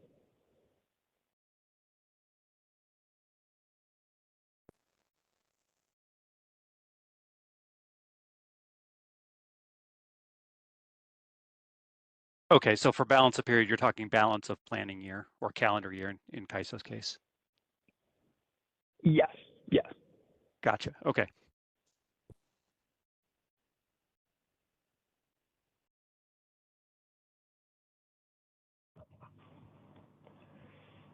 Okay. At this time, I'm not seeing any further questions in either the chat or hands up in the queue. No, that's great. This is Partha from the CAISO. I might, one one follow-up question, particularly on the product definition. Like a number of stakeholders in their comments sort of indicated that, you know, the ISO might need to sort of relook at sort of the time definitions of CRRs to sort of better match the usage. And I was just wondering, sort of from your experience in PJM, like, has there been sort of the ability to, you know, via sort of changing those time definitions to sort of better match financial instruments that you're looking to trade? And sort of, and like maybe like if you had any sort of matching experience with CAISO where, just be interested in your experience of, you know, creating hedging instruments. Is there sort of what you see as sort of a limitation in our current definitions that sort of prevent you from creating hedging instruments for participants that sort of match the usage? Yeah, just be interested in sort of more of your thoughts on that. Yeah, I would say, you know, in terms of another source of liquidity, PJM does a very good job of you know, making its FTR auction a robust source of liquidity for someone like me. So, you know, in the broker market, I would say the products are very much aligned with, you know, what I would trade with customers and what I can trade in the broker market. So, you know, I could trade something as simple as a plan year 25-26 basis spread in the broker market. I could hedge it in the FTR markets. I could just use it as another pool of liquidity. The shaped products, you know, match sort of the interests of our customers, peak, 2x16, 7x8. So the shapes, the tenors, and really, I think equally importantly, the frequency of the auctions. It is a very, it is friendly to liquidity providers in that it's you know, it's not open every day like ICE, but in terms of FTR markets, it is one of the more frequent, you know, markets that you can participate in. So it's a regular source of liquidity, and the tenors and products match up nicely with what we trade in broker and what we trade with customers. No, thanks for that.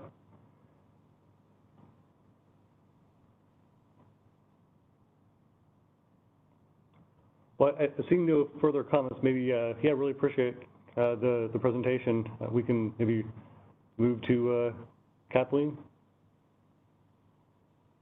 Great. And we might want to, yeah, thank you again.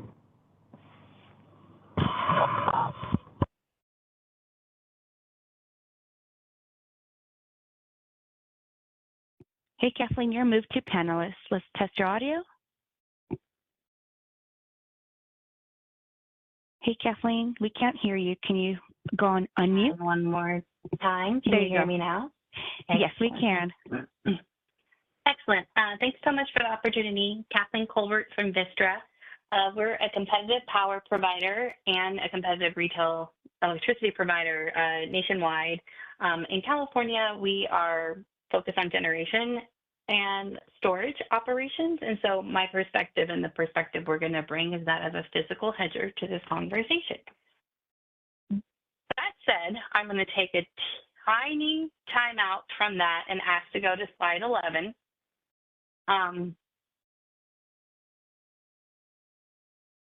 Because I think it flows best from that conversation. Excellent, thank you.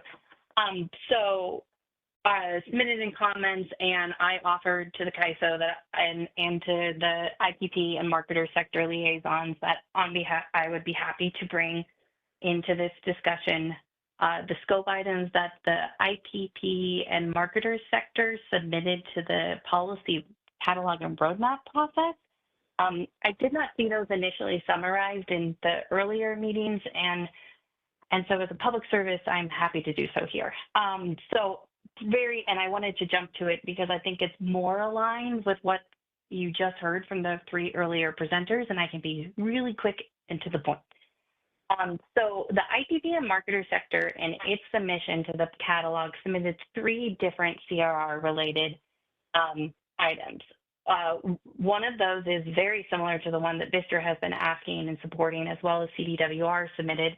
And so I'm going to cover that when I jump back to the beginning of my slides. But I did want to give just a little bit of, oxygen so that everyone will be aware that like a sector supports this scope item being included rather than it being individual market participants. If there's interest to unpack this more, I would say that I'll bring it back to the current sector liaisons and we can work it out whether or not there's some additional market entities from that sector who would come forward for future meetings. But that said, I'll take the first stab at it. One of the scope items was a revenue sufficiency improvement scope, which I believe is in scope of this effort, and we're very happy to see that. I'm happy to see that. I did want to say that the specific things that the IPPN marketer sector asked for was improved requirements for transmission outage submission, which we talked about this morning. So emphasizing that this is a scope that has been asked for to be addressed, and I believe is in scope to be addressed here. The second one that I don't know we touched on quite so clearly is that in that sector submission, they also asked for us to think harder in this effort, or whatever one got scheduled, but now this effort, on what kind of publicly available information could be posted on OASIS is not currently being provided. Say OASIS, or maybe even available confidentially, but what kind of information can be added so that it can better inform market participants' behaviors within the auction. That's pretty self-explanatory, I think, from everything we've discussed so far. But before I move on to the second scope item that the IPPN marketer sector asked for, are there any questions?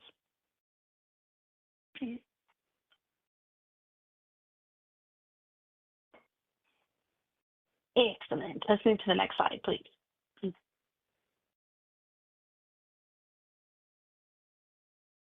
It's very similar to what you just heard Josh from Morgan Stanley mention.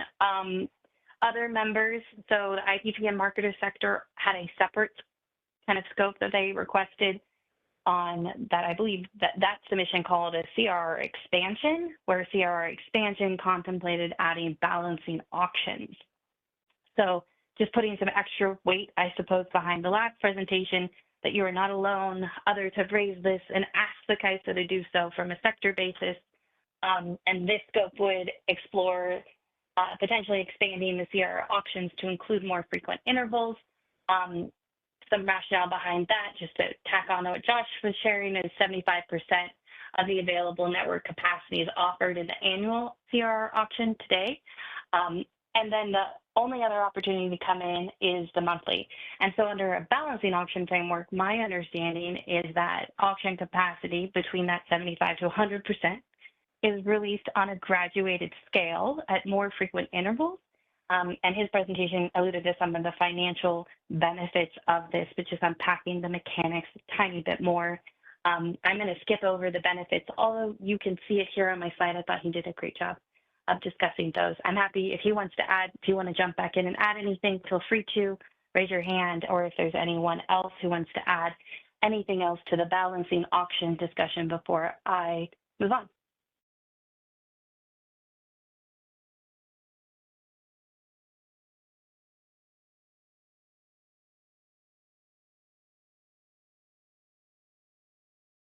Excellent. I'm happy to have done my public service. I'm ready to go back to the beginning of my slides. Excellent. Next slide, please.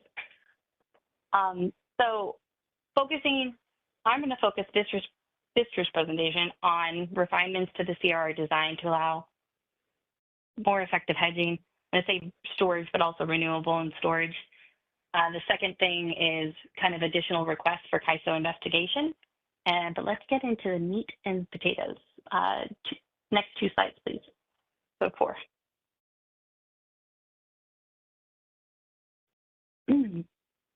So highlighting the problem statement, and I'm going to try and touch on some of the things, Partha, you asked to talk about how this impacts commercial activities.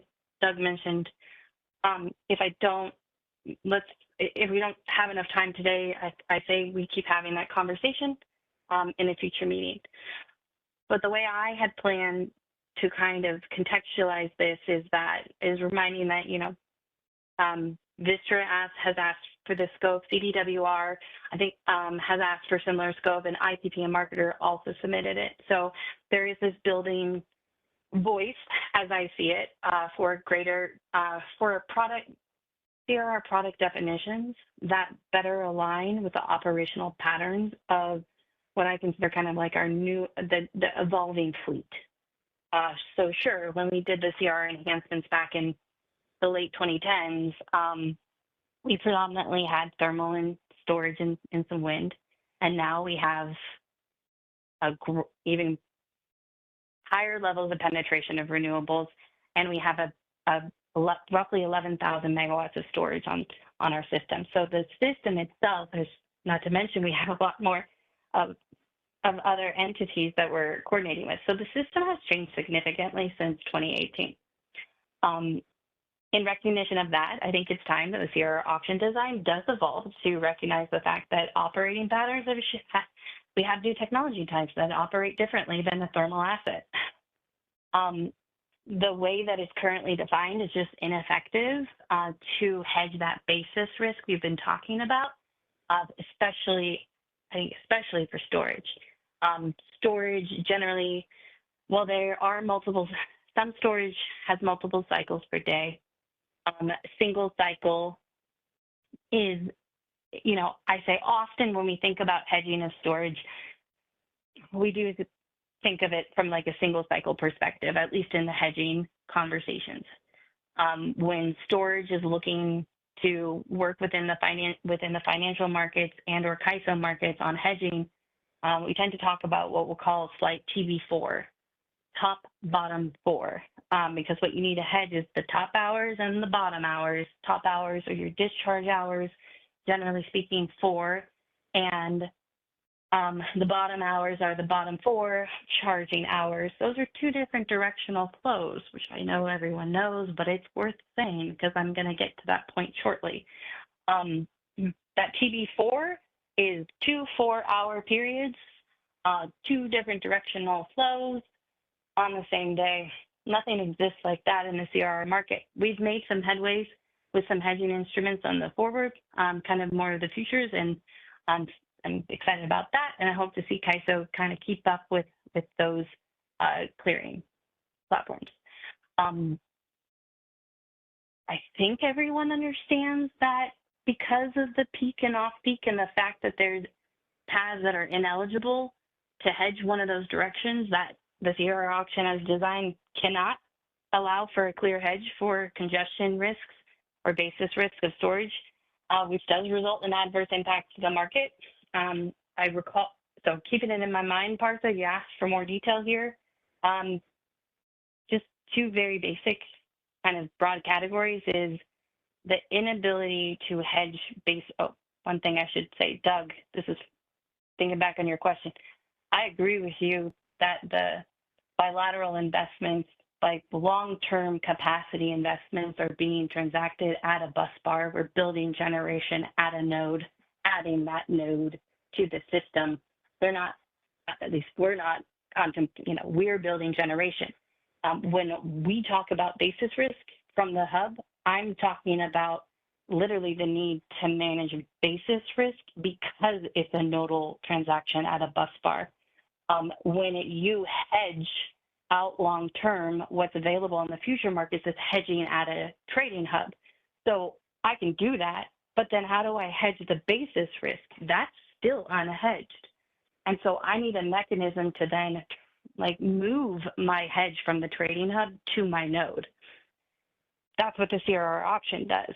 So I think that's the missing piece that you guys weren't quite getting, but it's that piece. Yeah, I can hedge the hub exposure, but I cannot hedge my basis risk as a storage because I can't move it to my node, especially because of the path ineligibility on the charging hours.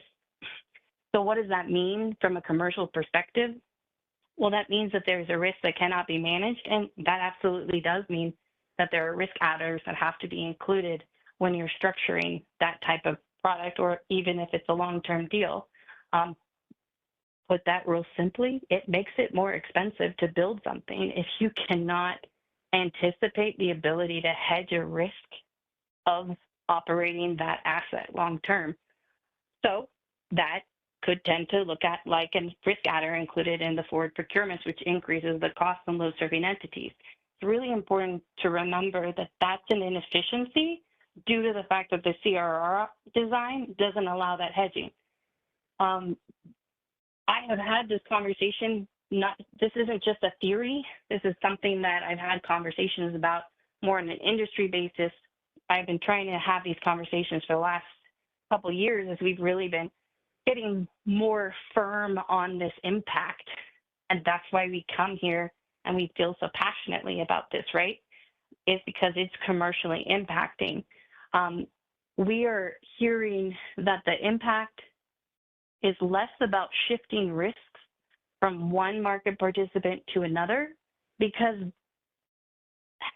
it's more about not even being as open to transacting the product. And we're hearing this more for standalone storage because because absent a CRR design reform, there's not a mechanism to shift this exposure from the trading hub to the node. So if we enter that deal and it's not a toll, we're exposed to that risk as an IPP. If we enter a deal and it's a tolling agreement, the load serving entity has that risk. This has profound impacts on the commercial market that we think is adverse, inefficient, back on that term. And it's unfortunate that impact is the result of the CRR mechanism. And so our ask here is to acknowledge that this is an inefficiency on the forward procurement side that the CRR auction is introducing, and it's in the best interest of the market to address it through improving the product definition. I've talked a lot about the forward procurement. I'll just very quickly say it also increases operating costs from that perspective, which I've alluded to. As the storage fleet grows, I think this becomes infinitely more important because a market construct that effectively picks a single winner of a co-located asset or a hybrid because they're better able to hedge that congestion period because there isn't a need to flow the charging energy across the system. I don't think that's fair from a market design perspective. And so this is something very tangible that we can do to better balance the risks and incentives fairly across the types of storage. Next slide, please. Kathleen, this is Partha. Do you mind if I jump in with a question real quick? No, of course, go for it. Can we go back to the previous slide?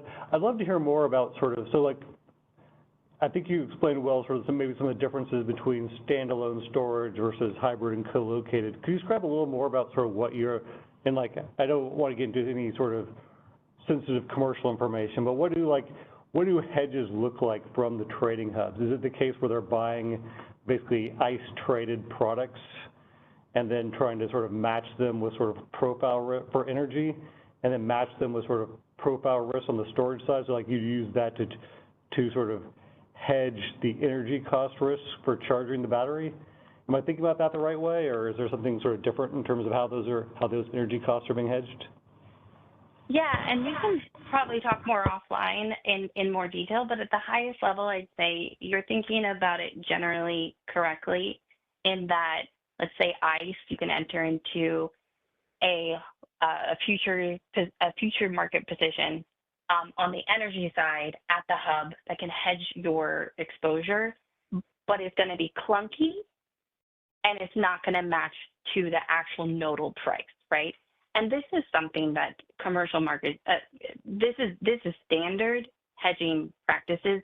So I think if that level of kind of having a physical hedger come in and explain at a very general hypothetical level how a hedge would be put together, that's something that I can ask my team, and I know others on this call also can do.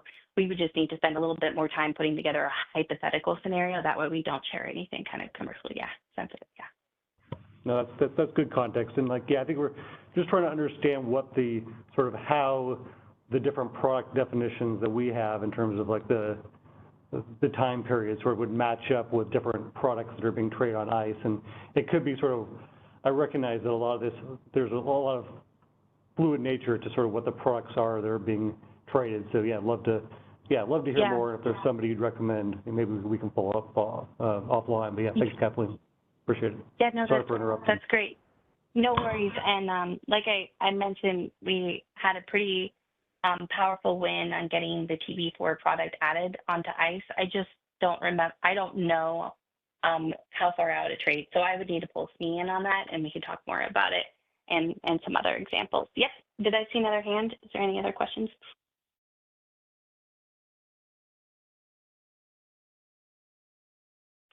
We had a hand up, but Okay, then they put it down. So if you have a question, do feel free to enter the queue at any time. That's perfect. Thank you, Kat. Can we move to the next slide? So two proposals. Path limitations. Seth's presentation called it non-delivery paths. I wanted to go back and get that context from him. I added the docket here. We do not, I'm not here to debate the policy position on the CRR auction, allowing for hedging of paths that are delivery paths. I'm here to add to the discussion that discussion was not in context of storage that has to charge, that acts as a load. So storage assets act as loads. They should be able to hedge like loads in the periods that they are acting as a load is what I'm here to add to the discussion. The ineligibility on the paths I think is the first challenge that has to be addressed so that storage can effectively use the CRR auction, and having that limitation, I just think didn't contemplate storage. The time we did that effort, there wasn't a large enough fleet.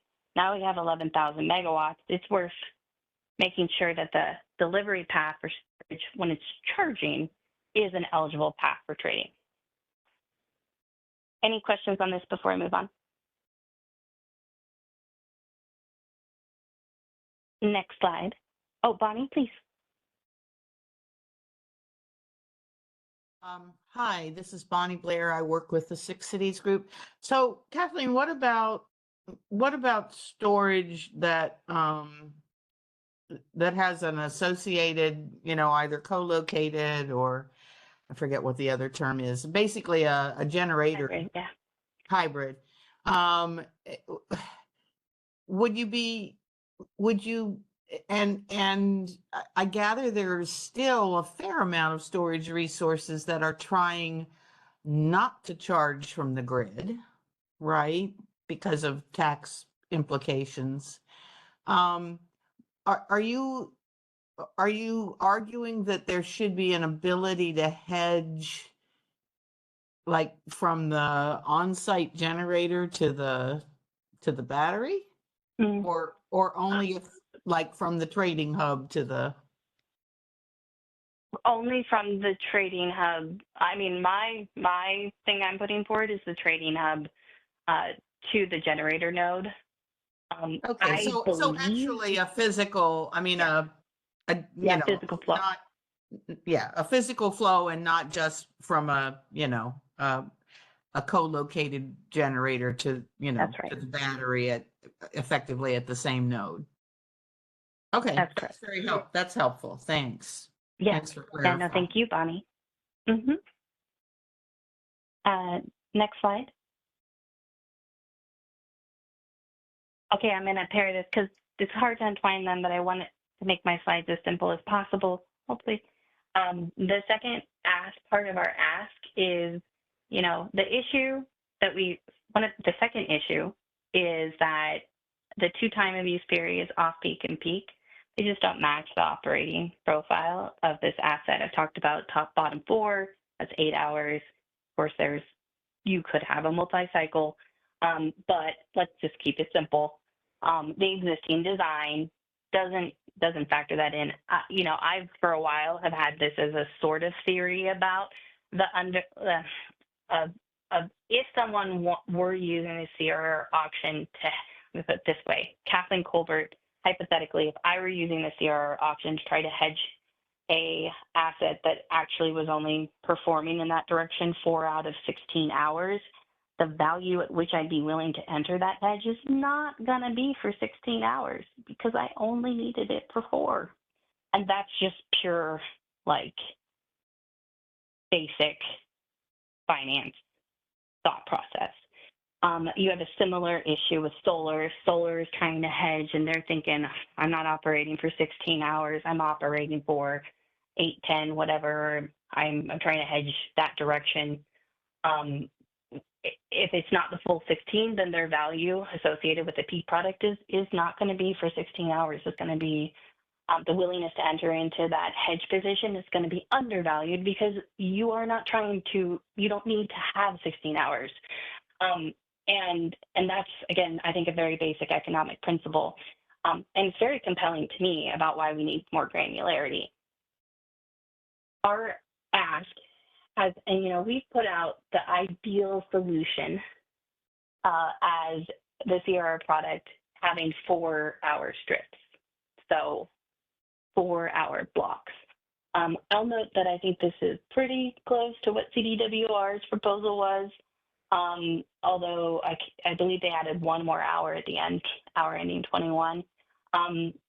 My hesitation, so we recognize that there is complexity with adding so many additional product TOU definitions.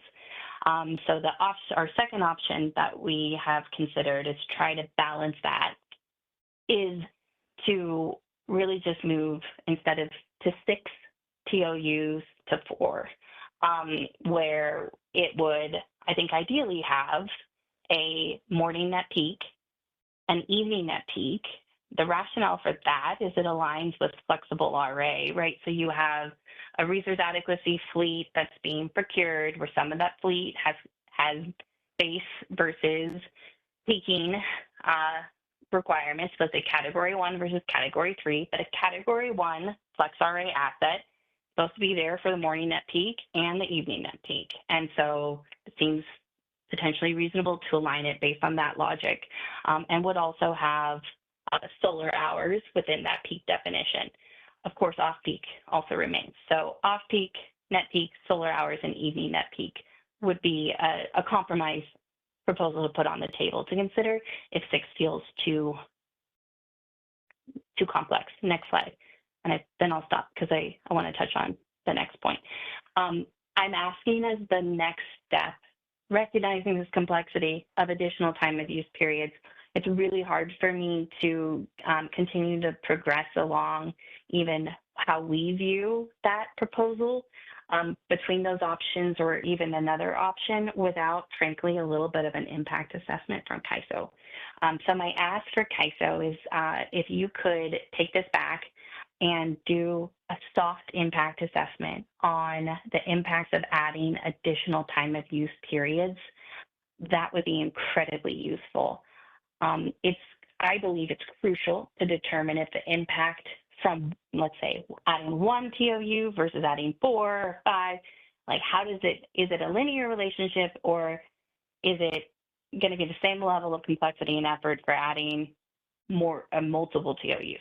Just need an impact assessment to understand that, and would ask for that as the next step. And now I'll stop. That was I wanted to make sure I was, giving deference that I understand this is complex, but I'm asking for this additional information. Happy to take questions.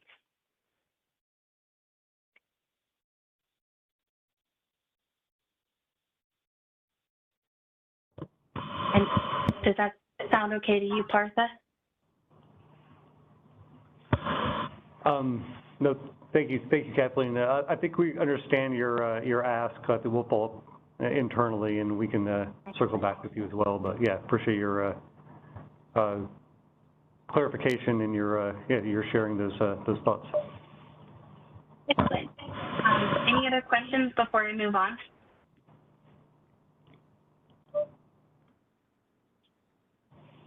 Awesome. Okay, I'm trying. So very last piece is 2 slides. Before I ceded the floor, I really did just want to emphasize that Vistra is coming to this effort from the perspective of, we believe there's a lot of there's quite a bit of education that we need to receive. And so I'm so grateful for this morning's content. Here are a few other areas that we believe we need to have as a group. And I'm just going to run through them to crowdsource, but I think we alluded to it, but I'm looking for deeper conversations around the policy discussion on the value judgments of allowing for constraint surpluses to offset constraint deficits and how that's appropriate. How surpluses can offset deficits before we get to allocating. I think, the Morgan Stanley presentation was great. We actually need to dig deeper into the PJM manuals. My recollection and reading is they really stress test the allocating of the surpluses, the allowing surpluses to offset the deficits part before they get to kind of any of that allocation. That I think is a first order policy discussion we need to have. The second piece I really want to dig into, and appreciated, Philip, you going over the simultaneous feasibility test, but I don't think we've done enough on that from an education perspective. The thing that we need to understand, because the simultaneous feasibility test, the purpose of that is to make sure you're not overselling, right? And if you're feeling like you're overselling CRRs, and that's a part of our problem statement, the first thing I think is there's got to be something not working right or as optimally in that simultaneous feasibility test, but we don't, as a stakeholder group, have the insight, transparency, or data to see why.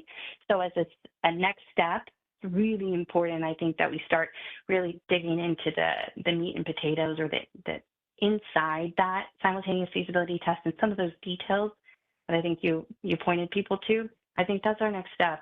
Is you guys looking into it and doing more analysis and finding out if there's something not quite working with that, and then we can get to a better kind of problem statement, at least around that element of this problem.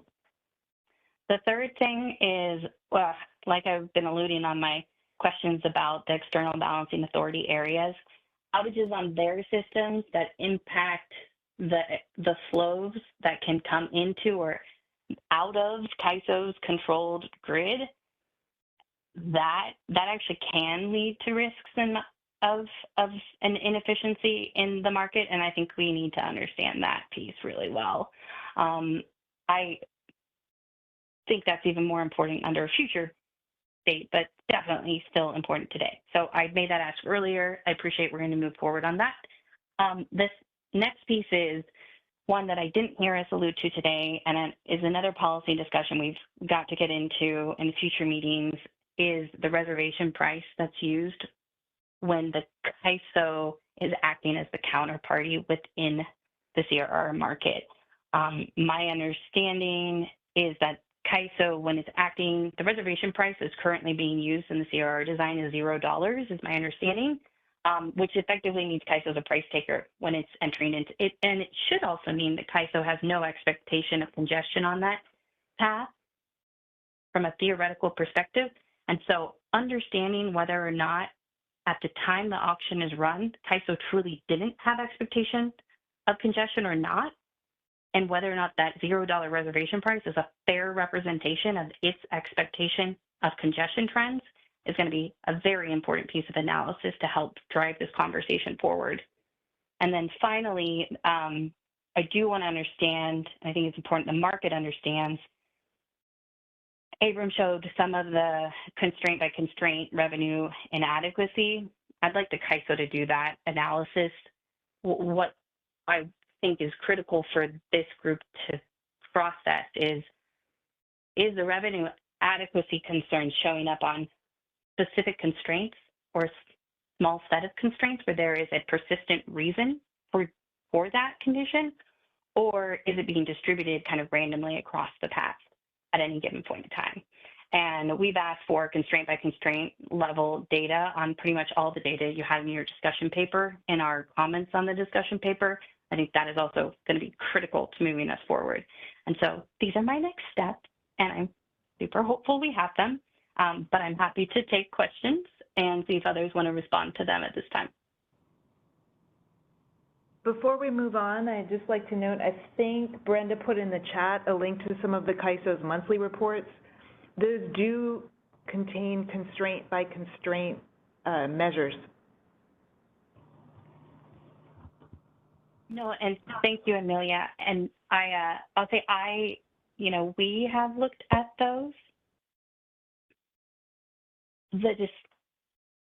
I think that's incredibly useful, and I think everyone else should look at those. What I would like to understand, what I'd like to understand is whether you, CAISO, view the problem as narrowly scoped to specific paths, or if you view it as something that's a system-wide problem. The reason I ask that is the discussion paper had all this system data, whereas when you look at those monthly reports, obviously we crack into the constraints, right?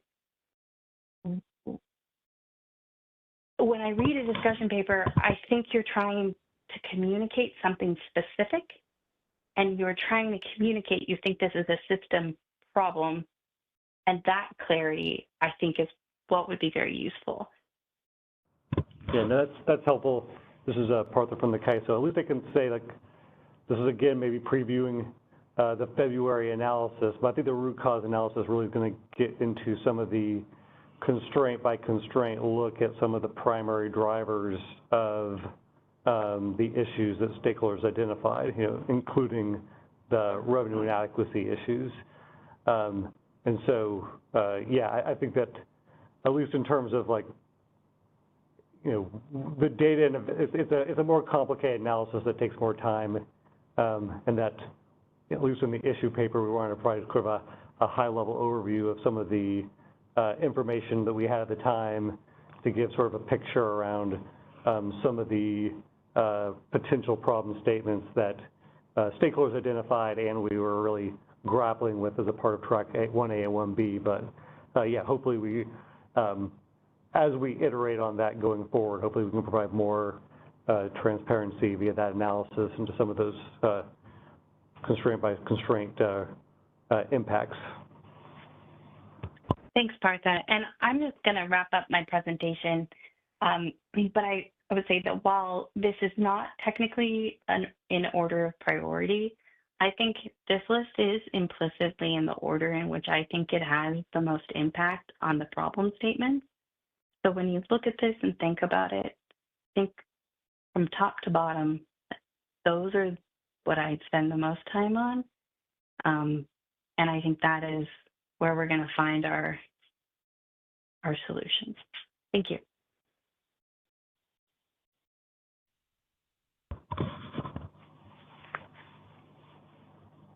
No, thank you, Kathleen. Appreciate it.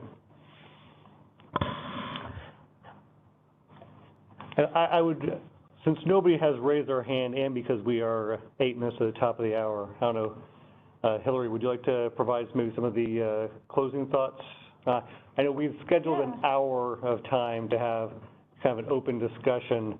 What was fantastic was that we went way over time, which meant we already really kind of had that discussion, but maybe we can talk a little bit more about sort of next steps in particular, some of our thoughts, as well as maybe if some stakeholders want to weigh in on that plan. But yeah, please. Yeah. Why don't we move, Brenda, could we go to the next step section of the slide deck? Yes, absolutely. Slide 92, yeah.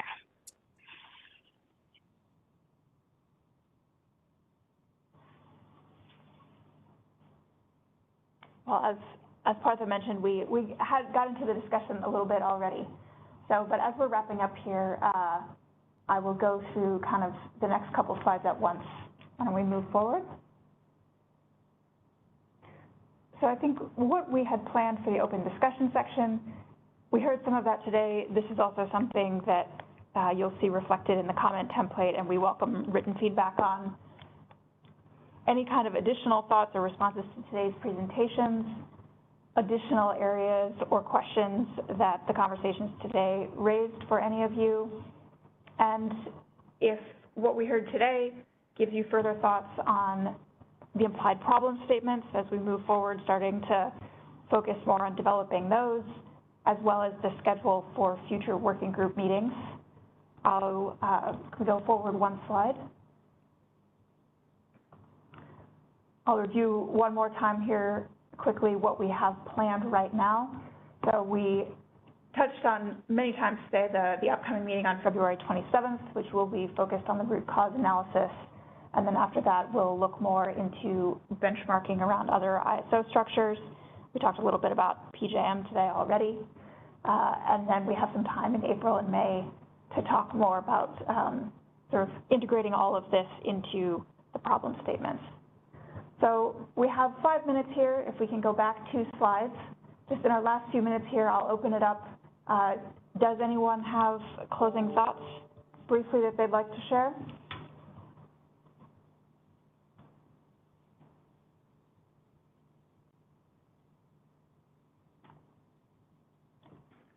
Seeing none.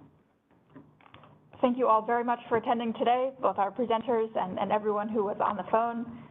We really appreciate all the perspectives and the input here. And we're looking forward to continuing the conversation both through written comments and at our upcoming meetings. So the comment template will be posted tomorrow. And thank you all. Thank you, Hillary and the team. I think we can go. We do have one more slide to cover for the team so everyone can see really quick where we stand on the comments.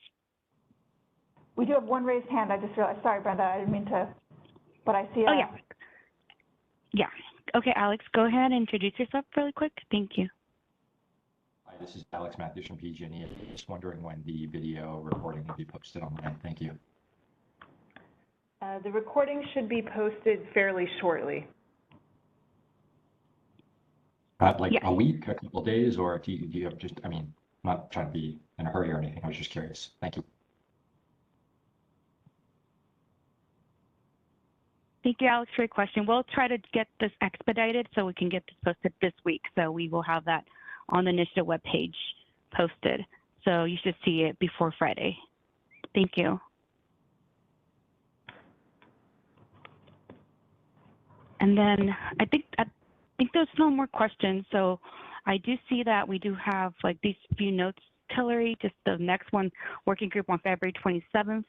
We'll be sending a notice out a few weeks before that meeting. And then we can also have like that comment template provided to our stakeholders soon. And then the last slide I have to share is just the energy blog matters that we have posted recently, a new micro social media account with Blue Sky.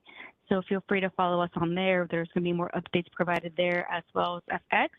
At this point, we're just kind of updating with a lot of different updates and providing those notices and meetings via social media, but also the ISO, California ISO website will be the best feature to review all those calendar events.